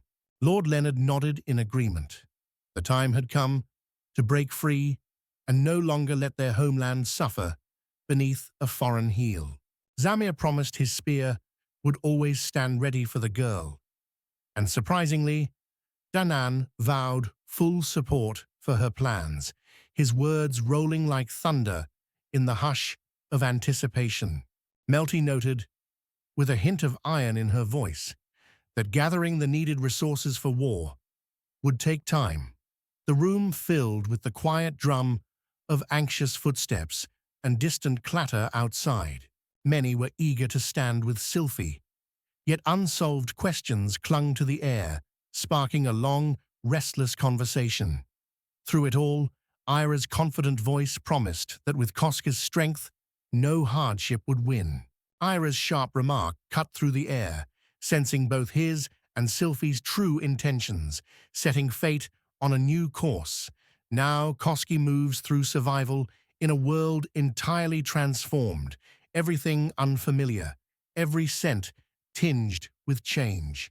Arriving with a small crew on the sunburnt sands of the Great Omet Desert, Kosuke was tasked with driving a marker into the shimmering heat, his every step crunching on dry earth under a sky as wide as eternity. With steady hands, the young man built a brick pillar, crowning it with a torch that flickered in the breeze, a beacon for the expedition's new base, close enough to reach from the village before twilight's fall. Warm torchlight flickered as Kosuke pried loose another lower block, his 8th landmark tonight, while Leonard's voice echoed, soon it would be time to choose the perfect spot for their fortress. Zamir replied that they had already traveled far. The scent of hot sand pressed in, and it would take at least 10 days to cross this desert. No forest lingered on the horizon, only endless, shimmering emptiness. If we keep our strength, it'll look just like this, Zamir remarked, glancing down the endless mud. With a real road, we'd move faster. Kosuke sighed. We still need 8 more bases. Life at the front tested every limit.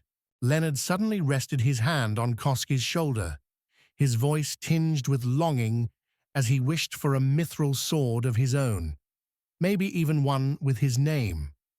Samira raised an eyebrow, her tone half chiding, reminding Leonard it's hardly polite to ask for someone's weapon out of the blue. The chance to claim a mithril spear would tip the scales, making her a far more precious ally. Leonard asked with a quiet gleam if the boy truly planned to forge a mithril weapon on this very expedition. Glinting mithril sword and spear, a treasure they craved, their steps driven by the lure of magic metal. Koski believed this hunger alone kept them trailing close behind. A gunshot rang out. Leonard and Zamira flinched, hearts pounding, as Jakira announced she'd hit the mark, and Sylphie stood nearby, hands clamped over her ears, trembling at the echo. "This lever-action rifle is a real treasure," Jakiri exclaimed with a thrill, the metal cool in his hands.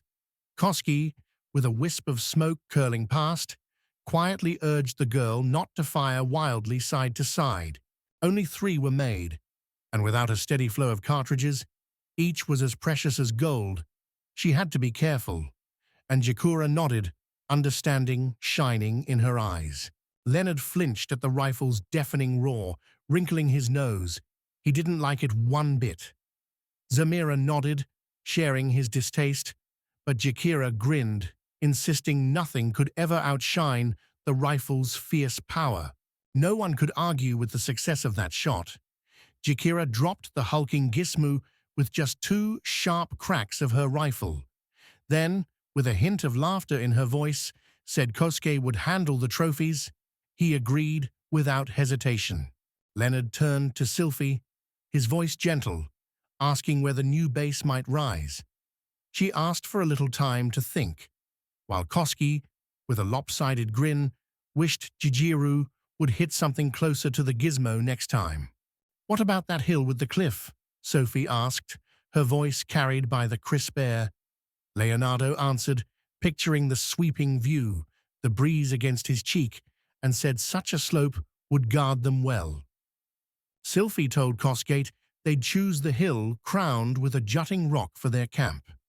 After a long trek, they arrived, the air cool and fragrant with wild grass, and began to ready the site for tonight's sleep under the open sky. First, Kosuke smooths the rough ground with careful movements, applying his freshly learned skill, laying each side in perfect mirrored symmetry, as if weaving order from chaos. He spreads out the floor, eyes tracing where the line of symmetry will run. Suddenly, the wall rises in a heartbeat, no slow stacking, just a smooth ascent, while plans for roof and wall spark in his mind together, swift and sure. Sylphie told Kosuke that walls had begun springing up everywhere for no clear reason. He grinned and said it was all thanks to his new power, swift construction at his fingertips. At last, the base stood ready. Though the echoes inside spoke of unfinished work, the air was finally livable. Now only the steady thud of building a protective wall remained outside. A vision forms, a perfect square, each side stretching 100 meters. He carefully lays out 100 blocks per edge, the sharp click and scrape marking the outline, mapping the shape beneath his steady hand. In a blur of motion, he carves a trench around the perimeter, 5 meters deep. Jakira notes that such speed is unreal, even just for digging. And Leonard says not even earth movers could manage a feat like this. To stop any tunneling, Kosuke announced his plan. Fill the trench with stone blocks, building a protective wall 3 blocks thick and 7 blocks high, solid, heavy, impenetrable. At each corner, future fortifications and the grand main gate would soon rise. As the foundations settled, Leonardo marveled. He hadn't imagined they'd finish today. Only a few final touches lingered in the crisp air.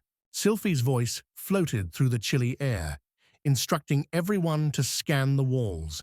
If anything odd caught their eye, they were to report it to her at once. "Let's build a ladder here first," Kosuke says, but a chill snakes up his spine.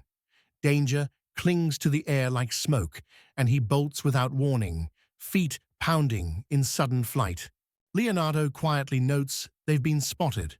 Zamira assures him they've hidden their tracks, yet Leonardo, moving with sudden speed, leaves Zamira breathless, stunned by the wild grace of his every step. Confusion clouded Kusuke's mind. He scrambled upward at first, but the higher he climbed, the more he felt trapped, heart pounding, as he realized There was no way out. Leonardo coaxed Koski down, his voice smooth as silk, promising there was nothing to fear. Zamira echoed his calm. Koski bowed, admitting he served Sophie and could not forge such precious metal without her blessing. Truly, if they had longed for this, they should have gone to Sylphie for permission. Koski wavered inside, lost at the crossroads, until a sudden voice called out, slicing the air and his hesitation. Peruna's voice broke the tension, asking if trouble had found Koski. She lingered near, ready to lift him away from danger. As Koski whispered, this was the best he could do. Peruna confessed, her voice barely a whisper, that exhaustion clung to her bones. If only Koski kept his promise and forged her dream weapon, she was sure a new surge of energy would rush through her veins. Koska muttered he was no ally. Now Pirin had become another predator, and that said it all. Then, cutting through tense silence, a familiar voice suddenly asked what was happening here.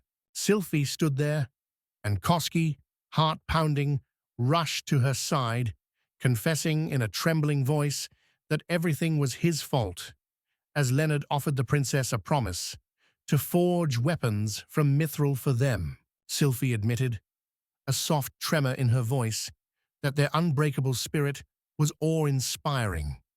But the legend of a weapon so mighty it could swallow a whole country left her uncertain, caught between duty and fear.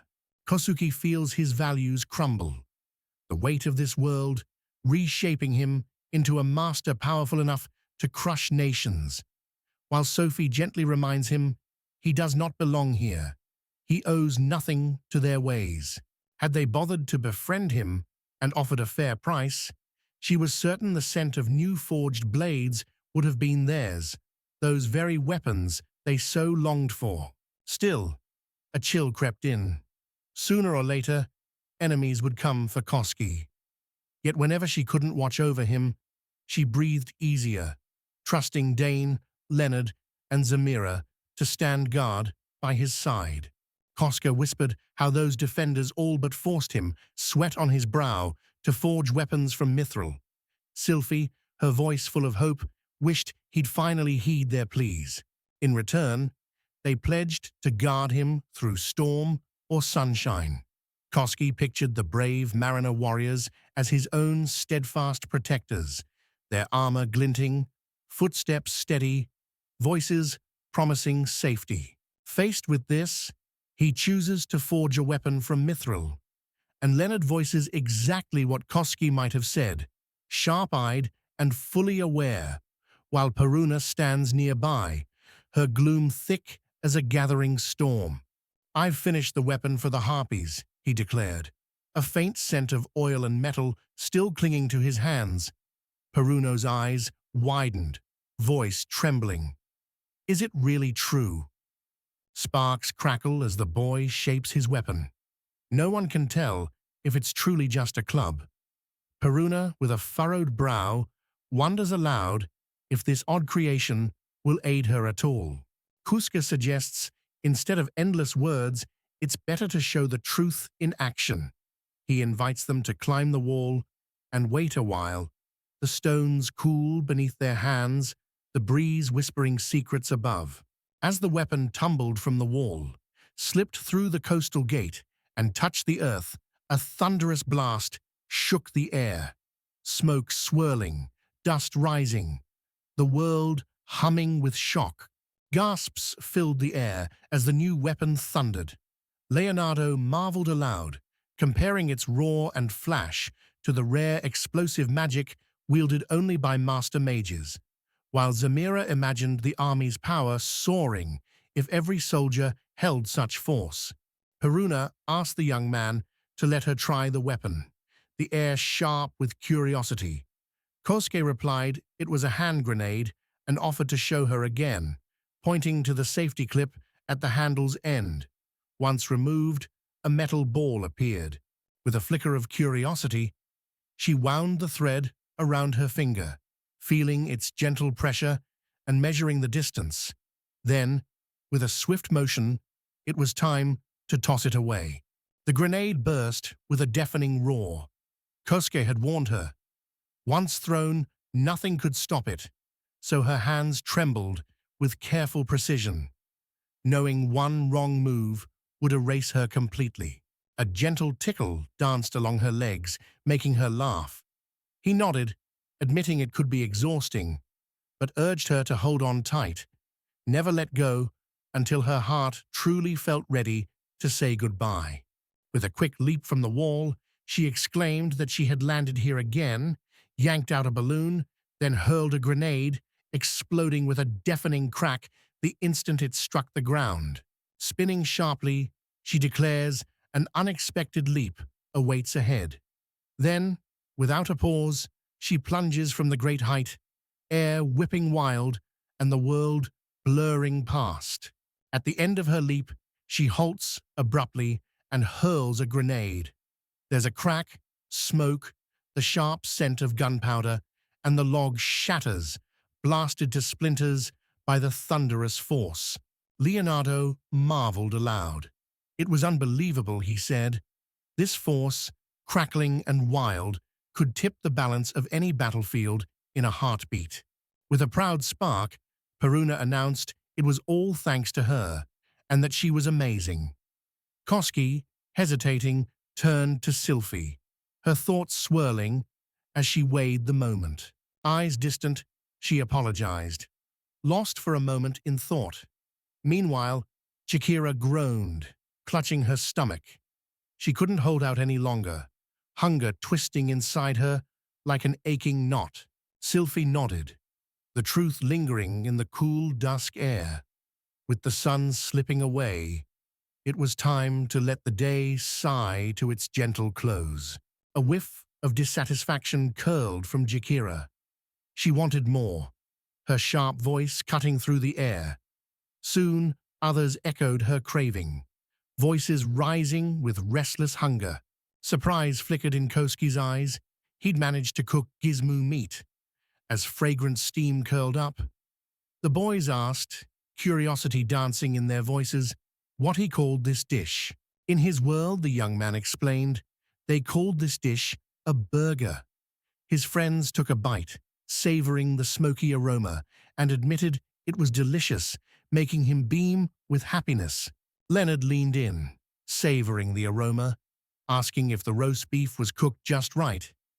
Chikira wondered aloud about tasting it with her hands, while Peruna chuckled that such things were perfectly fine, and Kosuke mused how creativity often defies logic. A quiet nook beckoned those who favored a silent meal. Then Sylvia announced that Kosak would share today's plan. He wished to ask Chikira and Peruna for help, and the girls, curiosity glimmering, asked what this was about. With nimble fingers, the young man loaded handfuls of cartridges, assuring the girl she could fire at anything, anywhere. The rifle's endurance was all that mattered, not her worry or if it broke. With every relentless shot, the barrel grows hotter, its steel strength ebbing away, sizzling metal whispers of danger, threatening failures deep within, and with the wrong crack, the shotgun itself could explode. So, are you ready to test it? He asks, voice trembling ever so slightly. The girl, steady as ever, tells him to trust her, grabbing the basket and machine gun. She won't be staying long, her steps quick and sure. Fingers trembling, a young man pulls a heavy lead chest packed with hand grenades from beneath his jacket and, glancing at Peruna, asks if she could count how many she could safely lift, the metallic scent hanging thick in the air. Soon, she hoped, she would soar from their base into the smoky sky, engines roaring, to strike the enemy again and again. She nodded, a spark of understanding in her eyes. Someone will need to carry and set the shells, he pointed out, his words hanging in the air, the scent of metal clinging to their hands. These shells have no gunpowder, just dummies for tests. So Samira quietly offered to help Peruna. Kosuke insists he'll keep firing on the base. They need to see how Peruna plans to deliver them. Sophie answers softly that she and Leonard will stand by his side, ready to go wherever he dares. As Perun trained, Koski moved with swift purpose, shaping the base with lightning speed. Leonardo marveled at his skill, and Sophie, breathless, quietly agreed. Koska's strength simply defied words. The young man fitted the last door, the scent of fresh wood drifting through the hallway. As Koski spoke of 20 barracks and pointed out 4 twin rooms and a lounge, just as they'd requested. With 2 floors rising, each house holds 16 souls. 20 such homes makes the air hum with the breath and laughter of 320 people. Clinging to fading memories, he grips his shovel, while Leonardo leans in, the air thick with anticipation, and asks Mr. Koski what adventure he's planning this time. Preparation of the toilets might be a good idea, the young man muses, and Leonardo laughs, recalling how back in the village they both loved to play near the reeking cesspools, the scent of damp earth always in the air. With a furrowed brow, he wonders aloud if that gentleman holds a secret fascination for the scattered relics. Koski laughs quietly, assuring there's nothing special. He only sought powder-making scraps, nothing more. Koskas notes how the sharp sting of disease haunts unclean places, and Sylphie nods, sensing the truth, while Leonardo confesses that the very word epidemic chills the air and recalls the heavy stench of the cesspit. With hands stained and laughter on his lips, the guy builds a humble toilet. Pride fuels him to craft more, while Koski sniffs the cramped air and grumbles, yet Leonard nods, admitting it turned out surprisingly well. Koski suggests they scatter a few of these relics around the city. Sylphie nods, imagining one humming near the barracks and another standing watch by the stone steps leading to the walls. After a while, Sylvie asked Koski how he was feeling, her words floating gently like a summer breeze. Koski breathed deep and replied, "Never better," the fresh wind all around him, his chest lighter than on land, thanks to her magic. First, the boy digs out the bottom block, his hands shaking as the earth shifts. Then he clears 8 blocks nearby, fills the hollow with cobblestone that clicks and settles before moving deeper into the cool, waiting darkness. His gaze lingers on Sylph, puzzled. Her gentle voice cuts through the damp air, asking if the waters reached him. Koski answers, the water now as deep as everywhere else, and readies to carve out the last meter and climb free. After some time, the young man climbs out of the well, mud clinging to his boots, and Leonardo strides over, clapping him on the back with praise. Koski's grateful voice echoes as the 4 wells at the corners of the base now stand ready. Sylvie notes that tomorrow they'll find out if the water is safe to drink, the sharp scent of morning dew in the air. Curious, Kusuki wonders aloud if spiritual magic can really test the safety of water, his voice tinged with hope. It's strange. No plant dares to push through the sandy skin of this desert, though water whispers beneath and the ground isn't parched. Sophia weaves her tale. The spirit stone's power poisoned harmony, leaving nothing but barren hush. The gates by the shore whispered tales of the elders. The faint taste of salt lingered as he wondered if the spirit stone's power could shatter a body. Fear brushed his skin like a cold breeze. Leonardo leans in, curiosity lighting his eyes. What's their next step? Kosuke, hands stained with earth, says he's crafting garden beds. Leonardo, catching the earthy scent, wonders if it's a special soil. Kosuke nods, revealing it's all thanks to a handful of soil from the Black Forest. Rich earth from the Black Forest, mingling with his gifts, makes the ground pulse with life. He's sure that in just 3 days, the air will carry the sweet scent of harvest, ready to be gathered. Next comes the hoe. The earth must breathe, so he breaks it apart, carving careful lines for the beds. Leonardo admits he now gets why His Highness and Ira struggle to accept things, while Koski, humming softly, plunges deep into the fragrant soil. With the preparations done, he creates rice seeds, the earthy scent swirling in the air. Leonardo, rubbing his temples, mentions his own headache, while Koski relishes the quiet joy of scattering the grains by hand. Leonardo notices the first green shoots poking through the damp soil, and Sophie smiles softly, saying it's all thanks to Koski's careful hands tending every sprout. Fields thirst for rain, he muses, the earth cracking below.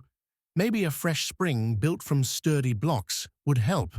A 4x4 patch, dug 2 blocks deep, promises cool relief in the moist air. Next, stone blocks will line the inside, and he'll pour a bucket of water into each opposite corner, listening as the cool liquid splashes, echoing against the rough stone walls. As the task ended, Sylphie asked, "How did you only pour in 2 buckets, and it's already full?" Kosuke chuckled, puzzled himself by the magic of the overflowing pit.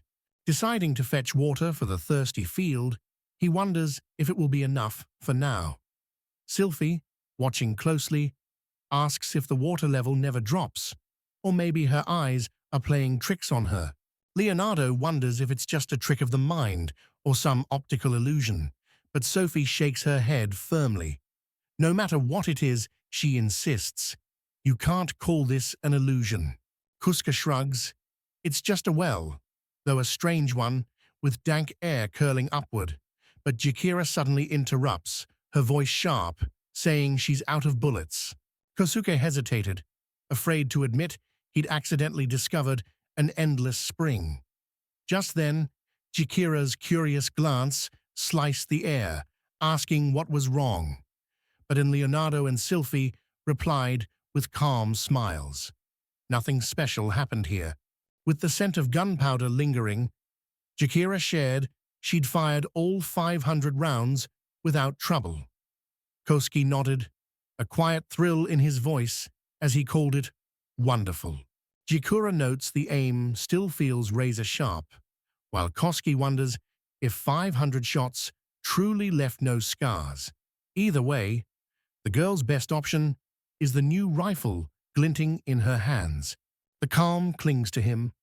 Nothing on the battlefield has challenged this invention yet, so he stands unshaken, the air around him humming with quiet confidence.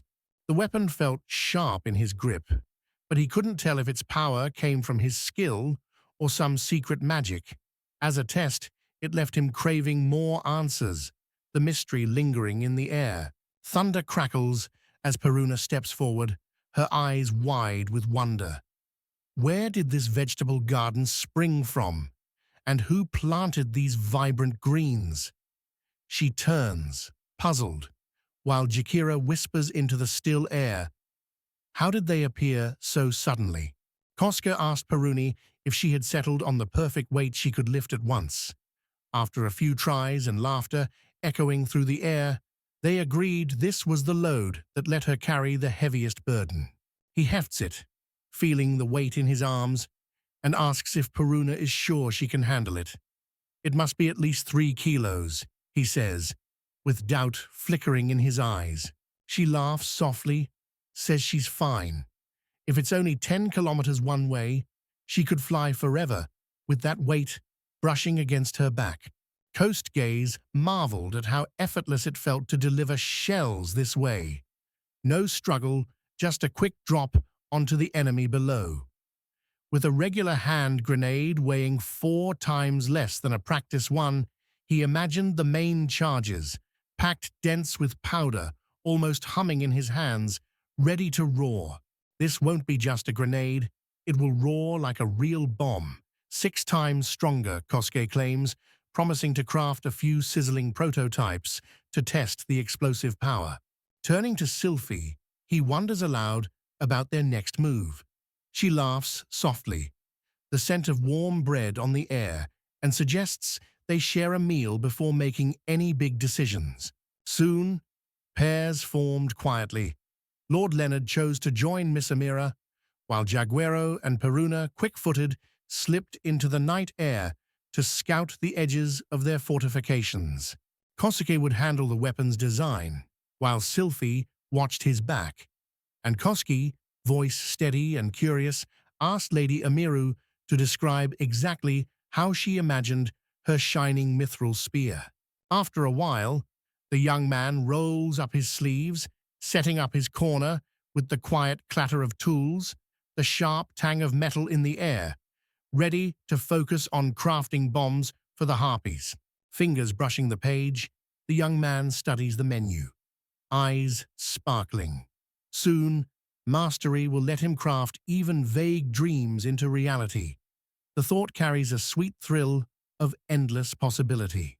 Creating one of these devours 3 times more resources than making a grenade, but he's set on crafting about 10.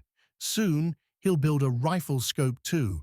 4 times magnification should sharpen every target within reach.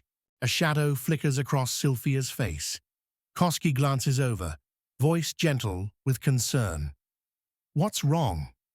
Sylphia's eyes search his, worry trembling in her words, asking if he's truly all right. Suspicion sparks in Kosuke. "What do you mean by that? Did you truly live in a peaceful land once?" The girl's voice trembled, eyes flicking to the rifles and hand grenades. These cold weapons, humming with silent, devastating power. Thoughts swirl inside her, worry lingering like cold mist. Does he resent doing all this just for her? It must weigh heavy on his heart. Kosuke admits he never truly pondered the cost of his art, even as he forges instruments of ruin. Heavy responsibility pressed on his shoulders. Every weapon he forged would bring death to the Holy Kingdom's people, and with every life lost, blame would find its way to him. In the war to come, soldiers will fell their foes, yet the losses, their breaths silenced by his creation, will weigh heavily on his soul. Each death, a cold echo, haunting its maker. "I'll burn in hell," he mutters, voice rough as gravel. Sylphie tilts her head, curiosity sparkling. Kosuke tells her it's just a saying from a long-lost world, haunted by old faiths and fear. In hell, where the tortured scent of smoke clings to the air, the dreadful god Enma rules, a name that sends chills through the living. Here, he weighs the sins of souls and declares the punishment each deserves.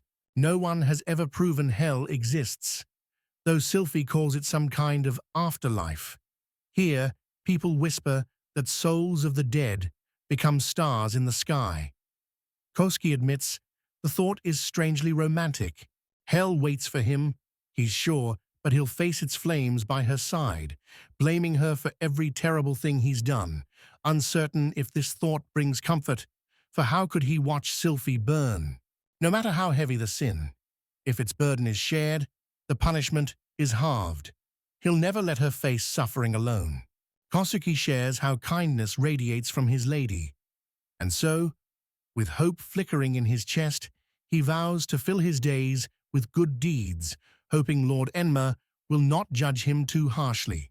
Sylvie points out that her weapon will bring not only death, a cold promise in the air, but will also save countless lives, carrying hope alongside its dark steel.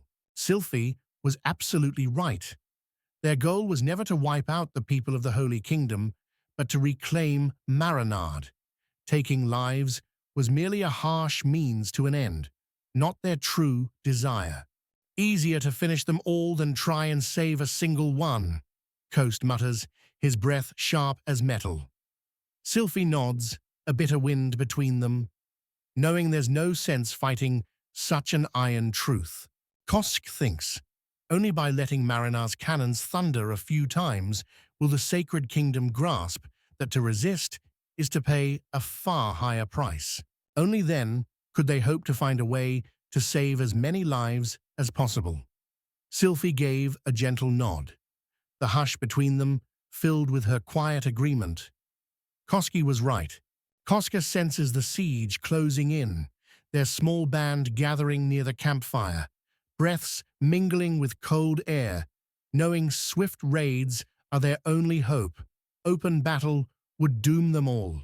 Silent as a midnight breeze, harpies swoop down from the clouds, ambushing enemy strongholds, while any foes daring to approach their fortress are hurled back by whirring crossbows and the sharp crack of hand grenades. And then there was this, a hidden trap, an anti-personnel mine, waiting with its hair-thin fishing line. One misstep, and a sudden boom scatters metal shards with a sharp, stinging hiss through the air. Sylvie's voice trembles as she asks if it's dangerous. Koski replies that every mine, enemy or ally, is lethal, and after the battle, they must clear them, or the bitter scent of tragedy will linger. Sylvie softly notes they'd rather never use such a weapon if they can help it. Koski nods in full agreement, then leans in, voice lowered. There's something else, something important he needs to discuss. Sylvie leans in, curiosity bright in her eyes. What is that smell? Kosuke answers quietly. Those are explosives, packed into bricks. Light one, and in a flash, the whole place might roar into the air. He hasn't tried to blow it up yet, but a fierce itch pushes him to set everything ablaze from a safe distance. Meanwhile, Sylvie urges a talk with Era first about artifacts that hold the breath of fire magic. An idea sparks in Kosku's mind. If they can remotely ignite this patch, why not let the enemy army catch them and blow everyone up at once? In his eyes, art is always an explosion. Surprise flickered in Sylvie's eyes. She never imagined the boy could be so ruthless. Kosku's cool voice cut the air. That's all I can offer for now. Curious, Sylvie leans in and asks if he plans to perfect the rifle. Koski replies with a spark in his eyes that he's already crafted other firearms, inviting her to let him unveil his newest creation. Sylvia wondered aloud if there were truly all sorts of types, the air tinged with curiosity, while Koski nodded, listing the revolver, automatic pistol, rifle, and shotgun, his voice steady as a drumbeat. Sylvie leans in, curiosity sparkling in her eyes. Could she see them? The boy nods, a gentle laugh in his voice, admitting they're not charged at the moment anyway. Fingers curl around the revolver. Its surprising weight drags down her arm, colder and heavier than she imagined. Koski explains, the metal glinting, that it's forged from solid steel. He notices the revolver in her trembling hands, its cold metal meant for close-range danger, and shows her how to plant her feet steady, the scent of gun oil thick in the charged air. The weapon fires 6 times in a row, each shot ringing out sharply. Lead bullets, fingertip-sized, hiss through the air. One can stop a heartbeat in a single burst of thunder. Koski explains it's a revolver, its cold metal promising up to 8 shots before the need to reload. Sophie's curiosity sparks. Is it meant for close quarters too? Koska nods, the answer ringing quietly in the air. In today's world, young men no longer clash with swords and spears. Their battles echo with gunfire, the sharp scent of gunpowder filling the air as pistols and machine guns rattle in close combat. Sylvie explains softly, the air shimmering around her, that this weapon only fires 6 times before empty. Reloading it in close quarters with sweat and gunpowder in the air is a risky, clumsy gamble. In her world, the clash of close combat is a rarity. Those foolish enough to try are pierced by a hail of bullets before they can even move. The crackle of gunfire hanging heavy in the air. Curiosity flickered in her eyes as she lifted the massive weapon, its cold metal heavy in her hands. "What is this giant tool?" she asked, her voice echoing in the stillness. Koski replied, "It's a rifle, At that moment, he notices it's an over and under shotgun. Sylvie tilts her head, her voice tinged with curiosity. If both are shotguns, she asks, what makes them different? Patrolling the shore, he loaded his rifle with rounds. Sometimes heavy lead bullets like those from a pistol, sometimes a spray of tiny pellets scattering with a metallic rattle. Though close combat was rare in his world, this weapon felt right in his hands. Its solid weight promised safety in narrow rooms, and on the hunt, its presence whispered of power. Sylvie asked softly if that was all, but Koski, with a twinkle in his eye, said there was something else, inviting her to climb the ancient wall, where cool stones whispered stories beneath their hands. Climbing up the wall, the boy set up a strange, creaking machine. Sylvie called it a giant crossbow, but Koski insisted it was a ballista, launching bolts as long as spears into the cool dawn air. First, his hand grips the lever, and the sinew creaks as he draws it taut. Next, he pulls from his pack a ballista bolt, so massive that Sylvie whispers, awestruck, it looks almost like a spear. He sets the arrow, the scent of wood sharp in the air. To shoot, pull this lever, Sylvia murmurs, her voice cool as steel, adding softly that the target is death itself. With a swift pull of the lever, the boy releases the arrow. Its giant tip whistles through the air, shattering stone, and Sylvie breathes in awe, whispering about real piercing power. Koski notes that this weapon could strike foes from even farther away than any crossbow. Certain the ballista could shatter even a battering ram, he rummages through his pouch, searching for one more hidden tool. Sylvie leaned in, curious, asking if that thing was some kind of cannon. The boy grinned and said, almost like a cannon blast, just wait and listen for the boom. The swiveling cannon thundered, hurling massive shells far beyond rifle range, filling the air with smoke and deafening shocks, its force easily outmatching the ancient ballista. In your hands, this tiny thing, heavy with iron, holds a power that hums, quiet yet astonishing, as if its strength were far greater than its size suggests. If mass production of these weapons now seems impossible, Koski quietly insists it will become reality. Once the achievements of the Magians are reclaimed, along with the lost kingdom of Marinard. Still, he doubts there'll be many moments when such a weapon is needed. The air here hums with magic, and spells seem to linger like a sharp scent after rain. A thought flickers. Why is all modern weaponry absent here? Curiosity alive, he decides to test his suspicions, footsteps echoing in the hush of the unknown. With a swift click, he reloads, preparations finished. Warning Sylvie to cover her ears, he fires. Thunder cracks the air, rattling the ground beneath their feet. Sylvie blinked in disbelief. Countless tiny pellets danced through the air, glimmering, as Koskate explained softly that it was shot, just like the hunting rifle ammunition he'd once shown her. Sylvie wondered aloud when the boy had found time to craft all this. Koski, hands dusted with wood shavings, revealed he'd worked piece by piece, quietly building as the village walls healed. Only the ballista, the single creation he revealed, could be easily mass-produced. He believed the boys would master its thunderous workings without struggle. Sylvia, eyes bright with curiosity, marvels at revolvers, calling them beautiful weapons. Kosuke asks if she truly loves them, and promises, if you wish, I'll craft one just for you. Leaving her breathless, would you really do that? Kosuke can already smell the dust and feel his heart race. Certain their meeting will come, he waits for the dark elf cowboy. Just then, a sharp voice cuts through the air. What's that awful noise? At the foot of the wall, Zamira caught the anxious scent of dust. As Leonard recalled how, the moment noise erupted, they raced to the stones. Another question crackled in the air. What happened here?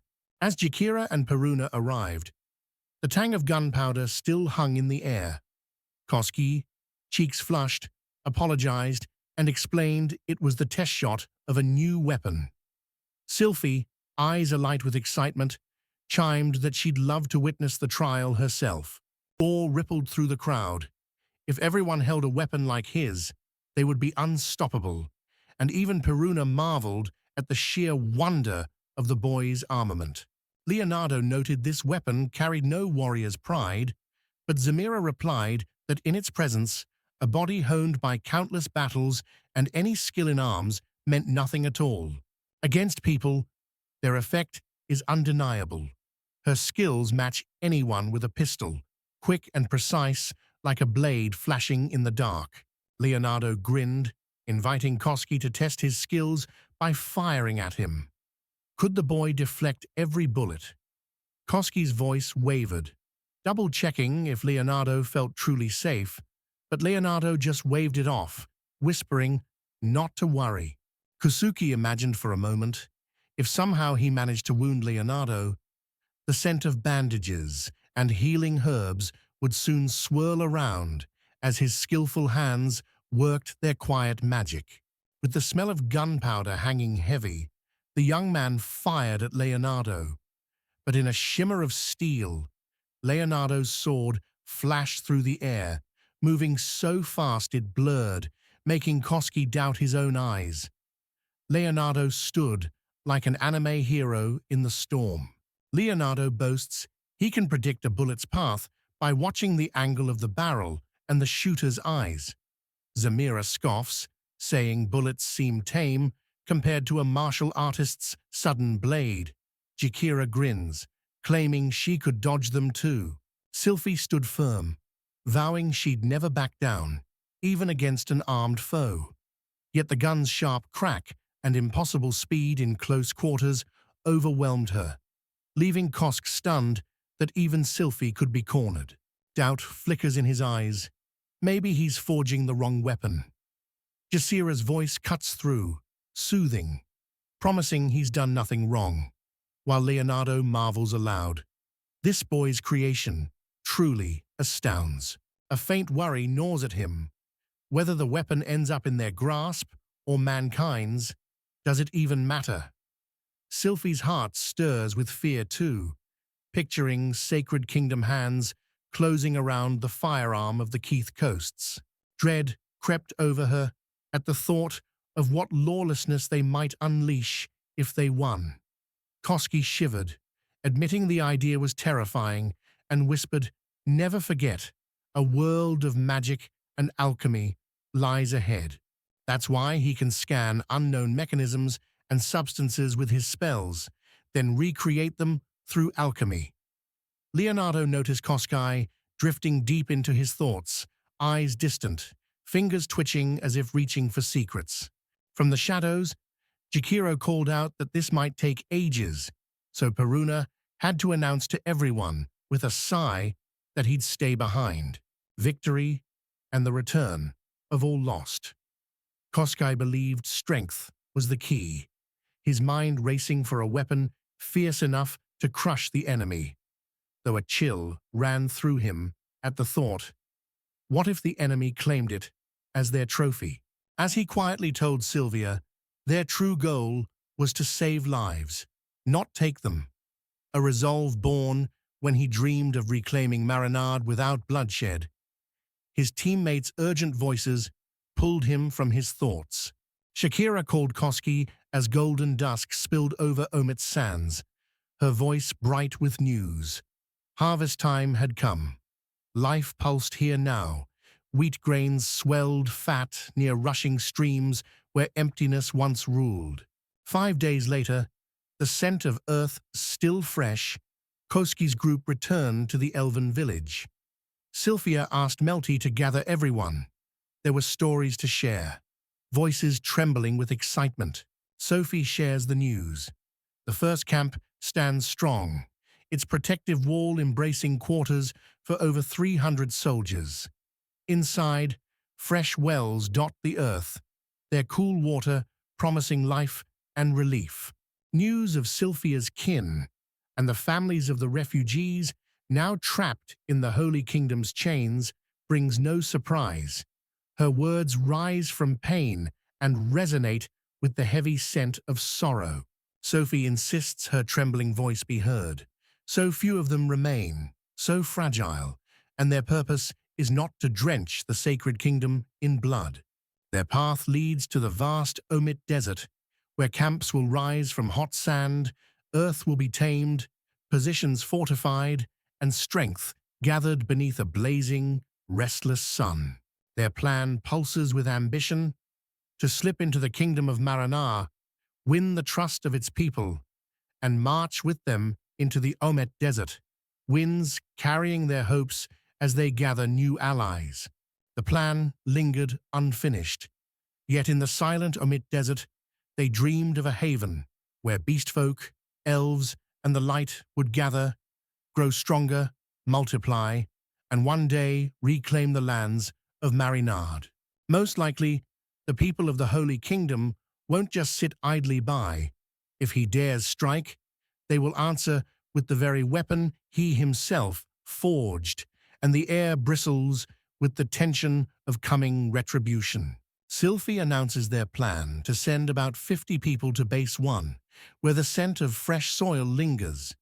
Koski's farmland awaits their footsteps as construction sounds echo for the rise of Base 2 nearby. With a curious spark, Danan asked the girl how many checkpoints she aimed to raise in the end. She replied, her voice steady as a drumbeat, that she planned to set up no fewer than 3. One hums softly to bond with the elves, another stirs as their bustling heart, while a third stands vigilant, guarding the frontier with restless eyes. Scattered along the path between them, shelters must bloom like quiet guardians, each one whispering safety beneath the looming shadow of the fortress standing watch on the front line. 5 days' march from the lands of Marinard Kingdom, right in the sun-scorched heart of the vast Omit Desert. This place waited, shrouded in heat shimmer and silence. 5 days of endless dunes stretched through the Omit Desert, shimmering with heat, every step scraping sand against boots. Their plan counting on this harsh wilderness to shield them from sudden attacks by the Holy Kingdom. They promised to free the people of Marinard, serving in nearby villages, and long to reconnect with lost kin. But Danan wonders, voice low and doubtful, if they truly plan to lead everyone through the desert, dressed like this. Give your answer, and others will help to solve the problem. Supported by Coast Gaze, they dream of building underground shelters, safe havens in the harsh desert nights, where silence hums and hope smells of cool stone. Step by step, Danan notices, they'll push the people from their kingdom's land, tightening their grip. Ira leans in, voice quiet. Who do you mean by compatriots? If it's humans, the risk of secrets escaping grows dangerously fast. That's exactly what Sylphie is counting on. She'll build a stronghold on the very edge, so after 5 days, dragging through harsh desert winds and burning sand, the enemy will try to storm the fortress all at once. With a gentle rustle of her dress, Melty approaches Her Majesty, curiosity sparkling in her voice, as she expresses her wish to learn more about Koski's ways of tending the land and coaxing life from the soil. Sylphie suggests reaching out to Koskade directly, her words hanging in the air like a daring breeze. The boy's eyes widen in surprise. Could that truly be done? Doubt flickers. Did Sylphie intend to place this heavy burden on him? Suddenly, she turns away, her shoulders trembling, and in that movement, everything falls into place. Kusuke gestures for attention, his eyes shining. There's something he must show first. Melty's curiosity flickers. What is it? With a proud smile, he reveals golden haystacks packed with wheat, the harvest from just 1 hectare. Melty asked about the crop, her voice tinged with curiosity and the earthy scent of fresh soil. noting they'd been gone less than a week. Cost replied, counting on his fingers, that harvest comes just 2 or 3 days after planting. Narrowing her eyes, Melty asked if he truly meant it, her gaze sharp and heavy like a storm. Koski felt a shiver run down his spine, heart pounding against the quiet dread. With a proud shout, Huske declared that he alone planted the seeds in the earth he'd prepared, drenching them with water, letting all know every leaf sprang from his own tireless hands. Someone else might have missed what could happen. So Sylphie reminded everyone to check everything with careful eyes and steady hands, sensing the faint tang of tension in the air. Melty nodded in understanding, but added how the rich scent of the field and the golden abundance from just this one patch left her breathless with awe. Each grain is perfectly shaped and impressively large, an unmistakable sign of a top-tier variety that can fill the air with the rich scent of harvest in just 3 days from a single field. Melty whispered that only Koska's hands could make this happen. No one else stood a chance, yet Koski realized he might be forced to toil the fields day and night, never tasting rest as the fate of the harvest hung in the air. Later, Koska asked Ira what happened. She sat, pale and still as a dead herring, eyes lost. Fixing her gaze on the table, she murmured that among all alchemical potions, there was one called the Growth Accelerator. The boy's field glimmers, as if priceless potion spills across it, shimmering like water. Koski assured her this magic was just a trick, nothing for her to worry about. But unease simmered beneath his words. Sylphie asked if there were any more questions, her voice gentle, lingering in the quiet air. Then declared the meeting over, but suddenly turned to Sumero, her words slicing the silence. Did she understand right, that they no longer wished harm on the Holy Kingdom? Sylphie agreed, her voice steady as she reminded them this was no time for idleness. Some comrades faced a perilous mission, slipping like shadows through enemy lands, freeing villages one by one from the kingdom's grip. Sumaru's eyes sparkled. She understood everything, and every action that could ruin the Holy Kingdom's plans filled her with quiet joy. Satisfaction hummed through her like a soft, secret melody. Sylphie announces with a bright spark in her voice. The decision is made. They will breathe new life into the vast Omitski desert and set free their kin, long crushed by the sacred kingdom's cruel rule.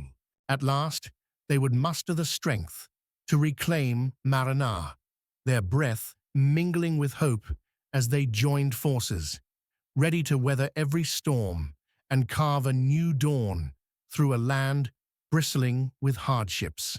Thoughts swirling, Koski wondered if their plan could truly carry them across the vast, wind-swept desert, questioning how deeply they might press into the forbidden heart of the Marinade Kingdom.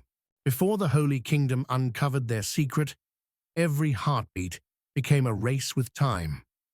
3 days later, he, Sylphie, the boys, and 50 former Marinade citizens set out, footsteps crunching into the sands of the Omit Desert. That very day, their boots crunched on the stone of their first stronghold. 3 days later, after endless labor fanned dust clouds and the bitter scent of tilled earth, 6 figures pressed deeper into the heart of the vast Olimit Great Desert. Afternoon sun sinking, they halt to make camp. Sophie, voice brisk, reminds Koska to hurry. The golden hour fades, and unfinished tasks hang heavy in the cooling air. Stones clattered under the young man's hands as he built his fortress, drawing a gasp from Kubi. Such speed seemed almost unreal, while Yara scoffed, insisting the whole thing was a foolish charade. Kiwi noticed the sharp crack of pride and honor shattering in the carpenter's chests. Koska asked with a sly grin if this brokenness wasn't truly wonderful. Ira leaned in. curiosity shining in her eyes. "What is that?" Koski grinned, pointing to the water tank. He couldn't wait to show it off. Pipes ready to carry water, baths he'd crafted himself, awaiting a test. After a long day, craving the cool splash of a shower, the young man stepped under the water, steam rising and droplets dancing. He didn't know pipes, but relief washed away every doubt. Who could imagine, amid endless desert sands, a place so welcoming? Showers echoed as the girls washed, and Sophie noticed spotless toilets and a bathhouse. Koski, it seemed, cherished an obsession with cleanliness. Relief swept through Sumeru like a soft wind, loosening every muscle. After a life of hardship, the traveler felt deep gratitude for this rare moment of gentle ease. Iris breathed in wonder, marveling at the chance to soak in a bath right in the heart of the desert, while Peruna ruffled her feathers with relief, thrilled to wash away the sand lodged deep after each wild flight. Laughter twinkled in the air as Kusuke noticed the girls seemed to enjoy it. Kubi nodded, admitting he liked it too. Kusuke leaned in, curious, and Kubi replied softly, "Nothing can be changed. Fur must be cleaned well, or troubles like ticks and fleas will come crawling." Raindrops clung to him, and Kaski confessed he felt like a creature reborn. Offering help, he was met with quiet thanks and a firm warning. Leave the tail be, the man would wash it himself. The moment another hand brushes against him, a wild itch ignites under his skin. Koski, grinning at the odd thrill, rushes to help Kyubi, savoring the strange delight of this bizarre game.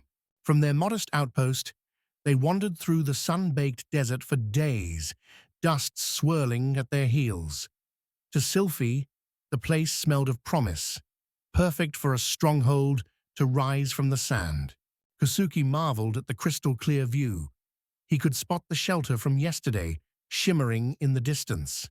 Sylphie, frowning, whispered that something in the air felt off. Era promised to find out what was wrong. "What is that?" Kusuke wondered, eyes fixed on the shimmering sphere Ira had conjured. She answered softly, her hands warm against the air. "It's research magic. This orb senses every ripple of magic nearby." Magic trembles in the air, faint as a distant whisper only he can sense. Some strange device must be hidden here, keeping gizmos and enchanted creatures far away.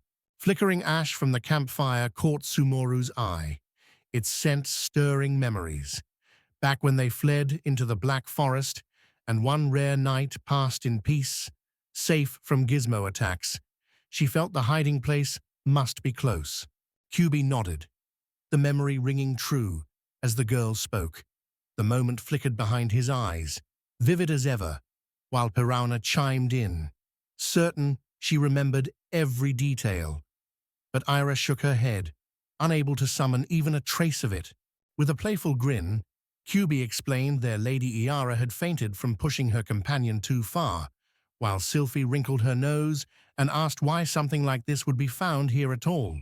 Era brushed her fingers over the ancient artifact, whispering it was left here 3 centuries ago, pulsing with the magic of earth veins.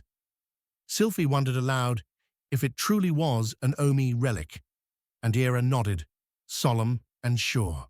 Surprise glimmers in her eyes. How does this device still hum with life? Its ancient barrier, trembling with age.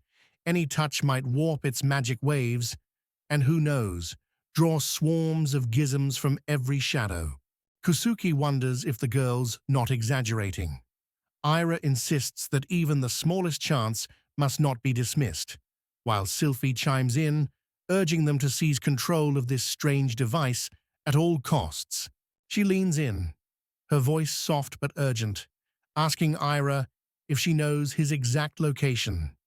The room fills with tension as Ira replies, her magical radar pulsing in her palms, attuned to the very source of his waves. It must be right beneath us, she insisted. Sylvia called for Koski, and with a nod, he plunged his hands into the cool earth, digging as instructed, soil sifting through his fingers. While digging, the young man's shovel struck cold stone. He called out, breath misting in the musty air, and Sylvie replied, voice echoing softly, asking him to widen the space as they kept descending. Soon, everyone descended below. The IRS insisted there could be no mistake. Beneath their feet, a faint underground structure breathed, hidden by its ceiling. Sylvie quietly asked Cosgate to open a hole. As the player breaks through the dusty ceiling, the air shivers. He stares, wide-eyed, at ancient ruins yawning below, while Sylvie whispers that the glowing orb atop its pedestal must be a relic from an age long past. Nodding, Ira agreed this device repelled magical creatures. It was a barrier she'd seen described before, ancient parchment whispers of it still lingering in her memory. Ornate carvings and shimmering patterns whispered of a time when royal court mages claimed this place, their legacy still guarded by towering, silent statues. Sylvie eyed the silent giants at the sides, and Sumeru assured her she already knew them. Kubi wondered aloud if these were truly golems, and Sylvie, breath tight, confirmed. They were the guardians, and fighting two at once would be a daunting trial. Kosika leans in, curiosity flickering in his eyes, and asks what powers the golems, and if they have any weaknesses. Era replies softly, inside each is a magical crystal pulsing with energy. Shatter it, and the golem falls still. No weakness glimmered in their armor. Magic and steel slid off, leaving not a scratch, and Koski wondered aloud how they'd greet an uninvited guest. Ira noticed that just like people, golems rely on their eyes to see. Kaskai replied with a grin that he'd find a way out, while Sylvie, curiosity sparkling in her gaze, wondered what trick the boy had in mind. Kosuke announces he'll approach the golems first, earth crunching beneath each step. Without pause, the young man digs feverishly, then slams brick blocks down, urging they trap the creature's limbs and heads before anything else. And then shoveling dirt, he begins to dig. The young man lifts the golem's heavy form, and his voice trembling, asks Ira, "Is that everything?" Surprise hangs in the air, thick as earth, everyone stunned silent. How to put it into words? Sophie mused, her voice tinged with wonder. Watching Koski move, so few things fazed him. Koski just grinned, saying his way of fighting was the art of a survivor. With the right tool, he'd smooth every sharp edge and carve out success. Sylvie mused that Koski's style always danced around, never charging forward, while Ari's added, his way burned energy, yes, but always struck true. 1262. Sylvie noted with a satisfied smile that they'd achieved their goal, the device safe and humming softly in their hands, and so they decided to keep it for a while. Kosuke suggests they shore up their defenses first, wishing for safety's reassurance, but Sylvie, curiosity flickering in her eyes, confides that she longs to discover what secrets lie behind that door. Above ground, they would rise again, while Kostki rushed to build the shelter before today's sunlight faded, hammer echoing, sweat salty in the fresh air. At the new shelter, rising by the shore, the scent of salt and fresh bread mingled as everyone gathered around a single table, laughter and the clatter of dishes filling the air. In the heart of the workshop, surrounded by the earthy scent of clay, the young man shaped bricks, hands steady, eyes keenly measuring if the rough piles would be enough. A grin brightened Koski's face as he remarked they'd build a base for 3,000 tomorrow. Tracing the blueprints, he confessed his hands itched with anticipation to get started. A strange wave of exhaustion, No, more like stress, washes over him, and deep inside, a fierce longing awakens. Right now, he wants nothing more than to be alone with this girl. 10 days slipped by without a single touch between her and Sylvie, words unsaid, gathering like storm clouds, yet with the rush of reclaiming the Morona kingdom, urgency pressed against every heartbeat. All day, he and Sylvie swirl at the heart of the action, eyes always on them. But when shadows fall, their paths drift apart, and the girls slip away to sleep together, reaching Sylvie's bed, utterly impossible, in the hush of night. A soft voice from behind, Sylvie asking if he's really working, makes Koski's heart jump. Fear clutches him, and as Sylvie wonders at his fright, he laughs nervously, admitting she startled him by speaking so suddenly. He glanced at Sylvie, asking softly why she was still awake when sleep had long called. Blushing, Sylvie whispered that loneliness kept her there, and something in her eyes told the boy he understood. A gentle question drifted from the girl about how the boy felt, and Kuski, after a moment's pause and a rueful smile, admitted that with so many pounding events in his life, he struggled to find an answer. Sylvie drifted over to Kowski, voice soft as a breeze. Arguing is pointless, she sighed, yet curiosity lingered on her lips. But what about now? Their lips met in a burning kiss, soft breaths mingling.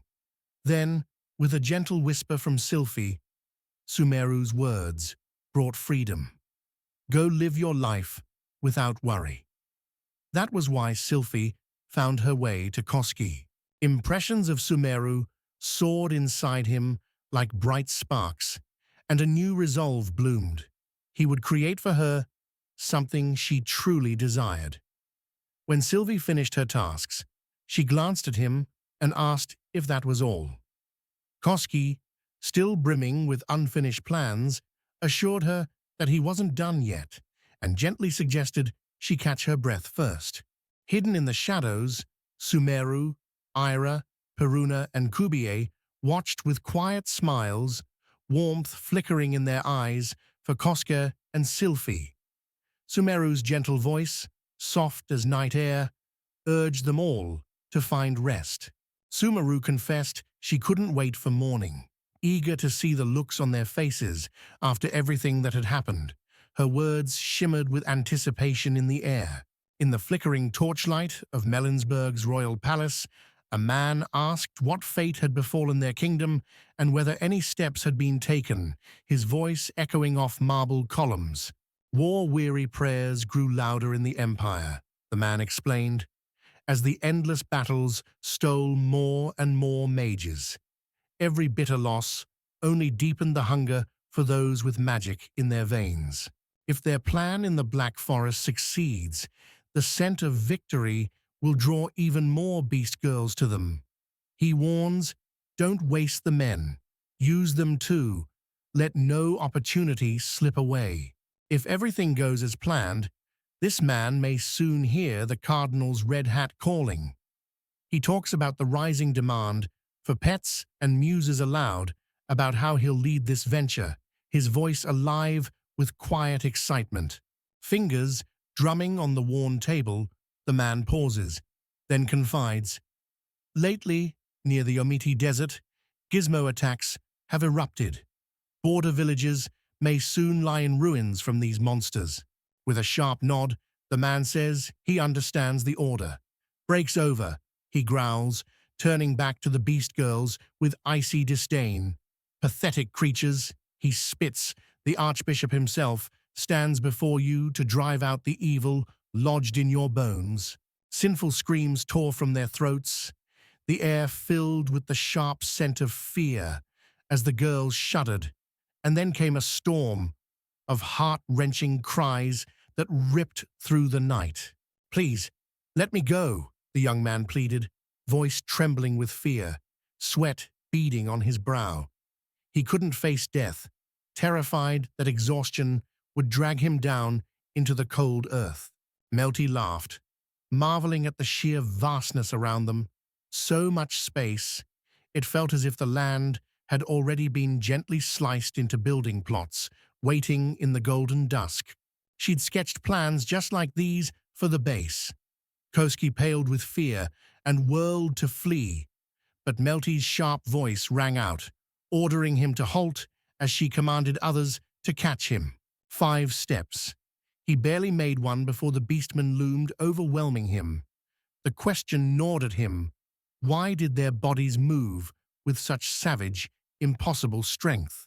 Kosuke wonders aloud if it could be more than just one barracks room for 16 soldiers. A place alive with family chatter, real homes where warmth and laughter drift through open windows. Kosuke shares his vision. Homes rising from the earth, sheltering 4 to 6 families beneath one roof, with laughter and footsteps filling space for nearly 3,000 souls. A strict 8-hour workday took root, no overtime echoing in the halls, and the scent of freedom lingered with 2 days off each week. Kosuke leans in, voice trembling, asking if it's really true, while Melty eyes him softly and wonders aloud if she's ever deceived the boy beside her. Kosuke still believes Melty has always been honest with him, though at times he catches a wild spark dancing in her eyes and wonders aloud if he can expect any reward for his efforts.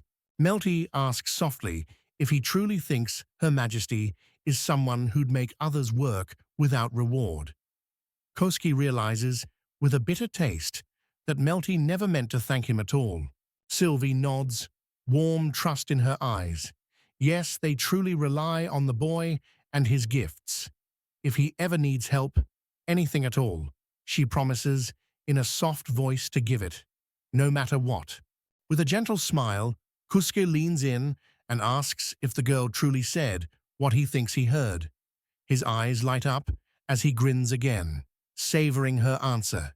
Yes, she really did. Melty nodded. Yes, that's exactly what I said.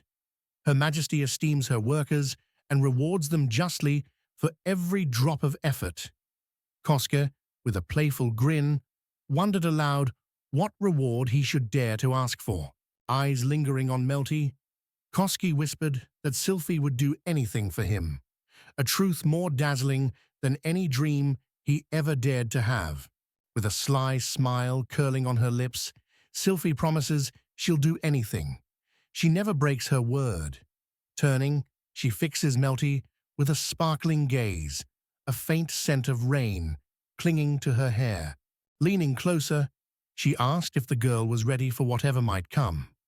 The girl nodded firmly, pledging loyalty to Her Highness, while Sylvie agreed with a confident smile. Their eyes met, and laughter bubbled out, light as wind chimes. Kosuke quietly glances at Denon, asking if she minds this, as the servant suggests. Denon replies that normally such behavior would be improper, but Melty and Her Highness have known each other since childhood. Melty and Her Highness shared a bond deeper than blood, nurse and nursling, milk sisters, so when laughter spills into the room, it smells of childhood and sounds of secrets whispered long ago. At last, Kosuke could sense what truly bonded them, while Sylvie moved in silent mystery, her past wrapped in fragrant secrets she never dared to share. Denon notes how much Her Grace has endured and begs Kosuke to become her support. The young man nods, warm resolve in his eyes, and answers that of course she can count on him. A sudden interruption. Melty takes Kosuke's hand and guides him, her touch warm and determined to break the untouched girl's ground. For Newfield awaits. He asks softly if her intentions are truly this serious. Melty remembers how the boy's old fields, tended by his hands alone, were harvested in just 3 days, but the ones they plowed and planted together filled 2 weeks with sweat, laughter, and earthy scents as they gathered the crop. On the fields, they had plowed and sown. Not a single seed sprouted. The silent earth gave nothing back, and the young man realized he must grip the handle, feel the muddy scent, and begin the sowing anew. At that moment, Denon noticed Ira had vanished from view. Sylphie guessed she'd slipped below ground, lost in the scent of ancient dust and the silent echoes of the Omit Kingdom's forgotten ruins. This feels like the very place where the Earth's veins converge. She searches for a way to draw out the magic coursing beneath, dreaming of harnessing its raw, humming power. All eyes turn to Sylphie as she enters, her voice bright and welcoming the newcomers. This would become their main base, and the air hums with new beginnings. So much hard work lies ahead, and hope glimmers in her voice as she urges everyone, give it everything you have. Let's make this land a place where life can truly begin. 2 weeks later, Sylphie's laughter rang out as she marveled, breathless, that it was simply incredible. Dane added with wide eyes, he'd never dared dream they could build such a wondrous city. Kosuke nodded, breath thick with tension. The main base had fallen, and now the vanguard awaited. Here, he would let his true strength blaze like fire in the night. Sylphie announced with a spark in her eyes that at last they would begin to bring their plan to life. The air itself seemed to buzz in anticipation of what was to come. A thrill danced in Kosuke's chest. He'd unlocked a skill. Blueprints of grand buildings now lived in his mind, ready to spring to life at his command, summoned with a single sweeping gesture. Of course, the air was thick with the scent of fresh timber and metal, materials essential for bringing this vision to life. Stone walls rise under Kosuke's command, echoing with the clang of tools and the scent of fresh earth. He declares with pride, the forward base is ready, its mirrored symmetry gleaming in the sun. As midday shadows danced across the walls, Sylphie marveled aloud, saying the boy had surpassed their wildest hopes. If he kept this up, troubles would melt away like snow in spring. As the wind whistled through the battlements, Kosuke noted that this frontline fortress demanded a strong line of defense. He'd already set ballistae along the walls, each creaking softly in readiness. Plans shimmer quietly. A moat will circle the walls, wooden stakes driven deep into the earth's damp bottom. Irina promises to dig alongside him, and then Kosuke dreams aloud about raising a creaking drawbridge above it all. An underground escape route waits below. They'll ready the Stainomite, fine-tune its automatic detonation, and work on perfecting the crossbows, every creak echoing their urgency. Sylphie asked Nan how the preparations for the rescue squads were going, and he replied, each squad now has 12 fighters, 6 squads in all, ready and buzzing with restless anticipation. Local guides, breathing in the scent of wild grass and earth, trace the attack path. 2 squads set to rush out in 3 different directions, every step calculated and sure. Though they hold a map, its pages are faded with 3 years of change. Who can tell what's shifted? Sylphie nods, her voice soft.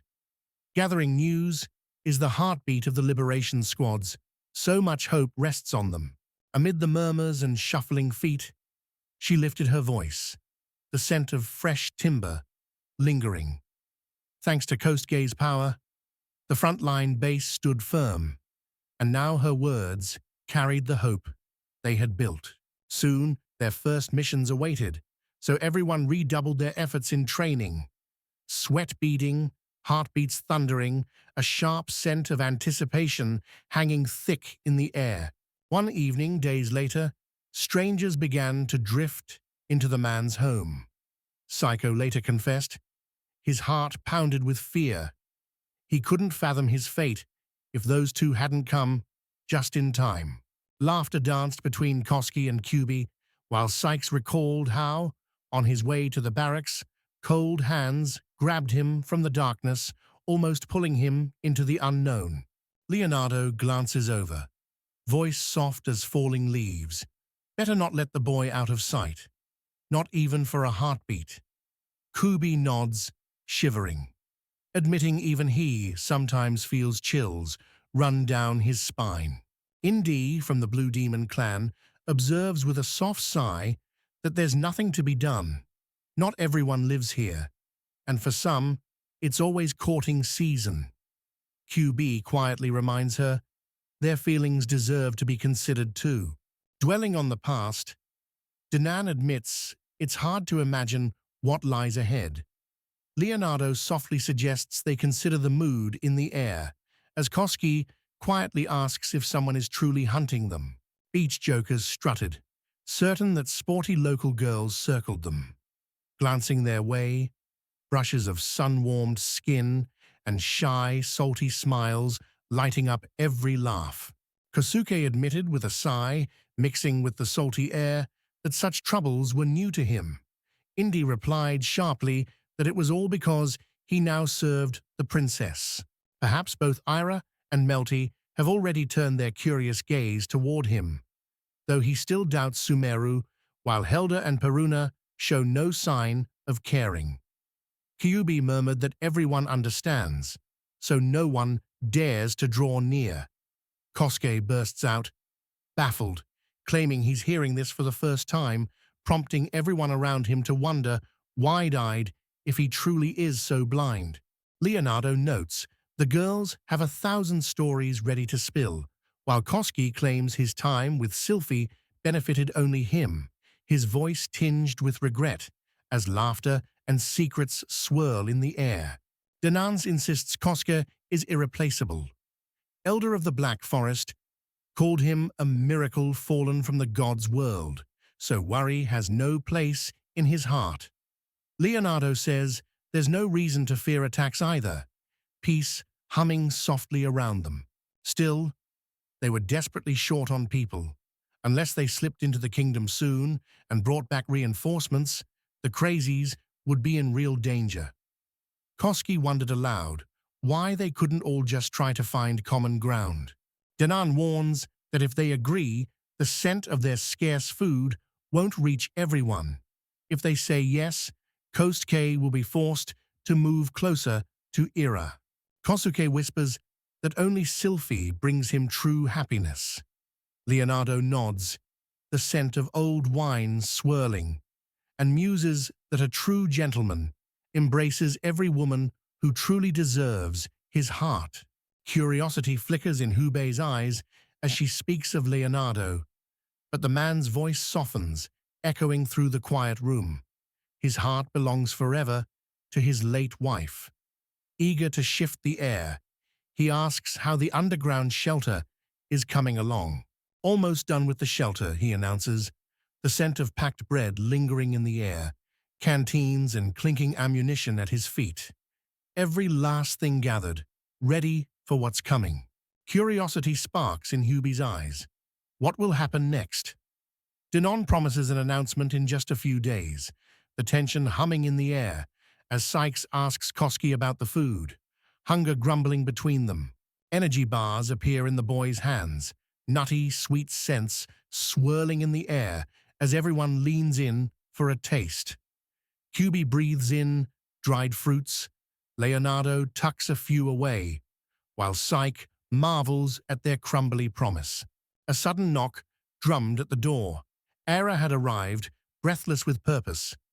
Kosuke asked what had happened, and she lit up, declaring her project finished, certain this time her device would tap the crystal's magic flawlessly.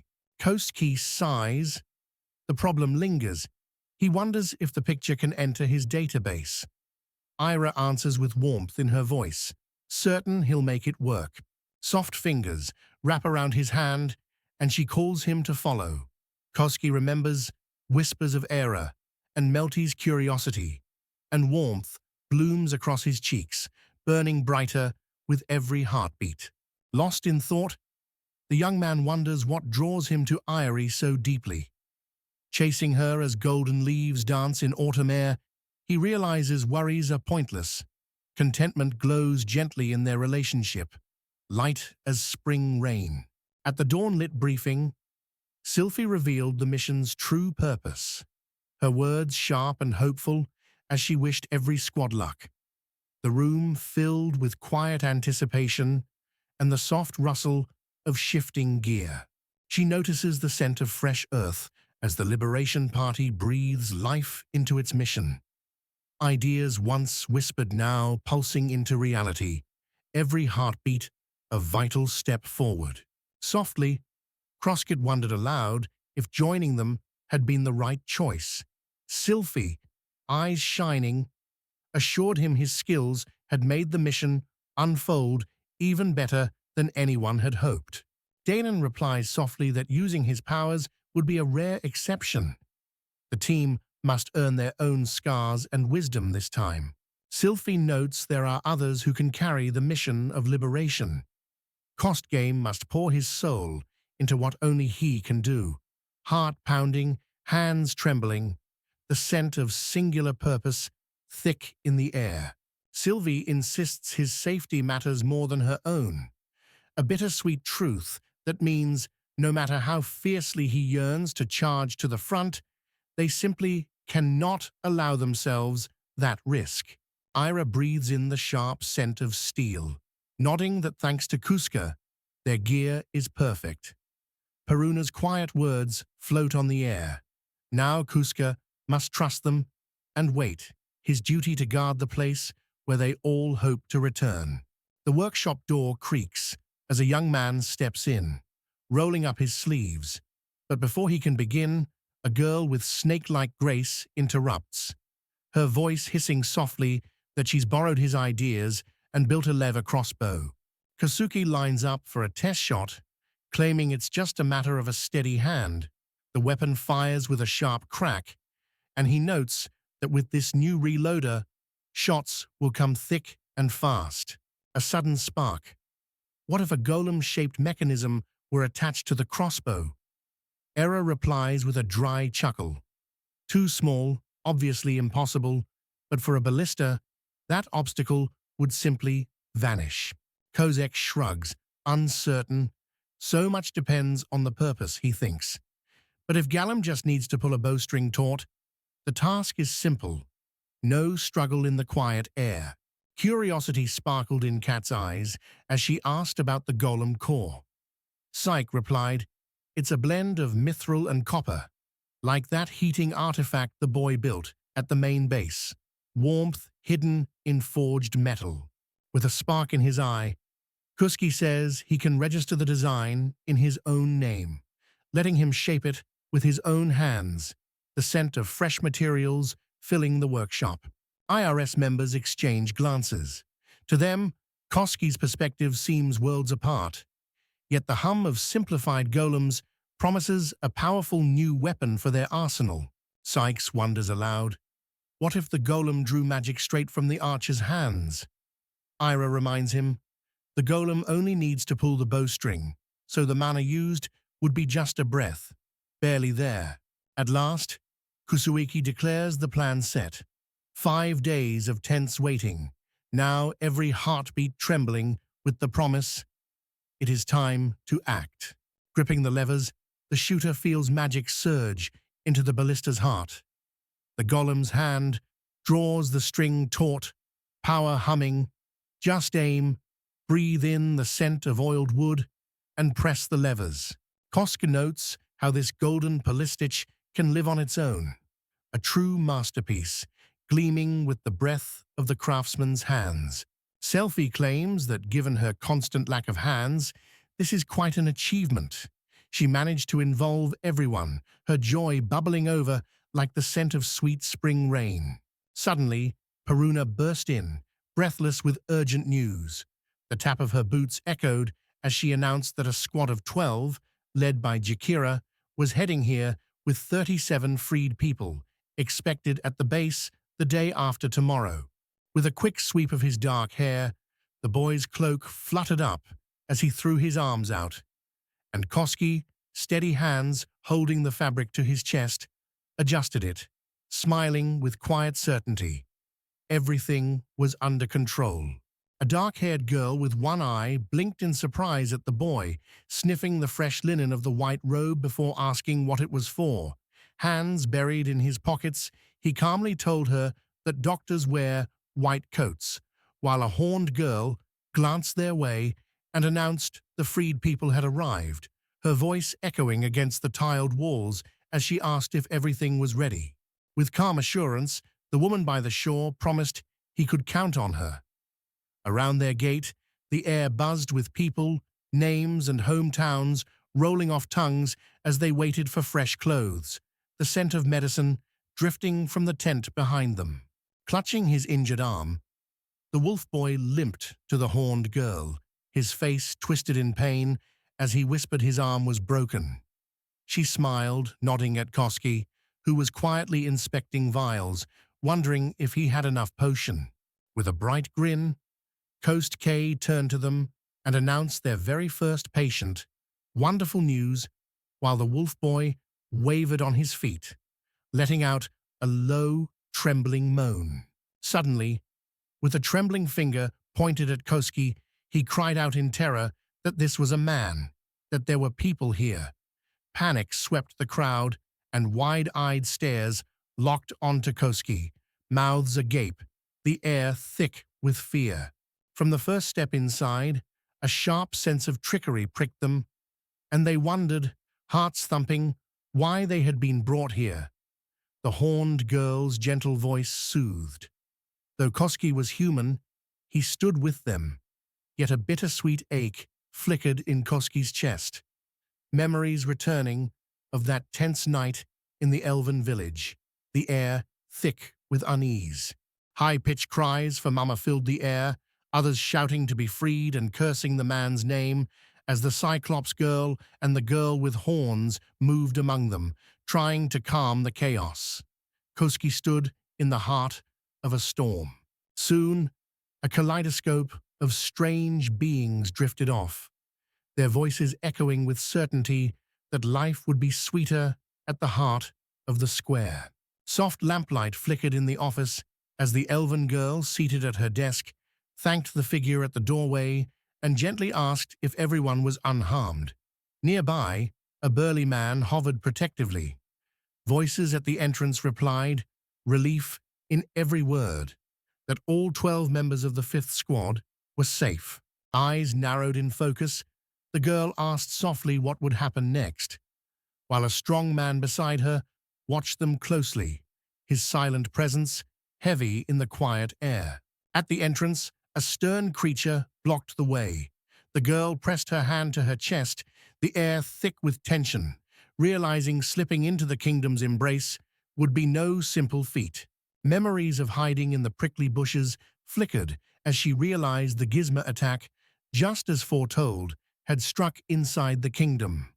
Every stronghold, even Amit's barren wastes, bristled with urgent, expectant readiness. She explained how, according to the plan, 2 squads slipped through thick forest and tangled land, their footsteps muffled by night's darkness and the scent of damp earth clinging to their clothes.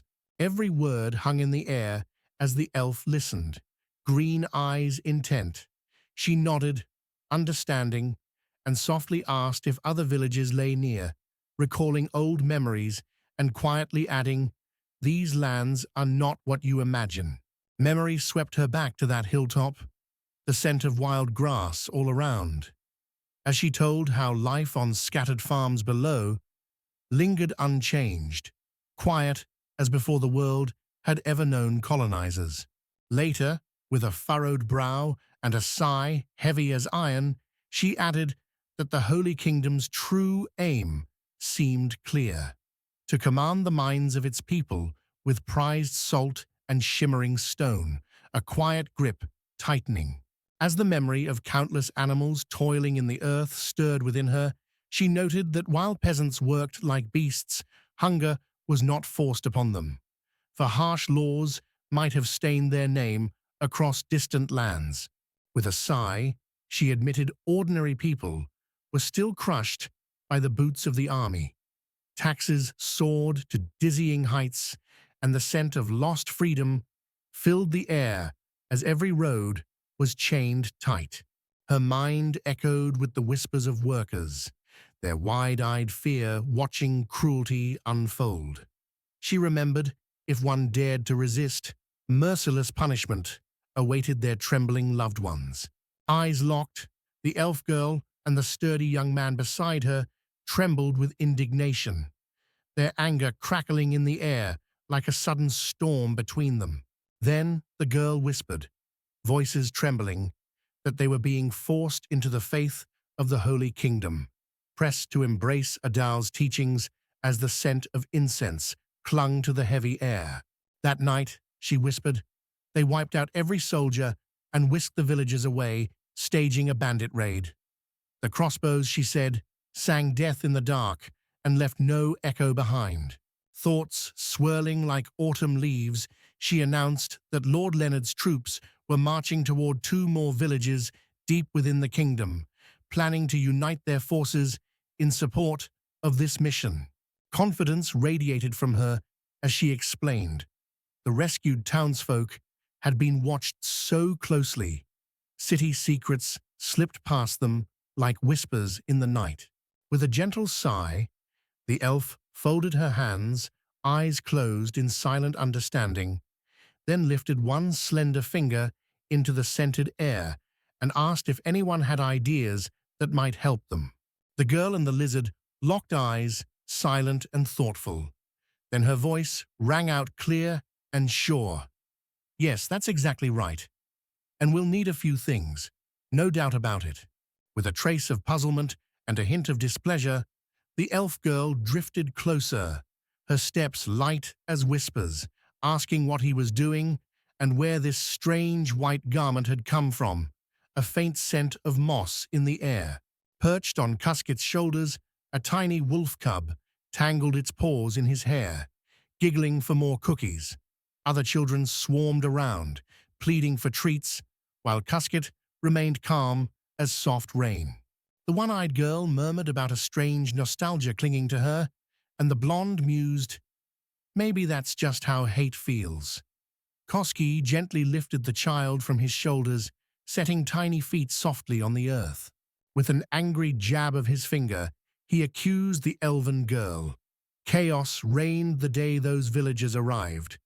She only frowned slightly, her emerald eyes flickering toward Koski, the tension crackling in the air.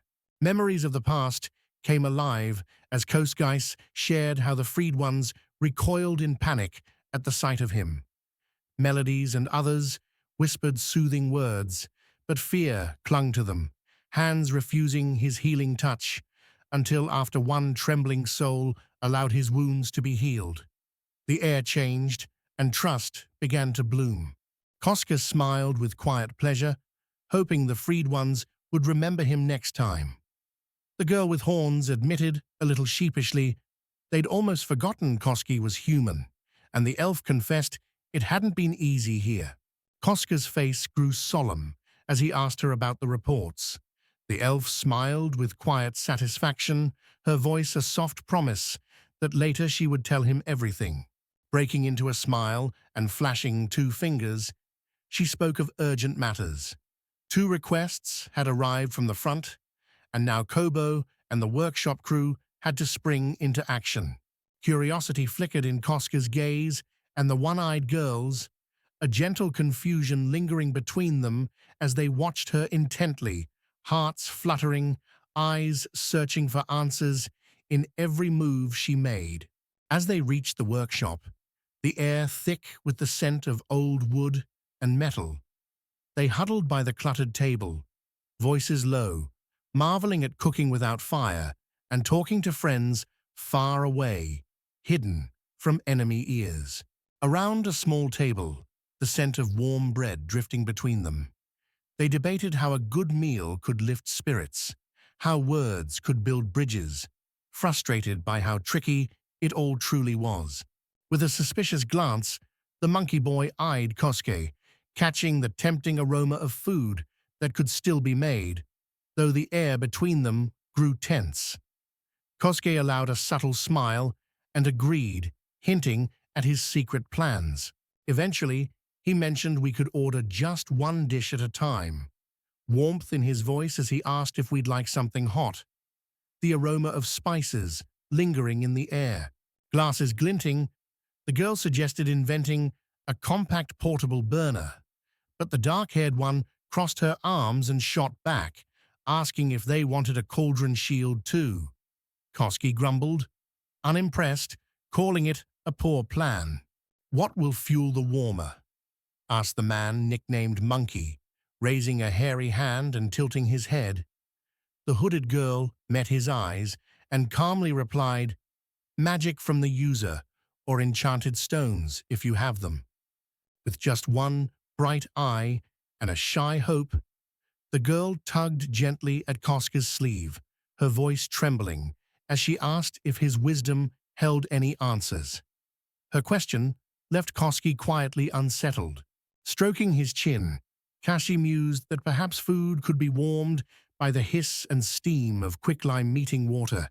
A boy with a face like a monkey watched steam swirl and grinned, noting how slaked lime sizzled and spilled its warmth. A one-eyed girl wondered if quicklime cooked food back in Koski, but Koska snapped, heat in his voice, that no one did such a thing there. It wasn't how they cooked at all. A hint of disappointment touched Koska's face as he realized this method worked only for small servings, while a hungry crowd waited, their murmurs echoing in the air. With a gentle smile, the brunette nodded. It was true, yet even this was better than nothing at all. They still had time, she said softly, the air flavored with a hint of hope as she spoke of finding a solution. A satisfied smile played on Koska's lips as he agreed. Then his voice rang clear. Now was the moment to talk about how they would keep in touch. Raising a finger, he declared the existence of Morse code in his world. The people murmured in confusion, eyes wide, as if the air itself buzzed with curiosity over this mysterious language. Koska recalled the sharp clicks of Morse code, a secret language of dots and dashes humming through the air, stitching words together with short and long pulses of sound.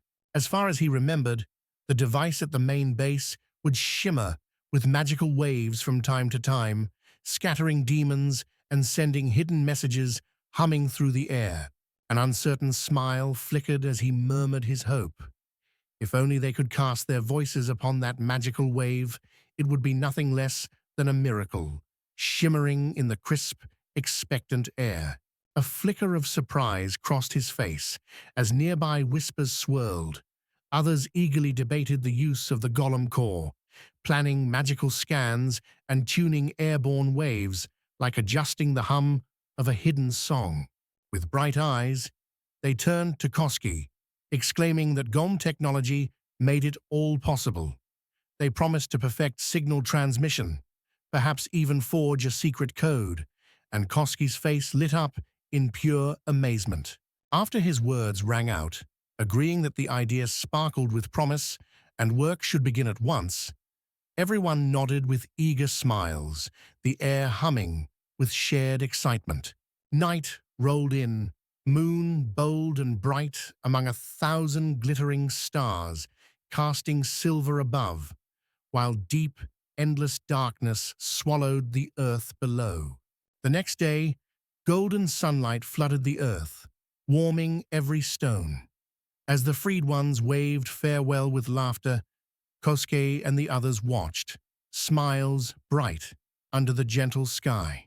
An elf woman flashed a satisfied smile, resting her hand on her hip, while Kosuke, face alight with joy, waved at them with tireless energy. Side by side, Kosuke and the elf girl headed for the main gate, boots crunching on gravel, quietly wishing for a safe journey, armed and alert, yet hoping trouble would remain only a whisper in the wind. Wandering between buildings, Kuska and the elf woman listened to her soft voice. It's all that matters, that we're all right. While the children seemed lively, the adults moved thinner, but soon the main base would feed them well. With a wide grin, Kuska folded his hands behind his head, watching the streams of men flooding toward the main base. Maybe the psycho's troubles were far from over. The elf girl listened to him, eyes wide and breath held in fascination.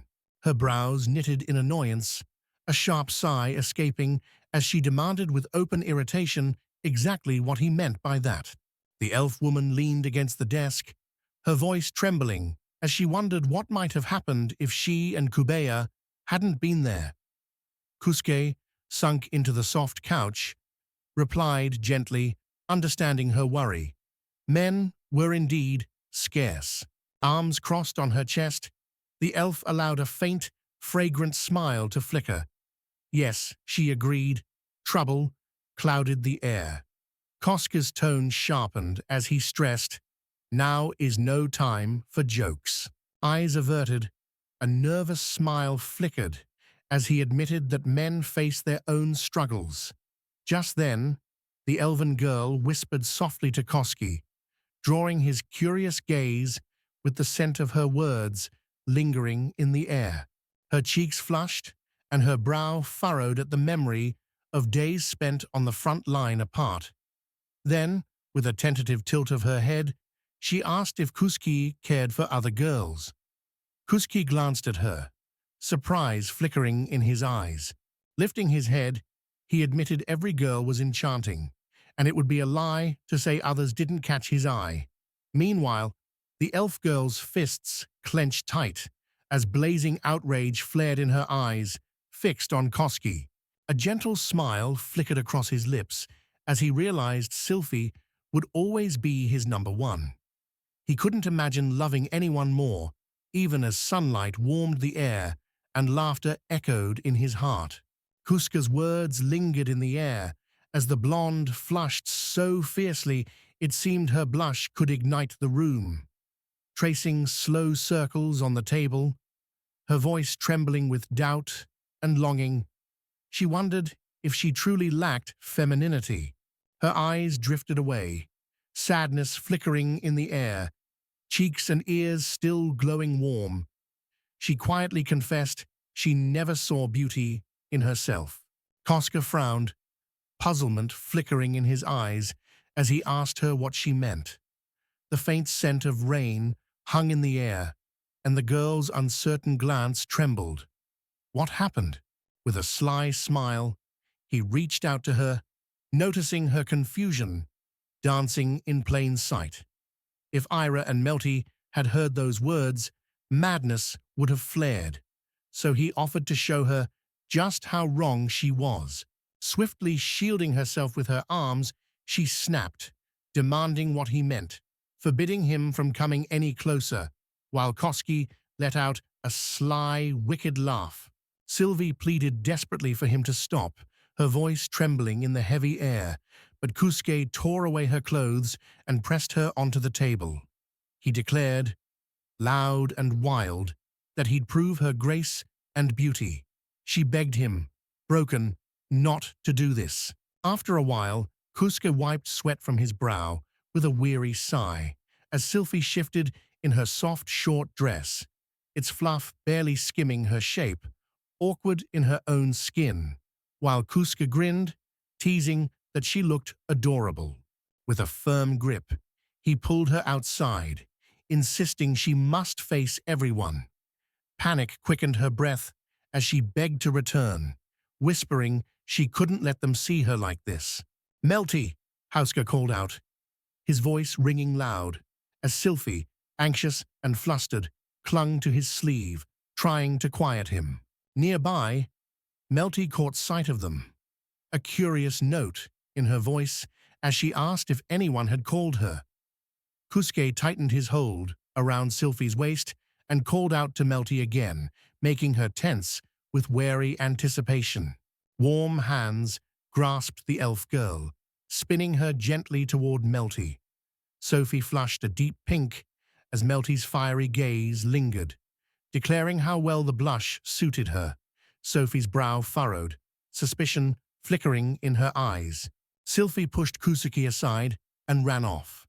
Melty fire in her eyes and voice bright with curiosity, wondered aloud where she was headed, insisting the whole group needed to know. From behind the barricaded doors, Koski's voice broke the stillness, trembling as he begged Selfie for forgiveness, his words echoing through the quiet, stirring the dust in the cold air. Scratching the back of his head with an awkward grin, he murmured deep regret that she was caught in this trap, while Melty stood quietly beside him, her presence warm and steady. Curled on the office couch, Sylphie wore the pretty dress Kusuke had asked for, though Melty teased, laughing that his fashion sense was hopeless, while Sylphie eyed him suspiciously, stubbornness humming in her chest. Sophie tucked her legs beneath her, hugging her knees, face hidden by trembling hands. Then she twisted to Kusuke and, voice muffled but bright, announced a sudden spark of inspiration. With a teasing glint, she said Koski would craft so many dazzling costumes that envy would burn in Lady's eyes, tempting her onto the stage. Koski frowned, shifting uneasily, and quietly wondered if this might only hurt her more. A faint smile flickered on Melty's lips as she gently shook her head. She'd known the woman for years, she whispered, and promised she could be trusted completely. Kosuke asked if she'd like to try everything on herself. Melty blushed, glanced away as a sweet shyness filled the air, but he gently urged her not to hide from him. Koska soon found himself at a table, hands busy, while a lively queue of girls clustered around him, their laughter floating like perfume. Near the changing rooms, more voices and soft footsteps created a playful chaos.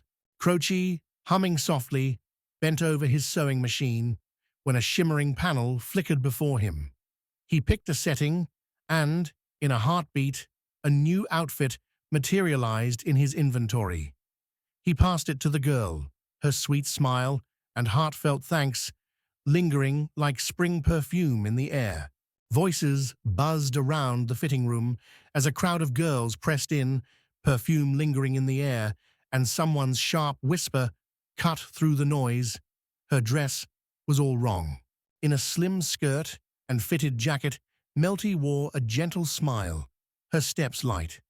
The one-eyed girl grumbled, claiming this outfit made her feel more alive, her annoyance hinting at a newfound freedom.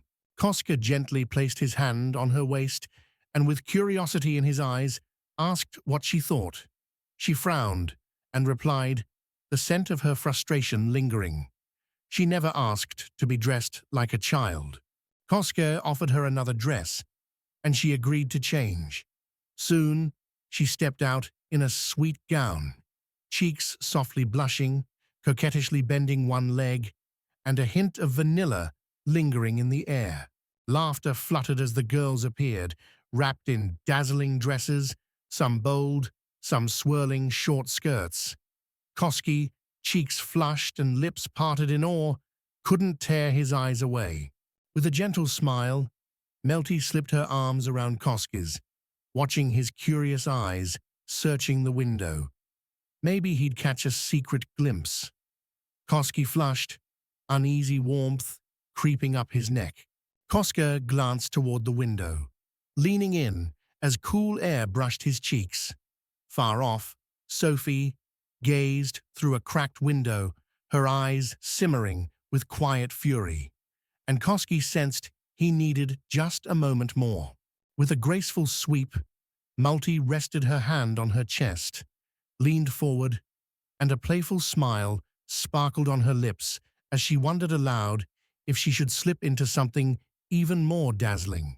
Kuska gently refused, reminding her they belonged to Sylphie. Melty turned away, hurt and disappointed, until his reassuring hand touched her shoulder, and he promised to save them for her. Suddenly, a girl with one eye brushed up to Koska, her light dress fluttering with a whisper of silk.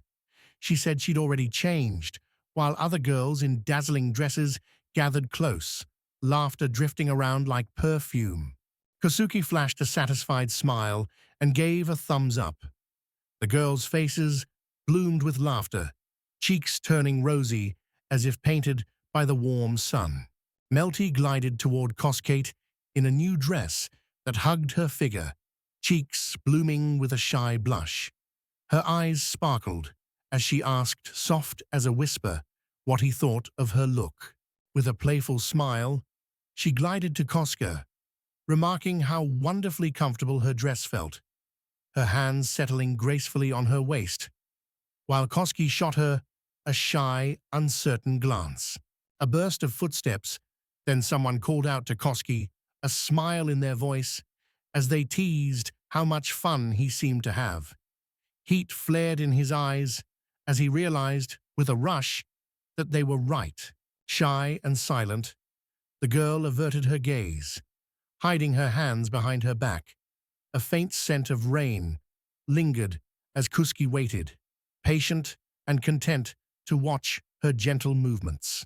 With a frown shadowed across her face, she asked what was happening as Melty and Koskai whisked her away, but he just grinned, teasing that mountains of outfits awaited her eyes, while Melty chimed in that trying everything on was a must.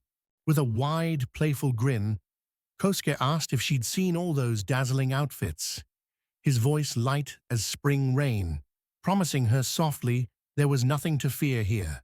Sylphie pursed her lips in annoyance, cheeks flushed, silently blaming him for starting it all, while Melty declared sternly that every magical girl deserved closets brimming with splendid dresses. With a furrowed brow and a sharp breath, Sophie shot her a look of dismay, insisting she should choose her own clothes. These revealing outfits only filled her with disgust. Melty tugged her toward the dressing room, playful yet firm, insisting Sylphie should adorn herself for Koski. Resistance was useless. Sylphie stumbled back, protesting breathlessly that she wasn't cut out for this. Around Sylphie, the girls watched with a mix of wonder and unease, while Kuski, radiating calm confidence, declared that Melty was a true world-class gem. A booming voice shattered the chatter. Someone demanded to know the reason for this commotion, and Kostya, a flicker of worry in his eyes, turned to face the newcomer. In the crowd stood that towering, broad-shouldered guy when someone shouted over the murmur that the liberators had begun their march, the air humming with excitement and hope. With trembling hands raised, Koski called out to Danon, his voice echoing, loud and shaky, insisting everything was fine, though the tension cracked through the air like dry twigs underfoot. The gentle rustle of fabric signaled Melty stepping from the fitting room. She beamed with quiet pride, declaring her transformation complete, a trace of perfume trailing behind her. A gentle push sent Sylphie forward. Her cheeks burned with shame and anger, her bold outfit catching every curious, awkward glance from the boys as whispers and furtive sidelong looks ripple around her. Denians blinked in astonishment. Even a princess had dared this. She reached out, hesitated, but protest twisted to a strangled cry as her trembling hands met the cold air. Joyful voices of girls echoed down the street, laughter shimmering in the warm air, while Dina watched from his office window. Behind him, Sylphie, Kusuke, and Melty knelt in silence, faces heavy with guilt. At the far end of the room, Danan hesitated, puzzled as to why he had to report now, with their spirits soaring. Apologies hovered in the air, when sudden knocking echoed sharply from behind the door. The Cyclops woman entered her son-in-law's room, her footsteps soft and cautious, voice trembling as she announced that Berna had returned with urgent news. The girls turned, and seriousness flashed in Kusuke's and Sylphie's eyes. After sipping from her glass, the girl slipped into the circle of laughter and chatter, claiming even plain water tasted sweet after a long road. Sophie called out brightly to Berna, urging her to share every detail of what was happening. Everyone gathered on the platform, the air thick with tension, as Berna announced that the 1st, 2nd, and 6th Corps had stormed the salt mines in Vinesca. After a fierce, echoing battle, victory was theirs. Stunned gazes turned her way. Memories flickered for Berna as she recalled how nearly 800 people were freed, even those once broken in the mines, setting off toward the Great Valley. Across the desert, their food and water vanished with every weary step.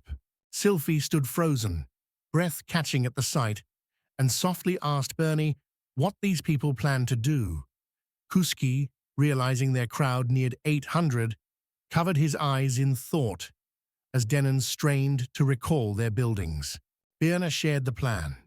They would march toward the vast valley of emptiness, freeing every land along the way from invaders, footsteps echoing with hope through the dust.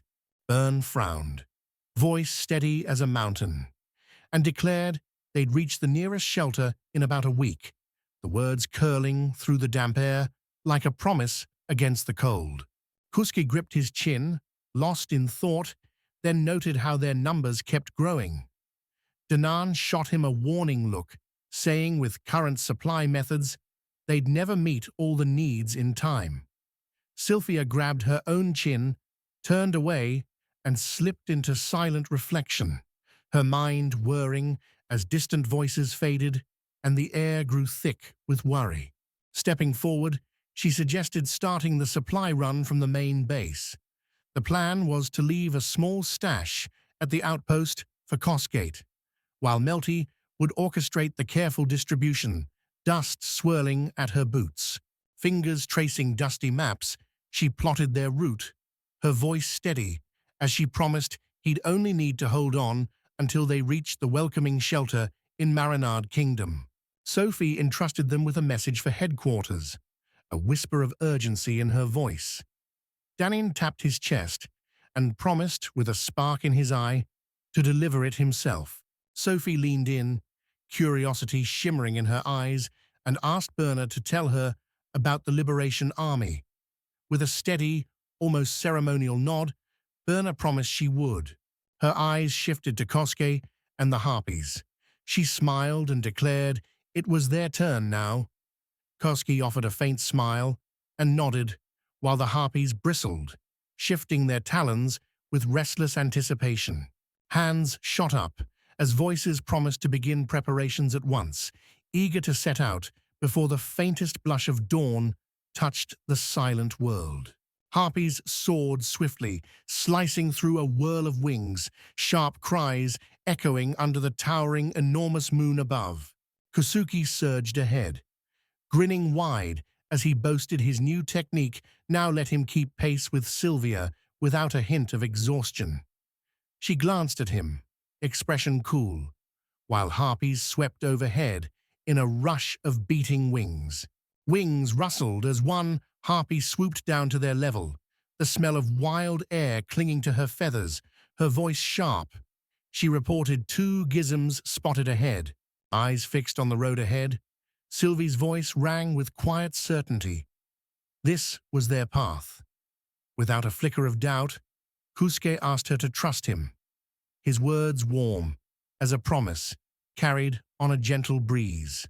Fingers clenched tight around his weapon, he thrust it forward, lips twisting in a scornful grin. No time for games, he declared, as deafening blasts cracked the air and empty shells clattered to the ground. Giant beasts lunged at them with a roar, bullets slicing the air and thudding deep into flesh, the scent of gunpowder mingling with the wild, earthy stench. Their feet pounded the earth as they ran. Sophie flashed a satisfied smile, praising Kusuke's warrior skills. He chuckled, saying that was only while he still had a weapon, and with a firm nod, the Harpy announced they were near the second shelter. A glimmer on the horizon caught Sylphius's eye, sunlight dazzling above as she announced her find. They'd guard the 3rd shelter and make camp there, the promise of safety buzzing in the warm afternoon air. At last they reached the looming tower, breaths escaping with relief, when Koski suddenly flung open the wooden door in the earth, sending a cloud of dust swirling into the air. Brow furrowed, he broke into a satisfied smile and suggested they should swim, eat, and rest. Everyone turned to Koski, surprised, as Sylvia, puzzled, asked why those three things mattered now. Laughter and splashes echoed as the girls reveled in the warm water, their voices ringing with delight over the spacious baths. Koski watched, thinking how these girls cared little for the opinions of men in this world. Sylvia slipped into the water. Warmth bloomed on her cheeks, and she sighed. This feels wonderful. Heating so much water each day must be hard work. The harpies melted in the steam, voices humming in agreement. A harpy swept her wing, sending droplets splashing from her feathers. Coast Gaze leaned on the table, their voices warm, as they asked if burgers and salads were fine for dinner. The girls instantly and eagerly agreed. The air carried the warm, savory scent of a mountain of hamburgers and sandwiches stacked on the table. He called out, inviting them to eat after their bath, and the girls replied with eager, lively yeses. Koski loosened his collar, ready for a bath, as laughter and clinking dishes filled the kitchen. When he paused, startled, a single feather drifted on the surface of the water. Kosuke gently lifted the feather, curiosity sparkling in his eyes as a shy blush warmed his cheeks. Suddenly, a sharp cry rang out. Someone claimed it was her feather. One of the harpies flushed crimson, glancing at Koski, her voice trembling as she begged him to throw it away. Koski, calm and unreadable, wondered aloud why, for to him it seemed breathtakingly beautiful. Kosuke traced the feathers with his fingertips, grinning wider, marveling at how stunning and soft they felt, while the harpy hid her face behind her wings, blushing right to her feathery tips. Everyone held their breath, enchanted. Kosuke turned the feather in his hand, doubt flickering in his eyes, while Sylphia's lips curled in a sly smile and crumbs clinging to her fingers, teased. How would he feel if someone tugged his hair, all while praising its beauty? With narrowed eyes, Kushi mumbled uncertainly that awkwardness, or even shame, might cling to him like a shadow. Bowing his head, he offered a heartfelt apology. The harpy fluttered her wings, trembling with nervous energy, and assured him gently that all was well, if that was what his heart truly wished. The harpy offered a sunlit smile, folded her wings with a quiet rustle, and handed him a single feather. Kuska blushed faintly, heart skipping with joy that he could keep it, while the harpies exchanged glances shimmering with meaning. Feathers stretched toward him on palms, soft as dusk. Gratitude bloomed in Koska's smile as he took them, whispering thanks that floated like birdsong on the breeze.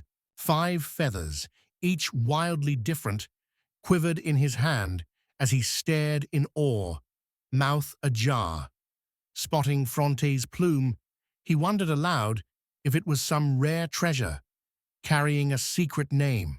Sylphie glanced at them with curiosity, her nose catching the scent of fresh grass, then asked Kosuke why he seemed so cheerful. He smiled a bit nervously, wondering if it truly showed, and admitted he used to collect bird feathers as a child, keeping them safe in his own little treasure box. Eyes drifting to the feathers, he remarked how rare birds were in his homeland, each plume a treasured find, so scarce that even harpies must be legends in those distant lands. Koska gently traced his fingers over the feathers, making the harpies flush crimson and shyly fold their wings. Glancing away, Koski's eyes flickered in confusion, wondering what had just stirred the air between them. Sylphie frowned, a sharp note in her voice. No matter what, tomorrow meant rising early and reaching the shelter by noon. No excuses, no delays. Koski slid his hand behind his belt, nodding in honest confession, and sealed his words with a quiet gesture. The harpy's approving smile echoed his truth, and Sylvia let a satisfied smile bloom. Deep darkness wrapped the world outside, a giant moon casting its silver glow. The call to prepare for sleep drifted through the air, and everyone gladly gave in, settling under the cool hush of night. Koska found himself naked in the water. Sunlight streamed through the clear surface, painting his skin with golden warmth and gentle ripples that danced in the quiet. Strange tendrils coiled around his body. Koska opened his eyes and felt as if soft feathers covered him, brushing every inch of skin. He pleaded for the caress to go on, but then a distant voice called his name. Kushya blinked his eyes open, dark bruises blooming beneath them, as a groan slipped from his lips. The dream faded, but a persistent voice tugged him awake. Harpies perched beside him, their soft smiles lingering in the morning haze as they wished him good morning. Kostgate stretched, breathed deeply, then met their greeting with a warm smile of his own, curiosity flickering in his eyes. Stepping outside, the air humming with laughter, harpiesses swirled after him. Yesterday's weight still pressed on his bones as they chirped with sly grins that he, at last, had risen. Climbing the stairs, a strange lightness danced through his legs. Reaching the top, he greeted everyone with a warm good morning, wondering if it was just his mind playing gentle tricks. With sweet, tempting smiles, the harpies greeted him. Good morning. One teased that another glorious day had dawned, cheeks flushed with a soft, rosy glow, voices fluttering in the scented morning air. A faint blush colored Sylphie's cheeks as she glanced away, a hint of discontent in her eyes, yet she still greeted him with a soft, bright, good morning. Kuski shifted on his feet, nerves flickering as he noticed her avoiding his gaze, skin shimmering like harpy feathers. When Sylphie turned away, her voice proud and sharp. Hurry up and make us breakfast. Without a word or flicker of feeling, Koski nodded, the harpies trailing him, their voices chattering about tonight's feast. Koski muttered he hadn't decided yet, when suddenly one harpy's wing brushed his hip. Soft, feathery, startling. With the sharp tang of annoyance hanging in the air, Koski shot them a puzzled glance. A harpy hinted he should finish breakfast quicker, making Koski beam and note how close they stayed today. Then another harpy offered her help, voice soft as feathers. With arms crossed in playful sternness, Sylphie asked what had clouded his mood, her brows knitting in mock annoyance as she reminded him he should be grateful for such kindness. At her sudden order to prepare, Kusuke glanced at her in surprise as golden sunlight spilled over the land. Sophie announced they'd strike the 5th hidden outpost on the front line before noon. Warm sunlight spilled across their faces as they arrived at a new place, the air alive with distant birdsong, and someone told them they stood on the grounds of shelter number 5. Shielding his eyes from the golden sunlight, Huskaik gazed out at the vast sweep of forest and Marinar's lands. Beside him, Sylphie addressed the harpies with a grave tone, asking them to scout the perimeter. At her words, the harpies saluted with wings, brushing their brows, and soared away, feathers whispering in the breeze. Harpies scattered with wild screeches, their wings slicing the air.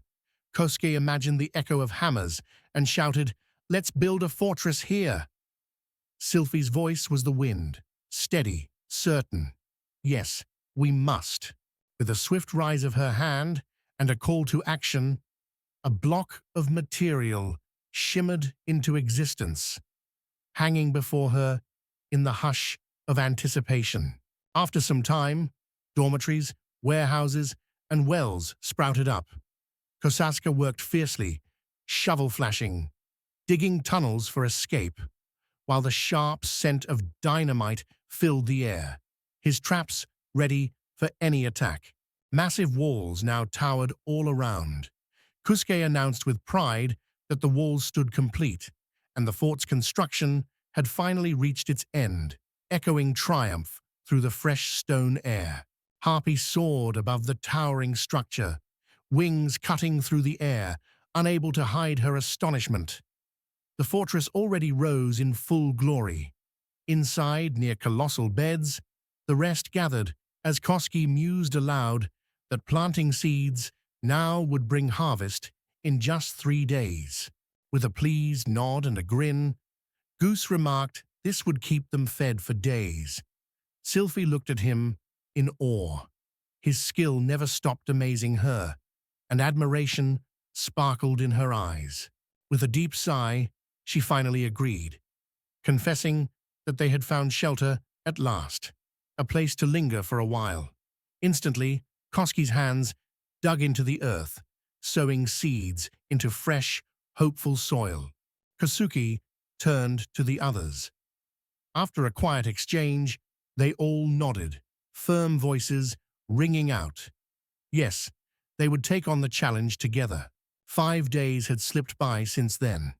Dawn spilled golden light across the earth, and Koski, eyes narrowed and brow furrowed, gazed into the hazy distance, the air thick with the unsettling sense that something was wrong. Perched on his bed, arms crossed tight, Koski gazed into the distance, the stale air thick around him, musing how strange his sleep had felt these past 5 or 6 days, even stranger than the restless nights in the shelter. Perched on the edge of the bed, hands pressed to his knees, he confessed sleep had vanished from evening till dawn, leaving him with a restless ache he'd never known before. Koska moved to the window, peered outside, and his cheeks flushed as he realized that every time he drifted into sleep, wondrous dreams would swirl before him. Tonight, he remembered every vivid detail. Stepping back a few paces, he noticed with a hint of surprise that after waking, his legs felt light and refreshed, as if a cool morning breeze had swept away all fatigue. Throwing open the shutters, Koski fell into thoughts, searching for reasons, as on the other side, beside a table piled high with treats, harpies greeted him in unison. "Good morning. Breakfast is ready." A warm smile spread across Koski's face as he greeted the girls with a gentle, "Good morning," thinking to himself how delightful these harpies truly were. A restless excitement stirred inside Koski as he pondered his feelings.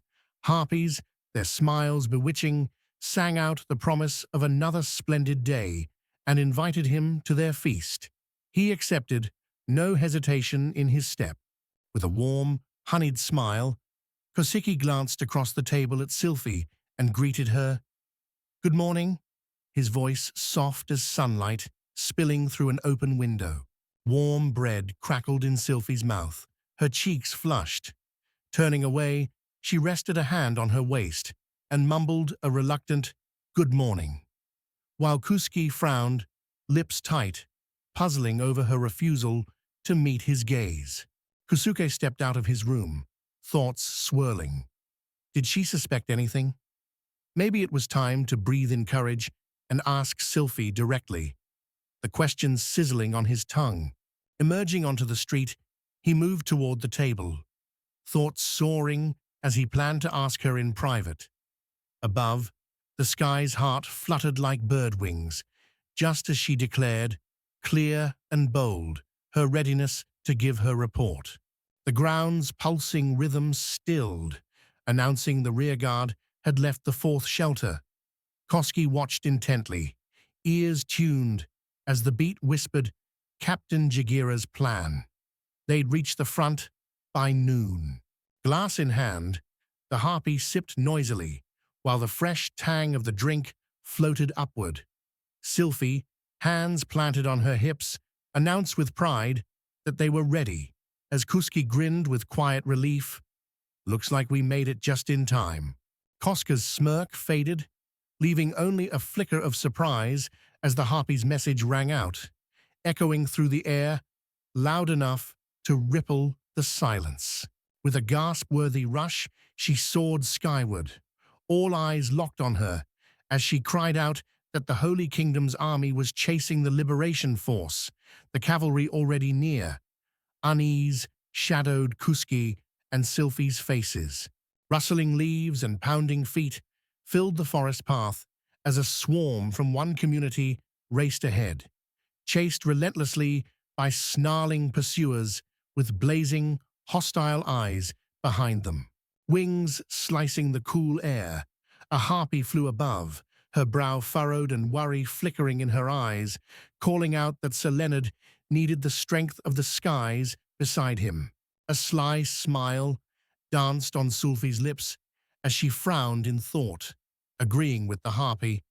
She wondered aloud, was it finally time to use that thing? With hands confidently resting on his hips and a daring grin, Koski narrowed his eyes and agreed. They had to do this. With a grateful nod to Fitch and Ray for their reports, he suggested everyone rest a while. Then, at his word, the others would spring into action. The trio of girls cheered, and Kuska, lively as ever, proposed they spread across the square. After a while, they reached a new place. The gentle swirl of arrows in the air suddenly shattered, splitting in two as they crashed against an unseen barrier.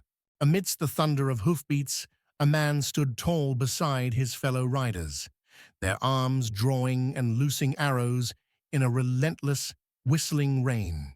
A fierce lion, his mane blazing, growled that distant attacks only stirred his fury. Why waste arrows so carelessly? Nearby, a wolf murmured that in close combat, they'd stand not a ghost of a chance against their foes. Without warning, he snapped his gaze away, voice trembling as he spoke. Behind, villagers streamed in a restless line, whispering about the growing queues, while a thoughtful hum rose from Lev, and a mound of broken arrows loomed before them. Lion furrowed his brow, a shadow of irritation flickering across his face as he muttered, "This is truly bad," while Wolf clenched his fists tight and nodded in tense agreement. Wolf crouched low, eyes locked on distant foes, the scent of earth and sweat thick as he murmured that a flanking move would leave the freedom fighters cornered, while enemies waved arms, whispering fierce secrets on the wind. With a sharp inhale, Wolf pointed into the distance, his voice ringing out to Lord Leonard. Something was stirring out there, and his tone trembled with astonishment. Arrows hissed through the smoky air as enemies blocked the road. But to the right, near the trees, another enemy group hurried closer. Leonard shouted that a hostile squad aimed for their flank. With a swift swipe, the wolf shattered the arrow, splinters flying. Leonard turned away, grumbling that things were looking grim. Wings sliced the air, a quiet promise to take control. Startled, Leonhard and the wolf spun around, eyes wide with fear and awe, their breath caught in the tense hush. In the sky, harpies swooped, their talons clutching massive shells. Leonard caught the sharp scent of gunpowder and smiled with relief, murmuring that they'd make it just in time. With a rush of pounding hooves below, harpies soared higher, slicing the wind with swift wings. Confident smiles lit their faces as one called, "Release!" and every girl hurled her projectile into the sky at once. Shells slammed into the earth with thunderous, bone-shaking blasts. Enemies and horses scattered like autumn leaves, torn apart by roaring shockwaves and the acrid stench of gunpowder. Smoke rose from the heart of the blast, curling lazily as the wind carried it away. Harpies hovered, wings buzzing in suspense, triumph ringing in their cries. They were certain their mark was struck. Suddenly, a thunderous roar burst out, sending the harpies scattering with frantic wing beats. Thrilled by the strange power, they grinned downwards, sure their triumph shimmered in the electric air. A harpy spun a ring of shot around her finger as Gozugi's tone grew stern. Safety comes first, he insisted, and every effort must be made to shield their allies from the brutal clash ahead. Talons gripping the missile's handle, the harpy flared her wings and boomed that she understood. Sophie watched, arms crossed, as the other harpies leaned in, eyes sharp. Catching every word, Koski spoke. 3 harpies soared away, claws gripping the shells tight, melting into the sky. Kuski watched their departure, hoping all would go smoothly, while Sylphie's gaze lingered, certain their hard training would see them through. Afterward, Kuski paused, watching them in silent stillness. Sophia's brow creased in concern as she studied him, while the rest of the Harby clan chattered and laughed, their voices echoing softly through the air. With a swift motion, Coastgate pulled out a small cylinder and darted away, disappearing into the distance as Sophia stood frozen, a hint of sorrow shadowing her gaze, the air still tinged with his scent. With swift steps, Koski climbed the towering stairs, peered over the high wall, lifted his telescope, furrowed his brow, and whispered, "This is a real war," the air crackling with distant drums and gunpowder. Peering through the telescope, he caught the faint silhouettes of harpies, wings and bodies, mere shadows, vanishing into the distance. Someone remarked quietly that concern was etched on his face. Swift as a startled deer, Kuski spun around. There stood Sylphie, rising soundlessly up the same steps, her eyes locked on him. Every breath she watched woven sharp with silent expectation. Kosuke set the telescope aside, a gentle smile touching his lips, confessing that battle was foreign to him. He was just an ordinary teenager, living a quiet, uneventful life filled with everyday sounds and the scent of summer air. Sylphie paused beside him, the scent of rain clinging to her, her eyes shining with respect. She had seen a courage and bravery in his fight with Gizmo that echoed like thunder in her heart. Kuski's face twisted with a sour grimace as he declared, delighted that this strange creature could never be called human. Sylphie just smiled sweetly, her voice dancing, as she replied that it didn't matter at all. With a sharp, offended glare, she turned to Kosuke and said that everyone, humans, elves, even the humming Gizms, were living beings. Kosuke tensed at her words, lips pressed into a thin line. Hands braced on the rough stone wall, he quietly agreed she was right. Though, he admitted, untangling those feelings wasn't as easy as it seemed, and if it were, life would be far simpler. Tension flickered in his eyes, worry pressing lines deep into his brow as each fleeting moment made answers harder to grasp, and the air tasted sharp with doubt. Memories flooded him, the smoky warmth of shared meals at a grand table, laughter swirling in the air, and he thought, no day in this strange world could ever match his simple, sunlit life on Earth. Memories of clashing swords and roaring monsters danced in his mind. Each battle felt thrilling, the bite of danger vivid in every heartbeat. Memories fluttered back, alone with Sylphie, laughter mingling with the scent of wildflowers, the world a hushed dream pressing close, both afraid to break the spell. Lost in memory, Kosuke let out a heavy sigh, closed his eyes, and yawned wide.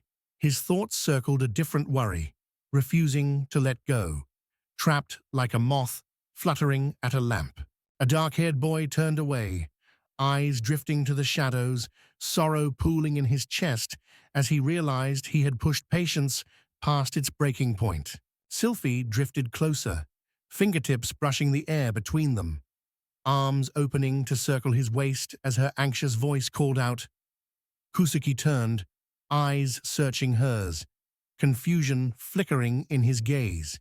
Sylphie wrapped her arms around Rudius's waist, warm breath brushing his neck as she leaned her head on his shoulder, eyes closed, whispering softly that it was okay to rest if he felt weary.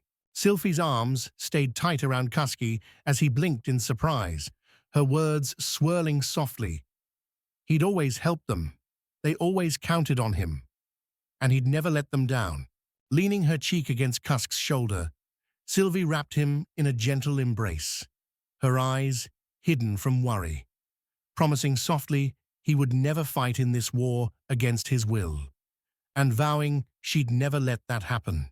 Gazing into the misty horizon, Koski stood still as Faisal clung tightly to his waist, her words soft and warm, promising calm and safety. Yet silence was all he gave in return. From somewhere near the horizon, a loud, fading clang echoed. Stunned, Kusuke and Sophie peered into the distance, the air sharp with tension, as Kusuke frowned, sensing trouble in the trembling silence. With a sharp breath, Kusuke pulled his hands from the stone ledge, stepped back, and promised Sylphie, warmth in his voice, that things were not as they seemed. Warm hands pressed gently over hers. He pulled them close, whispering her name again and again, voice trembling, insisting it wasn't like that at all. Smoke curled above a battlefield, littered with lifeless foes and fallen horses, blood and iron tang in the air, as Koski quietly promised her protection. After all, the weapon unleashed here was his own creation. A deep frown carved shadows across Koski's face as he pressed his lips together. Worry and sternness battled on his features, tension flickering in his eyes. He knew this was the truth. The urge to make the right choice stormed within Kusuke's mind as he held Sophie's hands, gazing thoughtfully at the sky, promising her he would not turn back. Since it all started with him, he had to try his hardest. Later, Koski threaded his fingers through Sylphie's, squeezing her hands even tighter as warmth pulsed between their palms.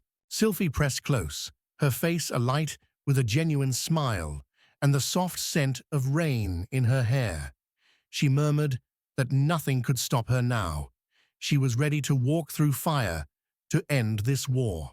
In her heart, gratitude for Koski bloomed as they lingered by the great wall's edge, the cool stone breathing against their backs. The harpies swept back with the wind, and as Coast approached, their cries rang with joy. His return set their hearts alight, and their arrows rained down, halting the Holy Kingdom's advance in a wild storm of feathers and steel. By noon, reinforcements arrived with the clang of gear, and as daylight stretched, the main rescue teams thundered in. Muskie and Sophie rushed to forge a bond with the creatures home from battle, their voices alive with hope. An endless parade of creatures stretched all the way to the forest, and Koski, standing on the wall beside Sylphie, cheerfully waved his hand in greeting, his gesture fluttering in the crisp air.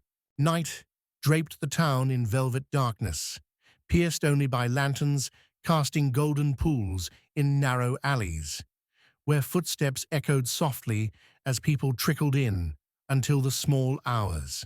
The wolf children shrank back when Costco appeared, a man, not a beast, but his warm, cheerful smile melted their fears. Later, as laughter floated between beds, the new arrivals settled into their rooms, whispering stories into the night. Warm lamplight flickered as Koski, Sylphie, and Leonard gathered at the table, voices low, scents of ink and parchment swirling, while Leonard spoke strategy. All around, others leaned in, breaths held, drinking in every word. When Koski marched off with his large squad, Sylphie and others watched from the wall above, the air thick with longing and the echo of distant footsteps fading into the wind.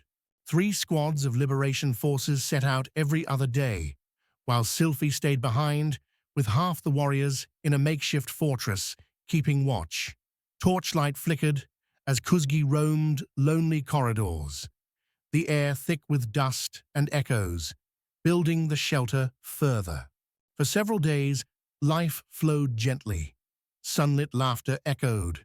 Friendly smiles greeted them at every corner, and some even waved cheerfully as the scent of warm bread drifted by. A bright smile spread across Koski's face as he waved back, the air warm with greetings. Behind him, teammates followed, some bursting with energy and joining in as sunset painted the frontline base on their fifth evening. A massive column of warriors marched beneath the golden dusk. Passing through the main gate, they met a sea of bright faces and jubilant voices, welcoming them home. At the fort, the newcomers walked into a quiet ring of waiting faces and were ordered to seek the reception room on the main square, where their lodgings would be revealed. Denon quietly told Koski the Harpies had already sent word of the royal army's defeat, and Koski, relief in his voice, noted that no one had been lost. Laughter danced between the Harpies as one stretched her wings, marveling at their new air-launched rockets. Finally, real weapons for the fight. Another chimed in, feathers ruffling.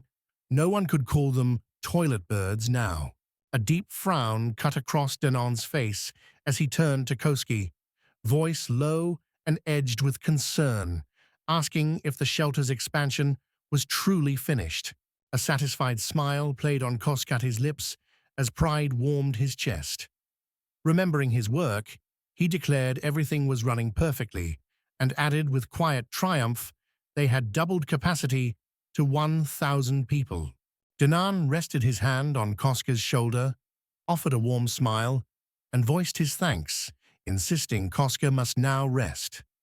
Koska grinned back, nodding, admitting rest was vital. But there was a catch.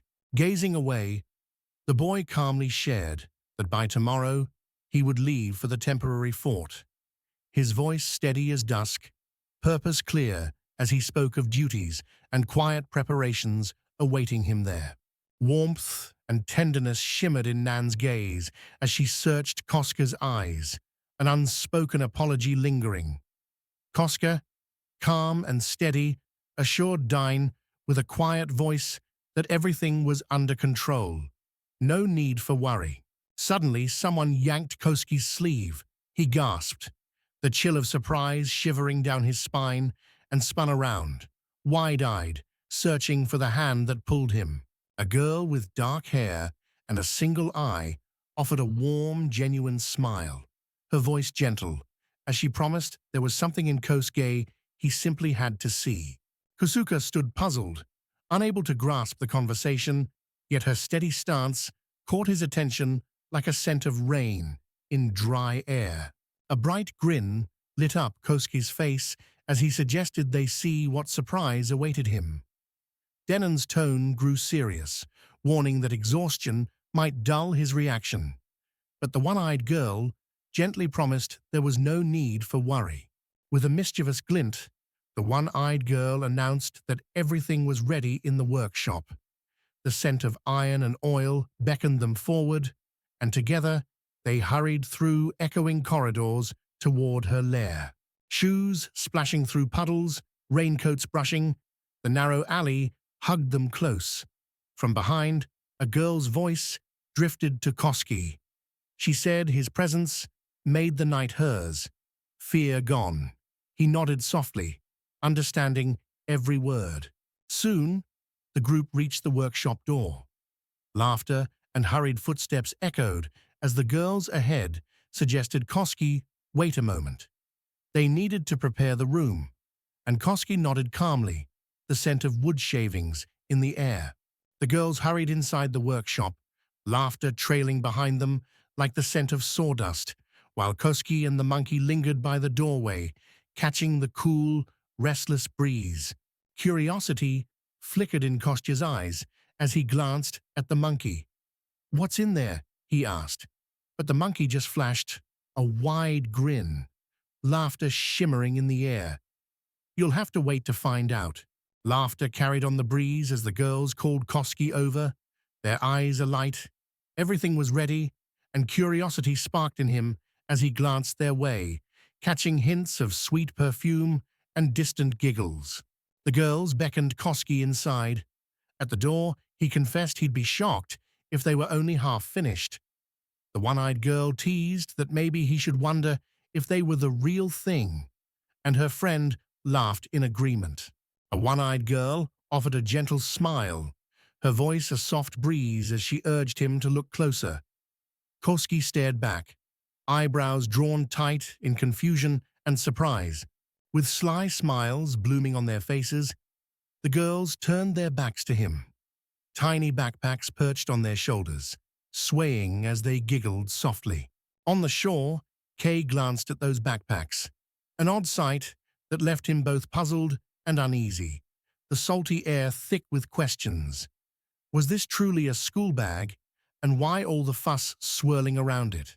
Kosuke, a flicker of confusion in his eyes, pointed at the backpacks and asked what they were. Behind him, the little monkey grinned with delight, while the girls' laughter fluttered softly through the air. A girl with a single eye and a faint smile brushed her hand over another's backpack, her voice quiet as she noted it was the prototype for a golem's transmitter, curiosity sparkling in the air. Surprise washed over Koski. He pressed them again about the golem's transmitter, thoughts whirring. Could this be the scent of a true breakthrough in signal transmission in another world? Morning crept in, sunlight brushing the horizon, as the girls from the newcomers group busied themselves with breakfast, steam coiling up, carrying the scent of something warm from all directions. In one of the cabins the girls had passed, Koski sprawled across his bed, tossing an arm above his head, and let out a deep, heavy sigh that seemed to echo off the wooden walls. Koska slowly opened his eyes, rubbing his forehead with a heavy hand, and with no spark in his voice murmured, "Morning's here." His other hand rested on the blanket, hiding something beneath. The coistive player murmured in confusion, uncertainty trembling in his voice. With a lazy, half-dreamy ease, he lifted the edge of the blanket. Underneath, a dark-haired girl with one eye rested peacefully on his chest. Koski jolted, his heart hammering in shock and disbelief. With trembling hands, he gently pulled the blanket away, and a flush crept over his cheeks. Embarrassment and outrage flickered in his eyes as he stared at the girl, clad only in a short nightgown, barely hiding her undergarments. Outraged, Koski shouted that she was standing there in her underwear too, then blurted that he could see her nipple.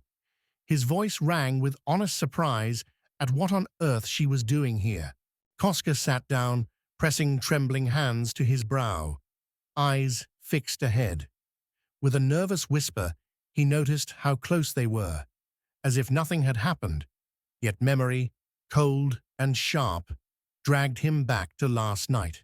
Memory brought him back to the workshop, where Hans had guided him through the secrets of the golem communicator. He'd then asked the girls how far its signal could reach, and with a laugh shimmering in their voices, they answered, a precise distance unknown, but no forest would ever silence it. Eyes wide with wonder, Koski exclaimed how astonishing and truly incredible it was. Meanwhile, the monkey folded her arms over her chest, grumbling about how long it took them to squeeze her into such a cramped space. A dark-haired girl with one eye offered Koski a sly, satisfied smile, her gaze inviting. He could linger on her beauty, even let his hand gently graze her hair, if he dared. Kosuke's smile bloomed wide as his hand gently brushed the girl's hair, his voice warm. "This is truly wonderful. You've done so well," he praised, then called her a brilliant witch and alchemist. She smiled, pride glowing in her eyes. Now, the boy explained it was time for an experiment, to see just how far the signal could reach. The girl, nodding with understanding, added they had to get the device to the temporary base, when laughter and hurried footsteps announced the others had found Koski at last. Golden light danced on her lips as she entered the workshop, her radiant smile warming the stale air. She told him of her prototypes. He must see them, she insisted, and quietly offered her last piece of bread. With a bright smile, she proudly showed Koskom the pot with handy eating handles, a pouch for heating water that gave off a faint sulfur scent, and a portable thermos. Her eyes sparkled, silently asking if he liked her work. Eyes wide with wonder and joy, Koski exclaimed, "This is incredible!" The girl spun her tail in delight, fists tight, beaming ear to ear. "Is it really true?" she asked, voice bubbling with hope. Hours slipped by as they worked side by side at the cluttered table. Warm, golden light spilled from the workshop, painting the street, and memory brought back to Cascata their gentle voices deep into the night. Propped on his elbow atop the bed, he gazed ahead, voice low as he explained how he'd found himself in the guest room near the workshop, while the girl slept quietly on his chest. A sudden call for Koski drifted in through the half-open window. A dark-haired girl, bright with a wide, joyful smile, flung open the window and asked if he was awake. She whispered she'd heard something in the night, her robe slipping carelessly from her shoulders. Wide-eyed with wonder, Costco gazed at the newcomer, his breath catching as he mumbled uncertain words. Beside him, another girl slept soundly against his shoulder, undisturbed by the world, while the new arrival, hands retreating from the window, swept her anxious eyes around the room and whispered a question, lost in the hush. By the window, a small cluster of girls stood close, but only the one who had cracked it open could see what was unfolding outside, her tail curling with anticipation, while others strolled the street below. Frost settled across her face, cold and distant. Koski sprang from the bed, anxiety sharp in his voice as he pleaded for her to stop, his words tumbling out, chasing the truth. Her eyelid fluttered open, and she groaned, heavy, with sleepy annoyance. With a fluttering wave and a shaky voice, Koski wished her good morning, his heart quietly letting go. Iris, stretching lazily on the bed, echoed his greeting, her voice soft and sleepy. Kosuke furrowed his brow, his voice a low rumble as he asked why she was sprawled in his bed, nothing but her underwear brushing the cool sheets. Rubbing her sleepy eye, she softly remarked that he was the first to fall asleep, and she truly saw nothing wrong in sharing dreams side by side. Kosuke glanced at Ira's bed across from his own. The thin blanket barely covered her, and a shiver crept through the air. Softly, Kosuke told her he finally understood everything. She explained that was why she nestled close and slipped into sleep, wrapped in his warmth. Koski, voice steady as stone, asked why she hadn't dressed, and she replied simply, her clothes were crumpled, and she always slept bare. With sleepy grace, the girl stretched and pressed her lips together. Koski watched intently, sure that at last the truth had become clear as the hush of dawn. With a wicked smile, he reached out to her, his voice booming, promising a lesson for meddling. Then, menacingly, he declared he'd eat her right now, his words crackling in the tense air. Calmly, the girl assured him without hesitation, her voice gentle as spring rain, and her words made Koishka's cheeks bloom with surprised pink. A soft blush bloomed on her cheeks as she whispered that his endless curiosity, clever ideas, and boundless knowledge always amazed her and filled her with inspiration. Kosuke's cheeks burned crimson as he pressed his lips together, a wave of awkwardness flooding him, while the girl's gentle voice floated on, confessing she wanted to be by his side forever. With a loud sigh and an awkward scratch of his neck, a shy smile flickered across his lips. "Thank you," he confessed softly, glad for her words, but mentioned the photo, asking if she knew. The dark-haired girl flustered, nodded, yes. With her hand pressed to her heart and eyes closed, she whispered that she did it so he would let her stay by his side just a little longer. Then, breath catching, she asked Kosuke if she could remain.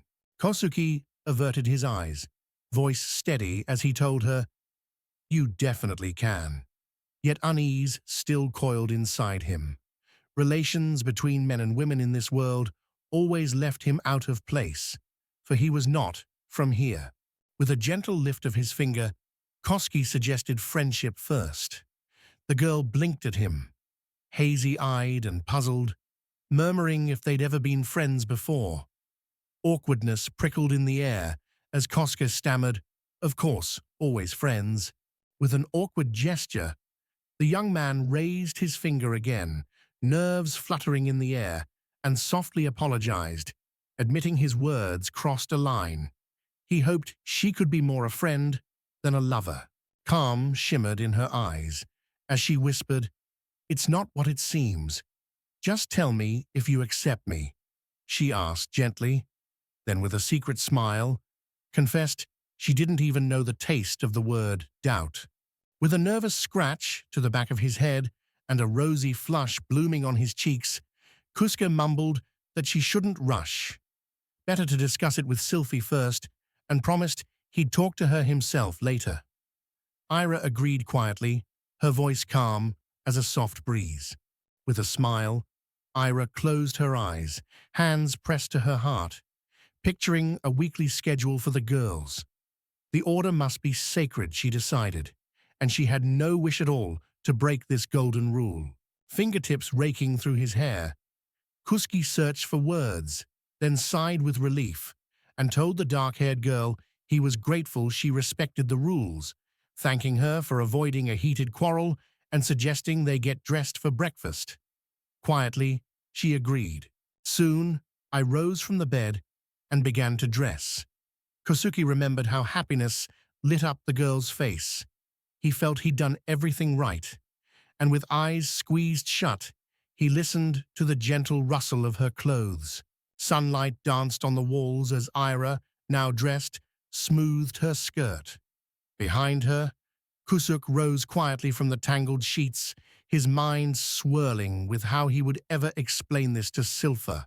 Soon, they found themselves on a lively street where laughter and clinking glasses floated from long tables, and people gathered close together, savoring fragrant dishes under the open sky.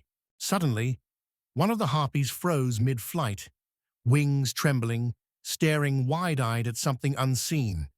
Her breath caught in disbelief as she searched for sense in the swirling confusion. At the table, near the harpies, Kosuke sat marveling at one of them, while a dark-haired girl clung to his arm, her head resting gently against him. The other harpies eyed the girl with equal curiosity, feathers rustling and plates clinking as their meal continued. Ira calmly assured her there was nothing wrong. Kosuke had simply seen her as a woman. Kosuke's awkward smile flickered, and the girl's heart fluttered with such astonishment she became motionless, breath caught in her chest. In a whirl of feathers, the harpy spun in place, frozen with disbelief, while other harpies approached Kosuke, softly remarking on the smudge by his lips. Another harpy glanced back at them, tension and fear flickering across her face, while the others chirped, offering to comb his hair with gentle, curious claws. Fury radiated from the harpy as her wings trembled with outrage.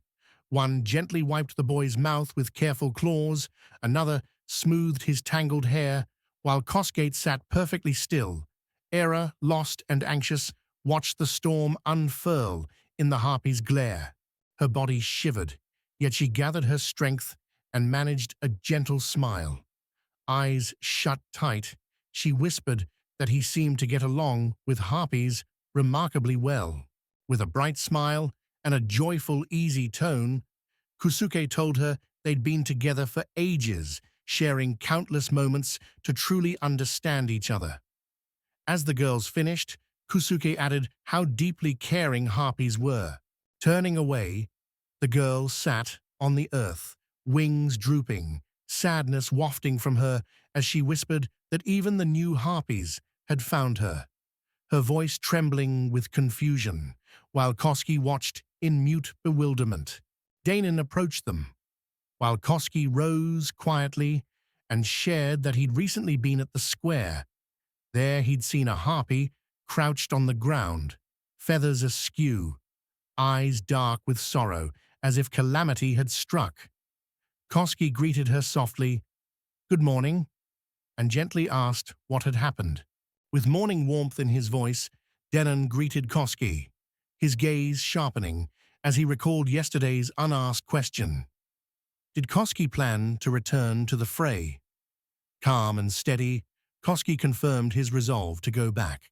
A radiant smile lit up his face as his brows arched. He assured, "It will happen very soon," then calmed him with a gentle, almost whispering promise. "Don't worry, this won't be your burden to bear alone.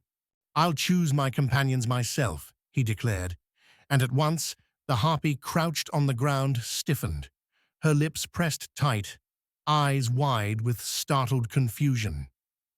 With a burst, she shot up, wings unfurling in a rush of feathers.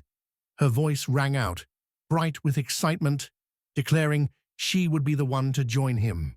Wings folded and eyes solemn, the harpy declared 5 would accompany him, mirroring every move as when he and her princess penned a letter advising their air force to settle on a temporary base in case of danger. Danon held his chin, eyes drifting shut as he plunged into thought. At last, he nodded in firm agreement. Koski, grinning, promised there'd be no trouble with a squad of harpies at their side, and the girl glowed with satisfaction at her plan. Kostya's voice rang firm and calm as he offered Piranach the choice of their escort, and the girl burst out with a bright, eager shout, thrilled to take on the task herself. Black hair framed her scowl as she shot a glare heavy with fury and unrest, her eyes sharp as storm clouds, shoulders tense and breath uneven in the thick, charged air. Heart fluttered like a playful butterfly, asking the dark-haired girl with a bright yet cautious tone about her intentions. Kiski, wide-eyed and lost, glanced at Ira, who stood stern and unyielding. With a steady, serious gaze, the girl advised the harpy not to fret so much, her voice firm. The harpy shyly offered a grateful, genuine smile and nodded in agreement, eyes squeezed shut, feathers shivering with relief. Looking closer, her gaze burned with sharp displeasure. She insisted first they must seek Her Highness's permission, making even the harpy falter, wings rustling as she half agreed with the dark-haired girl. With a hesitant voice, the girl promised Koski she'd do everything right. Koski pressed his lips, brow furrowed, eyes glimmering with sympathy for the trembling heart before him, while I narrowed my gaze and sighed softly in approval. Tension pricked at Koski's skin. Unease lingered as he wondered if a real conflict simmered between them, or if his restless mind was just playing tricks on him, and he quietly hoped it was only his imagination. Denon, eyes sharp as a hawk, turned to Koska, tension and astonishment flickering in his gaze, while Koski met him with steady calm, stone-faced and almost unfeeling, the silence between them humming. Danon folded his arms over his chest and closed his eyes, a faint blush blossoming on his cheeks as he stressed that when the time came, everyone must be ready, the air humming with calm tension. Koska's eyes flashed with anger and disbelief as he stared at Danon, calling his act heartless. Danon answered him only with the trace of a sly smile flickering across his lips. A broad grin lit up Kashi's face as he hoped aloud the promise would be kept in time. Then, with a low chuckle, he remarked that rumor had it the widower's new wife shared more than a fond glance in the cottage. Cheerful Dinan leaned in with curiosity, eager to catch the conversation's scent. Kostya and the harpies, eyes closed, traded gentle smiles, while Ira stayed unmoved, her face a silent, unreadable mask. Flashing a broad grin, Dan declared that if all was well, it was time to head to work. His voice warm as fresh bread. He advised him to stay safe on the road. Koski, his eyes gleaming, nodded with a satisfied smile, promising he would. With lively steps, the group set off, as Koski's voice rang out, urging everyone to gather their things so the journey could carry on without pause. A small radio clung to the backpack's side, crackling suddenly. A voice called out through the static, asking Koski if he could hear, the sound tinny but eager in the cool morning air. Koska, focused and solemn, assured her in a low, steady voice that he could hear perfectly, and that they had reached the second shelter on the hilltop. Two harpies instantly backed him up, their wings rustling as they echoed his words. Over the crackle of radio static, the girl insisted all was well and promised no trouble with communication at this distance, while sunlight slowly unfolded, bathing the waking earth in a gentle golden glow. In the quiet room, Ira sat at the table, tracing her fingers over the smooth radio, while the little monkey scrawled shapes on the squeaky board. Koski mused aloud about reaching out tomorrow at the next shelters, and Ira's smile lit the air. She said, "That would be wonderful." Orders came to move Cascade from the makeshift fort to the frontline base, radio static crackling with doubt. Though contact should be simple, tension lingered, and the scent of uncertainty hung thick in the air. With a satisfied smile lighting up his face, Kostik noted that sometimes it might take a basic relay station, along with the one they'd discussed last night. The monkey, tilting its head, asked with surprise what this basic relay station meant. The monkey mused aloud that they'd need a golem core, and keeping it powered without pause might be tricky. Ira listened intently, while the other girl declared with a spark of confidence that they'd handle it. Through the crackling radio, she promised to discuss it with the others, certain they'd hatch something new. Koski, wearing a satisfied smile, remarked that Goni would call again tomorrow as a harpy pressed the microphone close to his lips.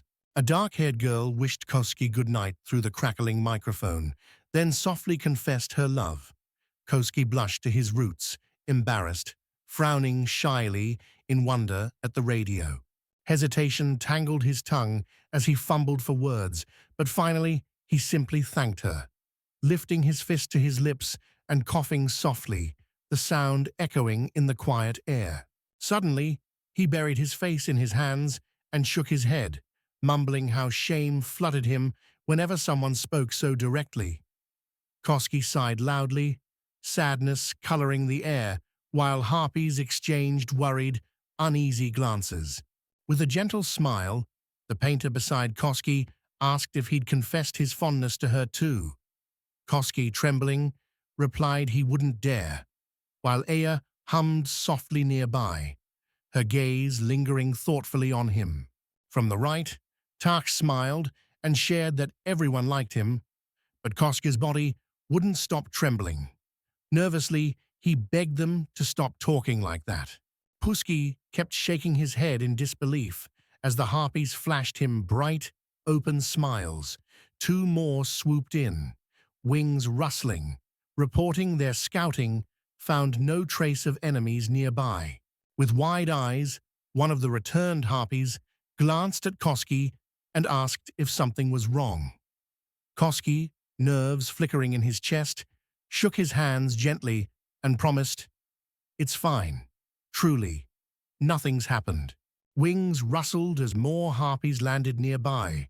One flashed a friendly smile, apologizing for the sudden intrusion, and a girl turned, sunlight in her eyes, answering with a warm, welcoming grin.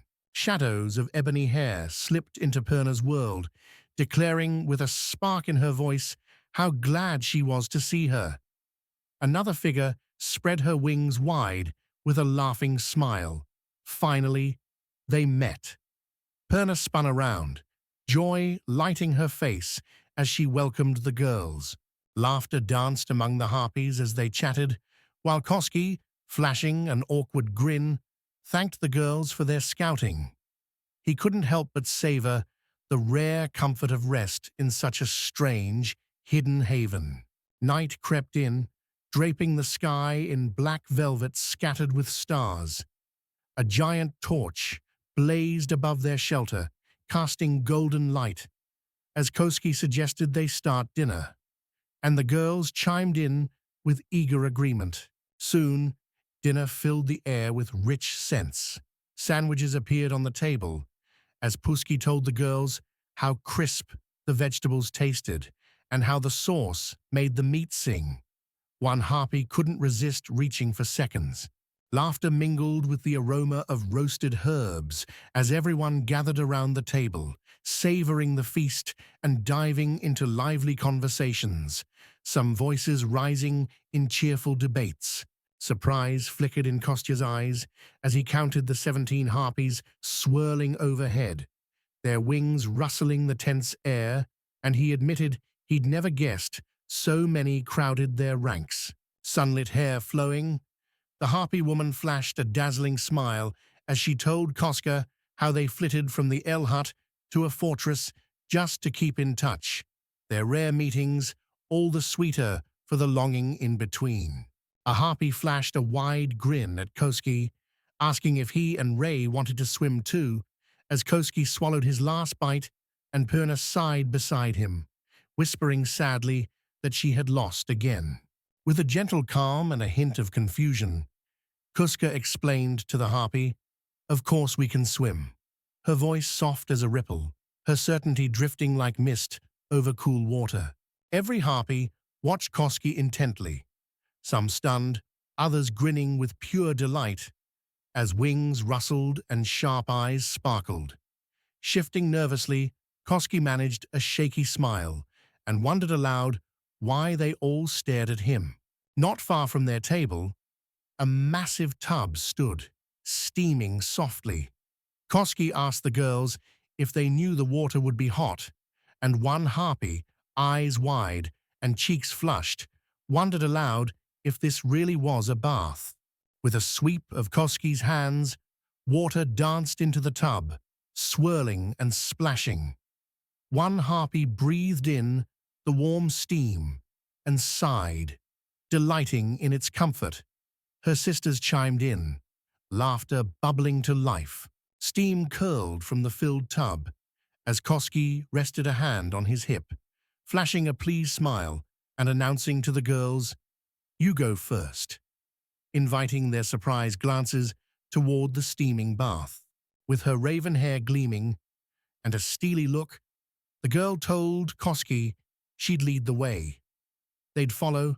Koski's brows lifted in surprise, noting that usually ladies were the ones to be protected, not the ones in front. Another harpy flashed a wide grin, wings fluttering with excitement, and declared they would go together. Koski blushed, stumbling back, stammering protests as his cheeks burned. With laughter sparkling in their eyes, the girls swarmed Koski, guided by an impulse in their hearts. His pleas to stop faded into giggles, and as their clothes slipped away, Koski's cheeks flushed a vivid crimson. Water lapped against Kiski's cheeks as he slipped beneath the surface, breath bubbling in soft circles. With a grumble, he looked up and muttered that a little modesty from them wouldn't hurt. Moonlight spilled over the girls as they circled Koski, bare skin glowing. One offered a gentle back massage, but Koski shot up, outrage in his voice, refusing her touch outright. Laughter danced across the riverbank as the girls locked arms, lifting Koski from the chill water and dragging him ashore. Their bright smiles promised everything was fine, while Koski stood frozen, utterly bewildered and stunned. Scarlet blushes warmed their cheeks, yet not a trace of awkwardness showed, as they grinned wide, voices bubbling with gratitude, and explained they simply wished to thank him from the depths of their hearts. As the girls stood at the edge of their plans, Koski's nervous smile flickered. Hesitantly, he suggested maybe they shouldn't go through with it, and in a calm, steady tone, the girls asked if this was truly what he wanted. Koski tensed up, a nervous groan escaping his lips as laughter and perfume swirled around him. Girls closed in on all sides, one gliding to her knees before him, hair brushing his palm. With her wings, she playfully wrapped his legs, promising they'd wash him too. Cascade blushed furiously, his voice cracking as he shouted for them to stop, insisting he could handle his own bath. From behind the bathroom door, gentle splashes echoed as thick steam swirled in the air. The harpy's feathers danced across skin, their touch like silky magic, washing away the world in waves of pleasure. With a sparkling laugh and arms wide open, Sylphie flung the door wide, sunlight spilling in, her voice ringing bright as she called Kuseki's name, welcoming him home with pure, bubbling joy. A bright smile lit the boy's face as he greeted Sylphie with warm sincerity. Behind him, Piana, Torch, Pissar, and a few others gathered, their friendly smiles weaving gentle warmth through the morning air. Sylphie dashed to Kuski, wrapped him in a tight embrace, and with a bright laugh told him how happy she was he was safe, while Kuski stared at her in bewildered silence. A sudden realization gripped the boy. He broke into a raw, thunderous scream that echoed across the base, shaking the air like a silent alarm finally triggered. The cannon glowed red, begging Sylphie to stop. He fought back, stubbornly clinging to his will, but Sylphie only hugged him tighter, bending his arms the wrong way with each desperate squeeze. With a gentle flutter, Sylphie set the boy down, her voice rushed and apologetic, admitting her emotions ran high, and she missed what happened. He exhaled deeply, promising he was fine, and not a single bone was hurt. Leonard walked up, the snow crunching under his boots, and asked Koski if the Liberation Army had reached the front lines. Koski threw a glance at his friend and murmured, "They should already be there by now." With a swift motion, Koske swept his hand. Suddenly, a tiny pouch appeared in his palm as he declared he would contact the army himself to uncover every crucial detail. Wide-eyed boys exchanged glances, while Sylphia leaned in, the sharp scent of curiosity in the air, asking if he truly meant to contact them with that little suitcase. Kuski let out a warm laugh, admitting he'd expected their disbelief. A young man set his bag on the table, a tiny antenna poking out, drawing curious eyes as everyone gathered around. Leonard noted that this odd device emitted not a single sound. Lost in thought, Piana wondered aloud how odd it was. They should have been able to reach Ira from Shelter 4. Scratching his head, he guessed the radio wave just didn't stretch that far. Turning with a quick smile, he guessed the transmitter's range might be about 4 days' journey, then mentioned Ira and the others were likely tinkering away at a relay station to stretch the signal even farther. Sylphie paused, admitting she'd only wished to talk with distant units, never dreaming her wish would sweep in so swiftly, like a fresh wind whispering through the camp.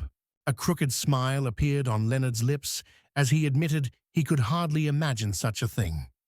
But they insisted this invention would let them stay connected through ambushes and assaults, voices buzzing with hope. Even behind defenses, they could almost smell the coming attack. Sharp instincts poised to catch the enemy's first bold move, wherever and whenever it burst forth. With a sly grin, Kuski suggested that letting harpies use this item for flight would fill the sky with swift wings, transforming scouting and secret messages into a dance of wind and opportunity. He asked if they shared his thoughts, and admiration sparkled in their eyes as they all agreed. What a wonderful idea! Pride fluttered in his chest, warm as sunlight after rain. Sylvia nodded in understanding, her fingers brushing the cool surface of the case. She smiled, feeling a rush of hope, and whispered that this could change the very way they fought this war. Smiles bloomed on every face as they turned to Sylphie. Kusuki echoed her words, but then a harpy's urgent cry fluttered in on the wind, carrying unexpected news. Down the slope, the girl hurried, the air humming with dread as she called out. The enemy had begun their advance and would likely reach the fort's outskirts by sunset, shadows already creeping closer. News of enemy troops struck Kuski like a sudden wind. Startled, he spun around, heart pounding, as whispers and hurried footsteps filled the air. All at once, his gaze darted to Sylphie. His eyes turned to sharp arrows as he demanded what she meant by them arriving before dawn, worry flickering across his face while he braced for her answer. Calm and scentless as the dawn, the girl revealed in a steady voice, "The enemy commands a thunder of 1,000 horsemen, backed by 4,000 foot soldiers and archers, ready to strike." With determined certainty, she insisted, "Right now, the enemy force numbers 5,500, and among them, 500 belong to the supply units, their movements humming like distant machinery." Leonard exclaimed that the enemy forces outnumber the Liberation Army fivefold, their thunderous boots echoing in the camps they'd fortified. But at least talk of seizing the Black Forest was mercifully off the table for now. "If we reach the sunset, we can attack tonight," Koski cried out, his voice sharp in the cool dusk air, then turned to the boys, eyes searching. Was it truly possible? What could they do now? As the others slipped away, Kushieke watched the tunnel grow beneath their feet and murmured, hope flickering in his voice, that maybe they could hold off their foes till noon, then vanish. Sylphie smiled mysteriously, urging patience, her plan already blooming in her mind. A girl glanced warily at her companion, her voice barely a whisper, as she asked if the rumors about the mined fort were true, then hinted at how this secret could turn the tide in their favor. With a quick flick, Kashi tossed the spool over his shoulder, clutching the contraption tight, colors flashing in his eyes. None of the enemies guessed he could be hurled skyward and erupt in flame. Koski set explosives at the base for moments like this, the boy mentioned, his voice tight. Was it true? Another nodded, tension crackling, and muttered, "Yes, it's all real." He pointed out that explosives were hidden not only beneath the cobblestones, but deep within the walls. If just one charge exploded, the rest would follow in a chain of thunder, leaving only dust where the fortress once stood. With a sly smile, he remarked they couldn't let the enemy use this to their advantage again. Sylphie paled under his piercing gaze as he asked if it was true that 5,000 people would really fit inside.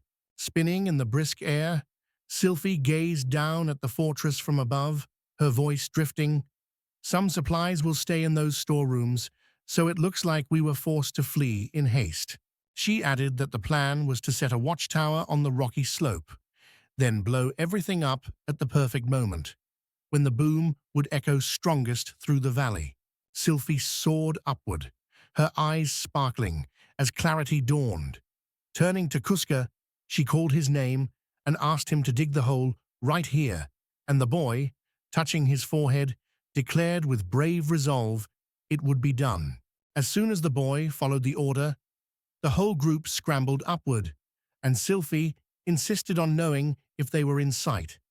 The girl obeyed, ears sharp for every distant shuffle or hush. Sylphie lifted her hands. At once, fabric nearby swirled upward, wrapping around her and hiding her completely, whispering with the sound of brushing silk. Harpy whispered in awe. This was perfect camouflage, blending into every shadow. Kosuke circled around, sharp-eyed, and spotted another gap. With swift hands, he sealed it, heart thumping at the quiet click. He strolled slowly through the room, eyes skimming over shelves and shadows, then announced the presence of biscuits, dried fruit, and water. Turning to the others, he asked if that would be enough. She quietly nodded her approval. Through a small opening, Kosuke caught a glimpse of the fort, a surprisingly beautiful view, and remarked that from here, every movement inside would be clear as day, every rustle easy to track. Glancing back at the others, he scanned their faces and asked with a hint of laughter if they'd gone overboard with the room's wild decorations. The boy grinned, insisting everything looked just right.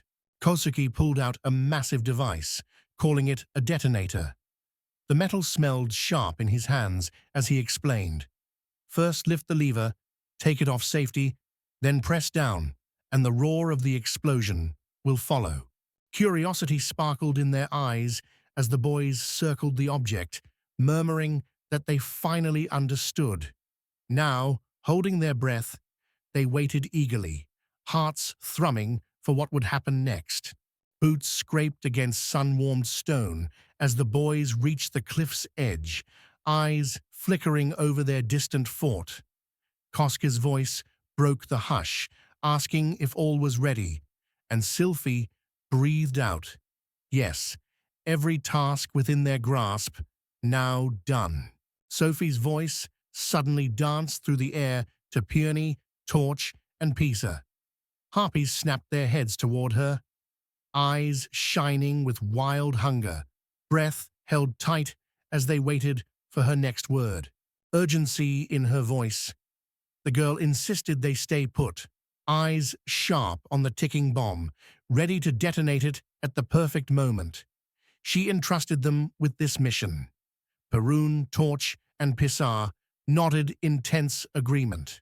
With a quiet smile flickering on his lips, Kosuke's gaze swept over them, his voice gentle but warning. Be careful, you don't want fresh wounds in this fight. Delight danced in the girl's eyes as they stepped closer, nodding in agreement, their voices ringing with promise. They would join him once their mission was done, and he could count on their unwavering support. Kosuke lifted his hands in confusion, the scent of fear clinging to the air, pleading for calm, as Sophia crossed her arms and gently declared it was time for them to head to hideout number 4. The Harpies whispered, "Take care." Begging for a few more minutes from Sylphie, Puski lost track of time. The sun began its lazy descent, painting the sky gold as dusk crept silently across the world.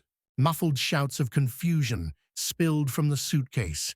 The boys reeled in disbelief. 5,500 enemies. The plan sparked. Lure them onto the temporary fleet, then detonate. Smoke, chaos, and crashing waves. Surprised whispers filled the air as everyone realized this device could truly carry voices. Kosuke smiled with gratitude, thanking each helper as the promise to inform Danan passed from hand to hand.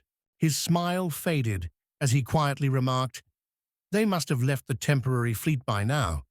Ira nodded, the air thick with unspoken worry, adding that silence from the boys confirmed her fears. With a soft voice, Kosuke apologized to the girl for troubling the others, promising he'd share any news, while Ares offered one more farewell, wishing his friends luck and urging them to stay safe. The signal went silent. Sylphie stared at the boy, who set his briefcase gently on the floor and froze. Suddenly, everyone rushed to Kosuke, voices buzzing, questions flying about when they'd get to use the device and when it would fill the world. Questions poured in about the amount of magic used and how these items worked.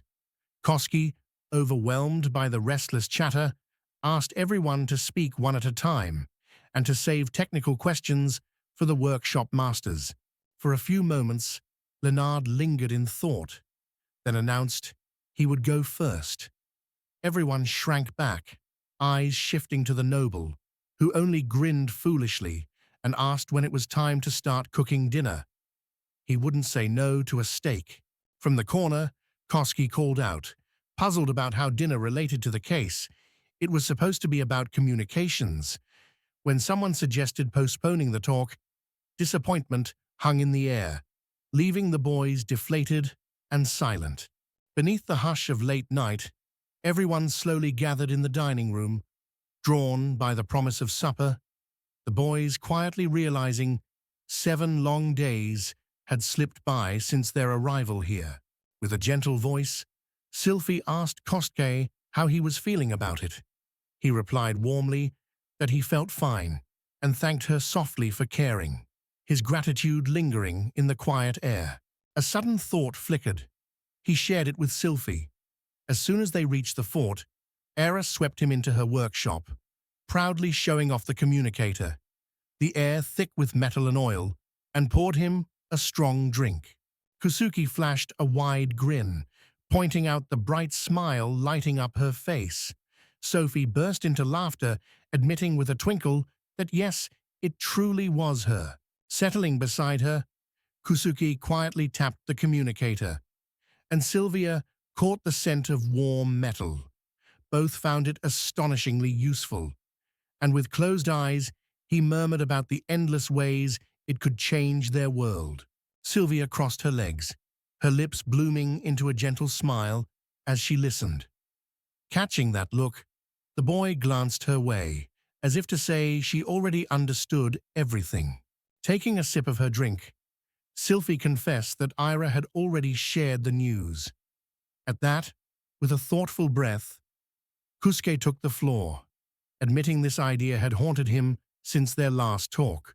Eyes closed, Sylphie breathed in deeply, recalling Eri's soft wish to stay with Kuska. She also quietly noted the device took much longer to build than anyone had hoped. Sylphie glanced at the boy, a questioning spark in her eyes. Had he truly never heard of it? Kusuku blushed, eyes darting away, words fumbling on his tongue as he struggled to answer her. With hope flickering in his eyes, the boy asked her why. He had crossed from friend to beloved and clung to the lingering warmth, believing love still hovered between them. With grave eyes, he admitted loving her as fiercely as ever. If another man dared confess love to her, Coastgate would shatter, gripped by despair and jealous fury. First, he'd kill the man, then end his own life.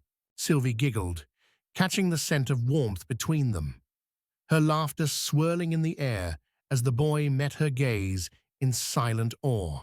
A sly smile played on Sylvie's lips as she reminded them she had always believed a man must have many wives, her cheeks blooming pink with the mischief of her words. Suddenly, she set her glass down with a soft clink, remarking that if he had many wives, the weight of responsibility for each one rested on his shoulders. Pressed close to him, Sylphie whispered that a man who starves his wife and children is no man at all. Any woman would leave him. Yet she'd remember him forever, his memory glowing softly in her heart. Clumsy laughter bubbled from Kusaka as she confessed she'd gotten carried away. Sylphie, her voice icy, remarked this was how a woman acted when betraying her partner, then calmly assured Kusaka nothing like that would ever happen. Out of nowhere, Sophie pressed her whole weight against him, her voice trembling as she confessed she never minded Isley. In fact, she'd known about her for ages and was certain they'd get along beautifully. A pink flush touched her cheeks as she remarked that she and Elo alone could choose when to have children. Her blunt honesty sent a jolt of embarrassment through Koska, who wasn't used to such open words. Sylvie agreed, curiosity flickering in her eyes as she wondered aloud how else they might discuss it. Kusuke, voice rising with nerves, demanded if she was even listening, when suddenly both noticed their glasses trembling on the table. Conversation wilted. Boys clung to their glasses when out of nowhere, a deafening explosion shattered the stillness and sent their hearts racing like startled birds. The explosion roared so fiercely that everyone froze. Puske and Sylvie snapped from their conversation, eyes locked on the trembling table, feeling its vibration hum through the air. In the cafeteria, the boys fell silent. Leonard and the others glanced away, shoulders tense, as the echoes of recent events hung heavy in the air, their gazes fixed on anything but each other. Kusuke and Sylvie leapt from the couch as a sharp noise cut the air. Sylvie turned to him, eyes wide, asking where it came from, while Kusuke paced the room, the echo still ringing as he pieced together its source. Stepping into the cool night, Koski cried out that the fortress seemed to have exploded. Far on the horizon, a bright flash tore through the darkness, lighting the air with a sudden fierce glow. Peering through a tiny crack, Pirna, Fikale, and Pessar whispered, "No wizards in sight," the girls promised, and the others let out a hushed sigh of relief, their hearts beating in cautious unison. Drums thrummed in the heavy air as a vast army crowded before the fortress, and a warrior at the front thrust out his hand, silent command shimmering. The soldiers pressed onward, boots crunching on frozen ground. Someone noticed the air grow tense as he murmured, "The Sorcerer Corps is the backbone of the Holy Kingdom's army. They probably believe these men aren't even worth unleashing their mages against." Breath held, the boys watched from their outpost as enemies drifted back. Was the army really camping there all night? Their whispered questions faded when, to their shock, infantry began marching into the fort. Shields braced at their backs, the soldiers surged across the narrow bridge into the fortress, moonlight spilling from the sky and painting their helmets silver. From the shelter, a breathtaking view spilled out. The boys saw most of the army now flooding the fortress and watched as soldiers lined up, voices muffled but urgent, reporting back to their chief. In a heartbeat, their voices rang out. The enemy had begun a massive invasion, and it dawned on them with a hollow echo that the fortress stood utterly empty. With fiery conviction, Fakel declared their plan to use this fortress as a springboard for conquering the desert lands. Pierna smiled enigmatically, while Pessar murmured that the dynamite must explode the moment they step inside. Pianchina leaned into the base, her voice ringing out as she called for the captain. She sensed their chance and slipped, quick as a fox, toward the small, shadowed room. With worry flickering in her voice, Pissar glanced at her friend, asking if they would truly be torn to pieces, while Harpy, calm as dusk, reminded her that Mr. Cuscat had planted explosives throughout the port. Peering into the room, Torch announced the enemy had almost flooded inside. Pyrrha nodded, her voice steady, as she ordered everyone to brace for an explosion, crackling tension in the suffocating air. At that instant, her paw pressed the detonator lever.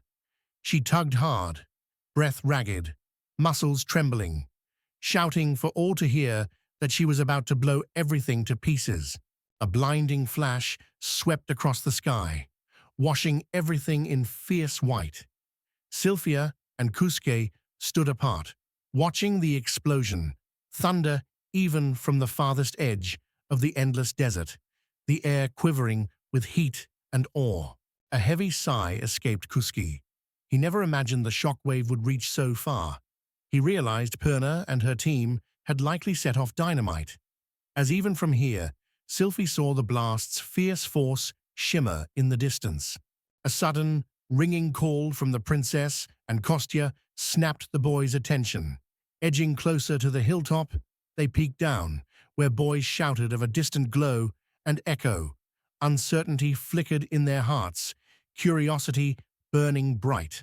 With a sharp clang, Sylphie whipped out the ladder and darted down, calling up that their temporary outpost had been blown up. The horned girl nodded, catching the news, then turned to the princess, asking softly if they should brace for another assault. With a firm voice, Sylphie insisted there was no need. At Dawn's pale whisper, they'd slip toward Rendezvous Point 3 as planned, then return to the front. Only Perny's report and the others could alter their path. Kusuki descended the stairs, eyes scanning the crowd, as Sophie planted her hands on her hips and declared with a burst of energy that their real problem was a desperate shortage of warriors. Leonard, lost in thought, murmured that judging by the thunderous blast, shaking the air and shattering their world, even from here, no soul could have survived it. The girl simply smiled, whispering, "That's what real war is." Perched atop the ladder, Kostya gazed down, a thoughtful haze in his eyes. Whispers of death he'd witnessed seemed to drift through the air, promising they might one day tilt destiny in his favor. Feet pounding the narrow stairs, he surged upward, certain they'd labor until dawn. So tonight, every heart needed the warmth of deep rest. Stepping onto the grass, he opened the window and breathed in the crisp morning air, hoping he had brought something worthwhile, while Sylphie's soft laughter floated from inside, and Kuski wondered if this might finally be their breakthrough. A rush of air escaped him as joy blossomed. He'd finally earned his favorite bonus, awarded only for charming over 20 rivals, and now every attack would hit harder by a dazzling 10%. With a sharp cry, Kuski lunged for the window. Fumes of irritation thickened the air as he declared these comments unbearable, unable to grasp how anyone could claim things wouldn't get worse. This wasn't funny. It needed to end. Sylphie, behind him, trembled at the storm of his outburst. A slow breath filled Kusukivi's chest as he wondered who could care about these pointless comments. Thoughts gathered, he scrolled on, hoping for some sweet reward after so many defeated foes. Suddenly, his eyes caught a handful of freshly unlocked bonuses. Surprise flared within him. For his first kill, he'd gained titles: Assassin, Killer, Hero, Creator of Explosions, Lord of Blasts. As he finished reading, his face froze like a mask. Sylphie noticed the change, her voice rippling with worry. Was he all right? He chuckled awkwardly, insisting everything was fine. He had just seen something unbelievable. He later recalled, judging by the silence and the mournful air, that the blast must have claimed 3,000 lives. Sylphie gasped and asked in a trembling voice if it was true and how he could possibly know. With a heavy sigh and frustration swirling in the air, the boy muttered that she clearly knew nothing of achievements or ranks. Sylvie glanced at him in confusion, her brows raised, softly asking what he was talking about. Glancing back, he asked Sylphie to listen closely. The scent of old consoles drifted in his memory as he explained how trophies and achievements first appeared in games earned by meeting challenges, leveling up, and gaining skills. Sylphie listened, breath held, every detail soaking in like rain. Long minutes drifted by as he carefully explained every detail, his words painting how it all worked. Then, at last, he drew a deep breath, cool and fresh air flooding his lungs. A quick glance at his friends met only with suspicious stares, so he shut his eyes and sensed a mysterious presence breathing close, hidden and watchful in the stagnant air.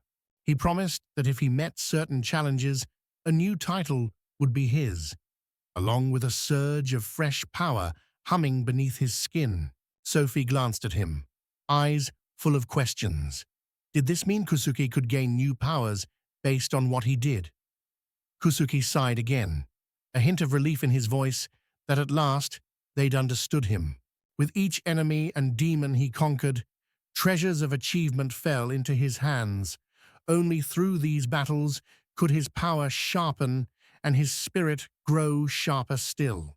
Sylphie's voice trembled as she asked again, did this mean Kusuke sharpened his power by sacrificing someone? Kusuke's smile curled slowly. One could put it exactly that way, he replied. Whispers curled through the crowd. Did he serve a god, they wondered, maybe the patron of blacksmiths, or a spirit of generosity? Others guessed war or chaos might be listening, hidden in the smoky air. Kusuke offered a crooked smile, panic flickering in his eyes like a startled bird. He'd never heard of a god of chaos, but now whispers curled around him, suspicion thick as smoke. Maybe he worshipped one.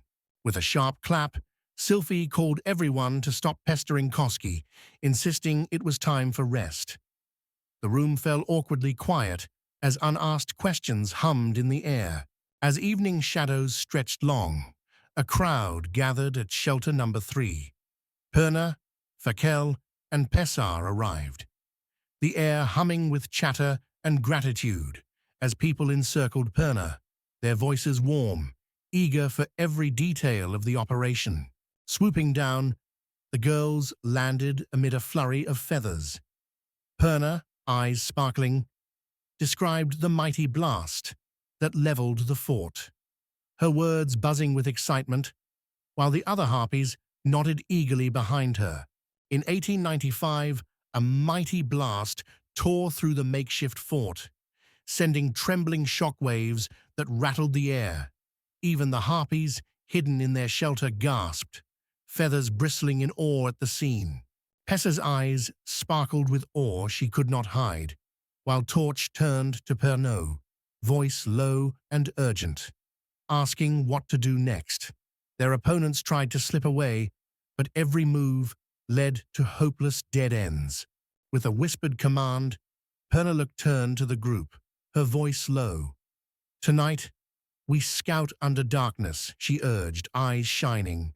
Everyone must blend with the night, silent as drifting shadows. No hesitation. Torch raced for the exit, adrenaline sparking in her veins, arms swinging fast until she soared into the smoky air above the burning fort, the scent of fire crackling in her nose. Tension twisted across her face as Torch announced the temporary fort had been utterly destroyed. After a careful look, she realized fewer than 20% of the soldiers had survived. The boys listened closely, silence thick around them as they absorbed every word Pirna delivered. Then a girl's voice rose sharp and trembling. She declared the rest of the army was utterly destroyed after midnight. The boys froze, uncertainty flickering in their eyes. That night, the surviving soldiers huddled close, trembling as they gripped cold steel and listened to the heartbeat of their own fear. Amid acrid smoke and trembling earth, a lone soldier, tears streaking his soot-stained face, swung his sword weakly as the monstrous insect-like beast roared, its eyes fixed hungrily on its doomed prey. A flash of pain struck as a blade sliced through the boy's arm, the metallic tang of blood mixing with panic while shock rippled through his trembling fingers. With a terrifying sweep of its claw, the monster lunged, fury crackling in the air as the boy's scream of pain and terror echoed. The beast sank its teeth deep into the trembling soldier's flesh. The battlefield lay carpeted with fallen soldiers, and massive beasts stalked among them, crushing the last cries from those still clinging to life. With a pleased nod, Leonard admitted the boy had handled the task remarkably well. He hadn't guessed Koskate was so skilled. Cheeks flushed, the young man offered a shy smile and confessed he hadn't known it himself. 3 harpies glided up to the camp, their wings stirring the dust, and announced in hushed voices that fewer than 100 survived, so they would withdraw. Sylvie thanked the girls softly for their courage. Amidst the low hum of whispered plans, the boys agreed. The enemy's attack posed no threat for now. The kingdom's army would need time to regroup, and only then would their next move come into focus. Night had quietly fallen, and Koski's voice carried news of the ruined barricade. His words crackled through the air, saying the enemy forces chasing them were nearly wiped out by the kingdom's army. The man on the radio pressed. Was he certain? In a cozy room scented with old books, Kuski and Sylvie sat close on the sofa. He told her that Perna and the other harpies had shared the story, so it was from the source. Just then, the radio crackled. Message received. Across the radio's crackle, Ira leaned in, with concern shimmering in her voice, asking Koski if he was all right, her words floating gently between the distant boys. Confusion flickered in Kaskai's eyes, but the girl whispered that the boy had taken many lives. Her words drifted in the heavy air, and she added, "He must be struggling now, carrying an impossible weight." Kusuki offered a faint smile, assuring the girl all was well, guessing he might have just missed it. Ira, understanding, nodded quietly as Sylvie nearby leaned in, her breath soft, listening to every word. With a gentle smile, Alicia promised to look after the boy when he returned, her words warm and full of hope for his safe journey.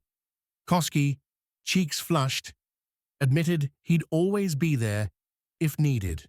From the shadows, Sylvie watched, her irritation hanging thick in the air. Her sharp gaze flickered toward the boy, crackling with silent thunder. An awkward smile pulled at Kuski's lips as he caught Sylvie's gaze, her expression painting silent questions in the hush. He wished her eyes would not look at him that way. With a sharp sigh, Sylvie tumbled to the other side of the couch, muttering in annoyance how that boy must have plotted for Ira to immediately impress him. Scratching his head, Koski glanced away and said he agreed without a second thought, while a sharp scent of damp earth lingered and the girl watched him, her eyes burning with clear disapproval. In his mind, Kusuke felt Ari's gentle hand stroking his hair as he rested on her lap. A faint blush bloomed across his cheeks at the warmth of the thought. With a face glowing like embers, he turned to Sylvie, a smile flickering on his lips, and asked softly if she was all right. She breathed out a shaky, "Yeah," her voice barely above a sigh. With a faint blush and uncertainty fluttering inside, she softly wondered aloud if Koska wanted her to please him now, her voice barely above a breath, carrying hope and trembling curiosity. Excitement flashed across the young man's face as he cried out. Of course he didn't mind at all, his voice quick and full of eager energy. With a sudden rush, he leapt toward the girl, leaving her startled and breathless. An instant later, he landed right in her lap, settling in with ease, while Sylvie's cheeks flushed in utter confusion. With the boy's head resting in her lap, she glanced down, a weary sigh mixing with the fading scent of wildflowers, and wondered how someone could be so foolish. With a satisfied smile, Kusuke nestled onto Sylvie's knees. The warmth of her lap carried him back to days spent on his mother's knees, a memory he shared in a gentle, dreamy voice. A rosy blush crept across Sophie's cheeks as she glanced nervously at Koski. She admitted in a soft voice that he was right. It truly didn't sound so bad after all. In the hush of midnight, the boy promised the girl next time would be different. He'd do something just for her, his whisper floating in the cool, fragrant darkness. Dawn crept in, brushing the air with gold. And as morning unfolded, boys trickled outside, boots crunching dew-drenched grass, the cool breeze whispering promise of a new day. Leonard crossed his arms across his chest, his voice low but firm, urging Koska to show restraint, reminding her gently that Her Highness's body should not be strained.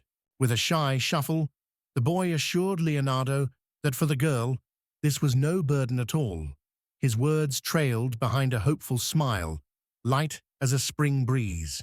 With a shy glance away, Cascai murmured it was just a game of minds, while Leonardo, struck by the words, asked what the boy had truly done to the girl that day. By the time their voices mingled, golden sunlight spilled through the window, bathing the room as the sun climbed boldly above the horizon. Leonard leaned closer to Koska, his voice barely a whisper, and wondered aloud why the princess never left her rooms, her absence as heavy as the scent of withered roses. Huddled beneath her blanket, Sylphie shivered in her room, where muffled footsteps and the faint chill of fear brushed against her skin. A few sharp curses slipped from the girl's lips in a trembling whisper, her cheeks burning scarlet as the words tumbled out again and again, embarrassment curling around her like a suffocating fog. Kusuke awkwardly turned away, scratching his head and mumbling an apology, words drenched in guilt and the scent of nervous sweat. He couldn't reveal the whole truth, believing Sulfi's honor hung in the air. Leonard simply winced, squinting, as the boy's hesitant explanation drifted between them like a hush before rain. A bead of sweat traced down Kusuke Shibata's brow as awkward tension pressed around him. The girl's eyes followed his every movement, their silent gazes sharp and expectant in the heavy air. A crooked grin flickered on his face, more pain than joy. Certain he just craved a break from chaos, yet Sulfi dove back into his trade, swept away like a leaf in the restless wind. Memories flickered in Koski's mind, her head resting softly on his lap, his fingers gliding through her hair as he whispered how wonderful she was. With a purr of delight, Sylph agreed, and he, searching her eyes, wondered if she liked it. With a satisfied smile, Sophie playfully nudged the pillow with her feet, asking the boy to stroke her a bit longer, while Kusuke teased that she was impossibly spoiled.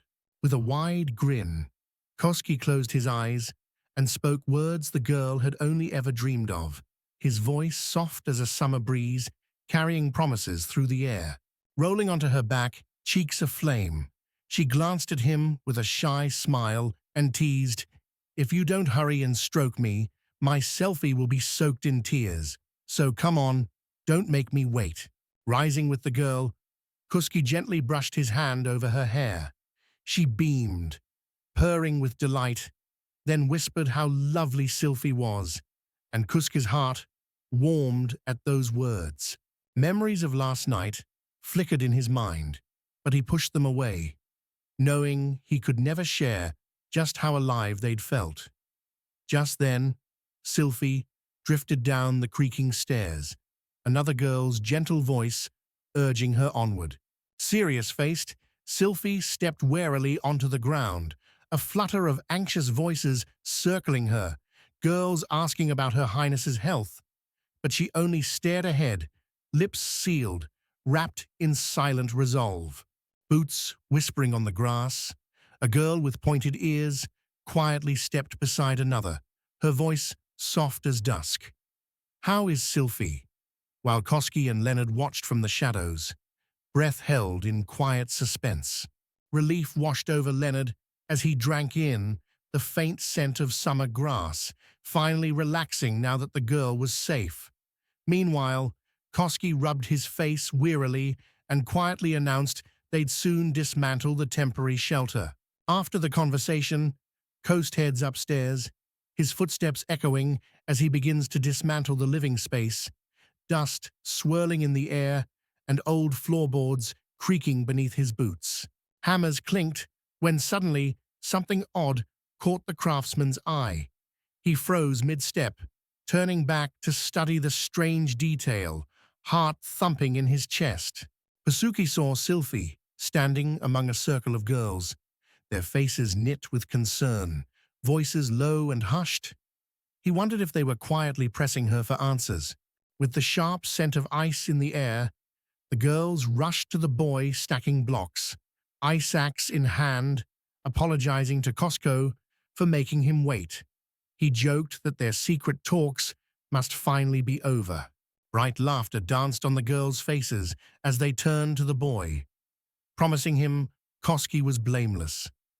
In the middle, Sylphie stood motionless, a shy flush blooming across her cheeks. Confusion wrapped Sylvie like a thick fog, her cheeks burning with excitement, as the girl beside her chattered endlessly about Kusuki's pure heart, her voice a quicksilver river in the charged air. Suddenly, a tremor seized Sylphie. She shivered uncontrollably, her lips struggling for words, drawing startled glances. Kusuke, Leonard, and the girls spun toward her as she cried out for them to stop. With a fierce cry, the girl swung her weapons in a sharp arc, metal slicing the tense air as she leveled them at the boys, her anger flashing like lightning in her eyes. The air shifted sharply as the herpes virus seemed to scatter, tension crackling. Koski reached out his hand to the girl, his voice low and gentle, asking her to calm down. Scarlet rushed to Sophie's cheeks, her eyes sparkling with unshed tears. Breathless, she blurted out that everyone has their own quirks. Fury burned in the girl's eyes, a storm so fierce that Koski cried out she was mad with anger, spun on his heel, and vanished. Leonard, stunned, swept her into his arms as cries to run echoed around them. Laughter scattered as boys dashed away, ducking danger from the furious girl. Desperate, they begged Koski to help, but he shook his head, only urging everyone to dive into the nearest shelter, breath quickening with fear. At last, Sylphie chased them through orange-tinted fields until the sun set, wind whipping past and her heart pounding, not stopping until she caught up with the rest. After some time away, city lights welcomed the boys home. Laughter echoed as Koski was met with warm embraces, and he grinned, breathing in familiar scents, saying softly he was back again. Bursting through the door with Kyubi, Koski caught the scent of old wood and raised a cheerful hand. "Hey, long time no see." Kyubi, shuffling in, just murmured his apologies for dropping by unannounced. Ira glanced at the boy in quiet silence, a faint smile flickering across her lips, while the girls nearby erupted with shouts of Costa's name, chattering with bright voices about how happy they were to see him again. A curious girl asked how long since his return. Koski replied he'd just arrived. When asked if Her Majesty was with them, Koski explained Sophia and the others were at a meeting, and the waiting team still gathered in the square. As voices mingled softly, one girl slipped away to prepare tea, the comforting aroma soon winding through the room. Koska's voice broke the tension, asking the girls what happened and where Six was, but they glanced away, silent, their fingers twisting nervously as uncertainty filled the air. Whispered giggles floated as the girls told Kosti that Sykes had lost his mind, while he lay sprawled on his bed, eyes open to the ceiling, lost and unmoving. Sykes awoke to the cold bite of metal cuffs on his wrists, and a man's gentle voice nearby promised, "I've given you some medicine. You'll be just fine." With folded hands over his chest, Husky whispered thanks, the air tinged with gratitude, as Kubi noted how the girls, like distant music, showed him little kindness. Soon, tea was ready. Doubt flickered in the man's eyes. Using this communicator would be trickier than it seemed. He realized that sending the signal would demand a surge of magical energy. In the dim-lit room, Koski's voice curled through the air, explaining that without magic, No one could use the device. Ia broke the hush, insisting he was the exception to this rule. 2. Koski nodded gravely, adding that they needed to be ready. There might come a moment when powering the device with magic would simply be impossible.